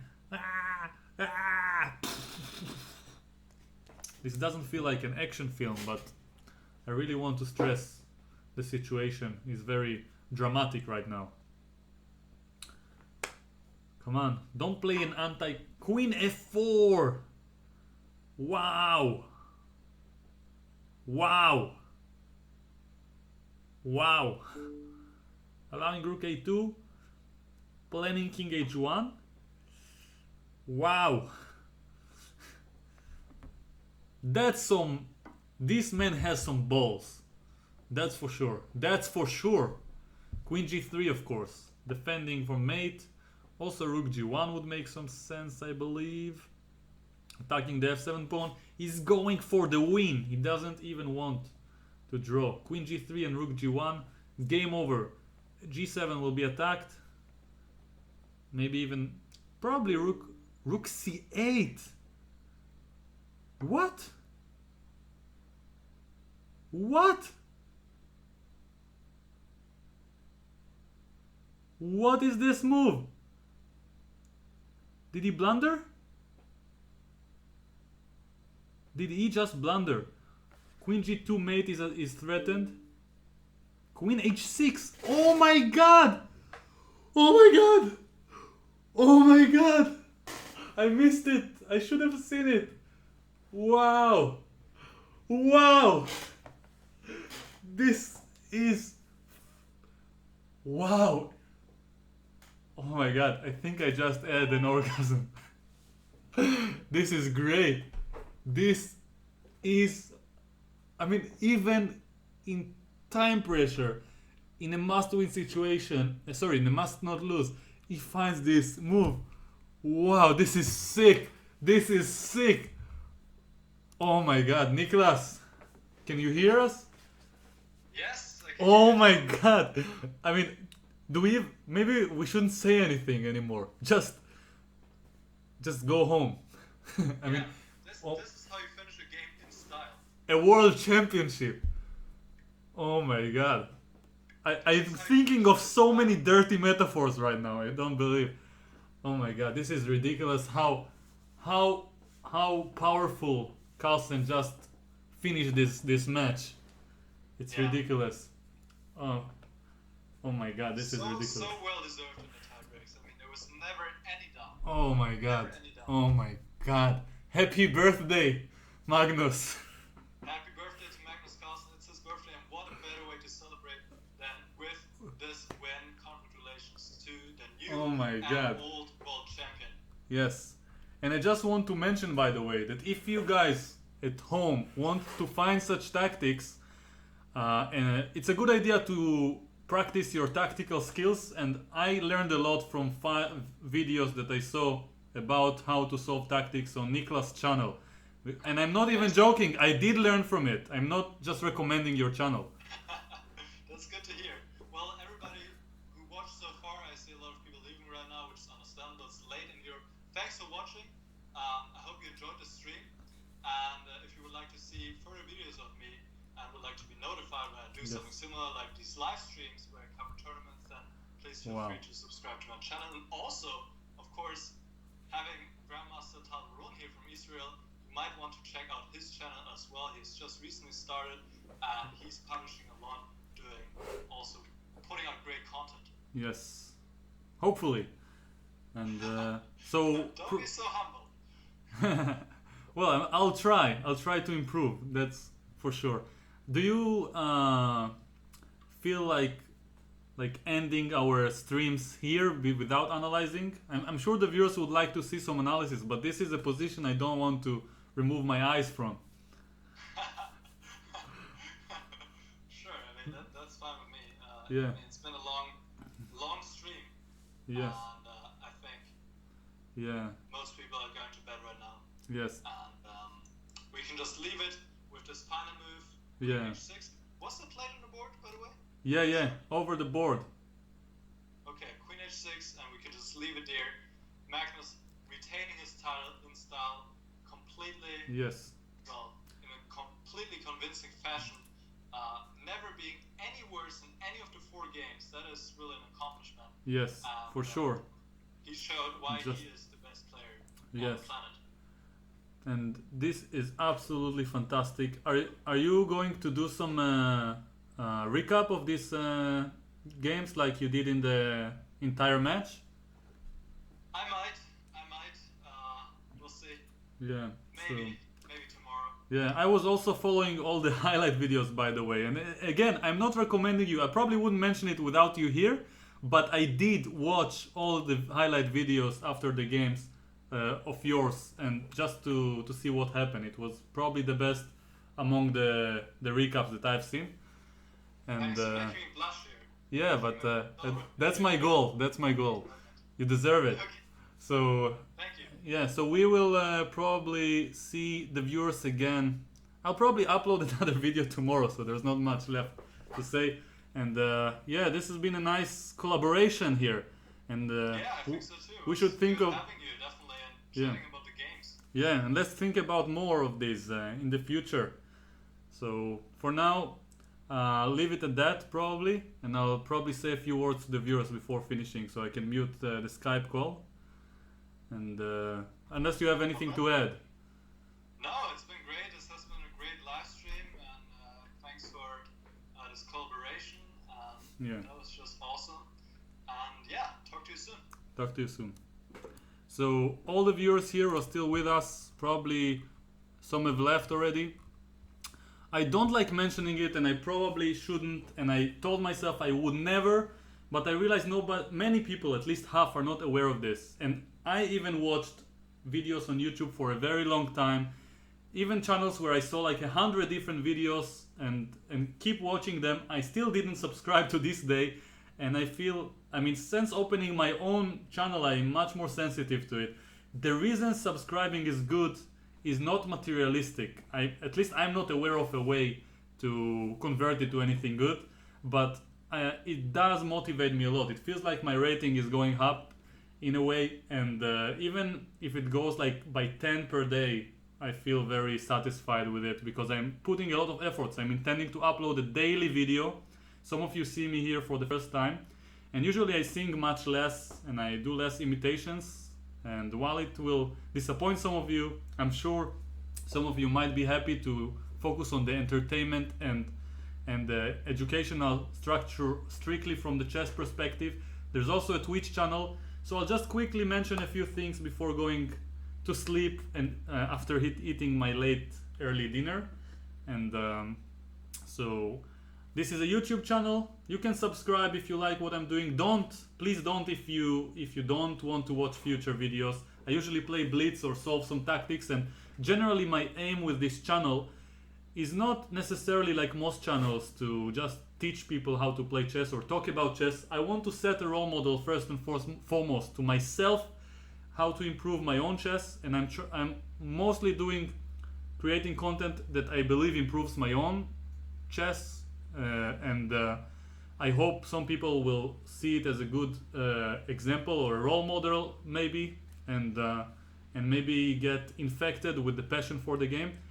And yeah, I'm creating more and more videos, and probably starting from a month from now, I will create some my own game analysis, and maybe open my own Patreon page. I'm not sure yet because it feels like an idea. But either way, I'll create some game analysis. I'll do tactics anyway, just like Niclas did on his channel. You should really type his name. Here's how it's spelled, by the way, above my head right here. Type his name. If you like even one video that he does, then subscribe, because he doesn't upload every day, but like every week or other week or so. But when he does, it's really good content usually. And I say usually because I didn't watch all of it. I watched most of it, and it was always good. He always delivered. And back to this channel, I also happen to have some other links in the description, some Facebook page, Twitter you can like and follow. I'm gonna put some daily tactics, and unlike many pages of tactics, I'm gonna put some really difficult tactics that I solve myself at my own training, and usually most of the times the ones that I failed while doing the tactics trainer tactics on my own. So the aim is to set myself the highest standards and to probably torture the viewers with the quality of the level of the play and the tactics and so on. So not everyone will feel like idiots, including myself, and this is how we will improve maybe. So other than this, okay, I have a website, it doesn't matter that much. And if you want more people to see this video. I don't know if it was good, I will not judge, but if you enjoyed it and you want more people to see it, you can press the like button. And I don't really care about this as much, but if you press it, more people will see it for some reason when they hit the search for the Carlsen versus Karjakin tie breaks. Doesn't really matter to me, but it will be nice. Once again, I do it all for free, I'll continue to do it, but if I get more support, I'll do it much more often. So this was great so far to hear all of you, all those who stayed. And tomorrow I'll probably do a tactics stream where I solve tactics and fail miserably over and over again. So feel free to join me, probably around 24 hours from now, a little bit less, like 20 hours or so. Yeah, and I hope you enjoyed watching this video and learned something from it at least, if you didn't enjoy too much. And if you want to learn some more, then keep watching the next videos.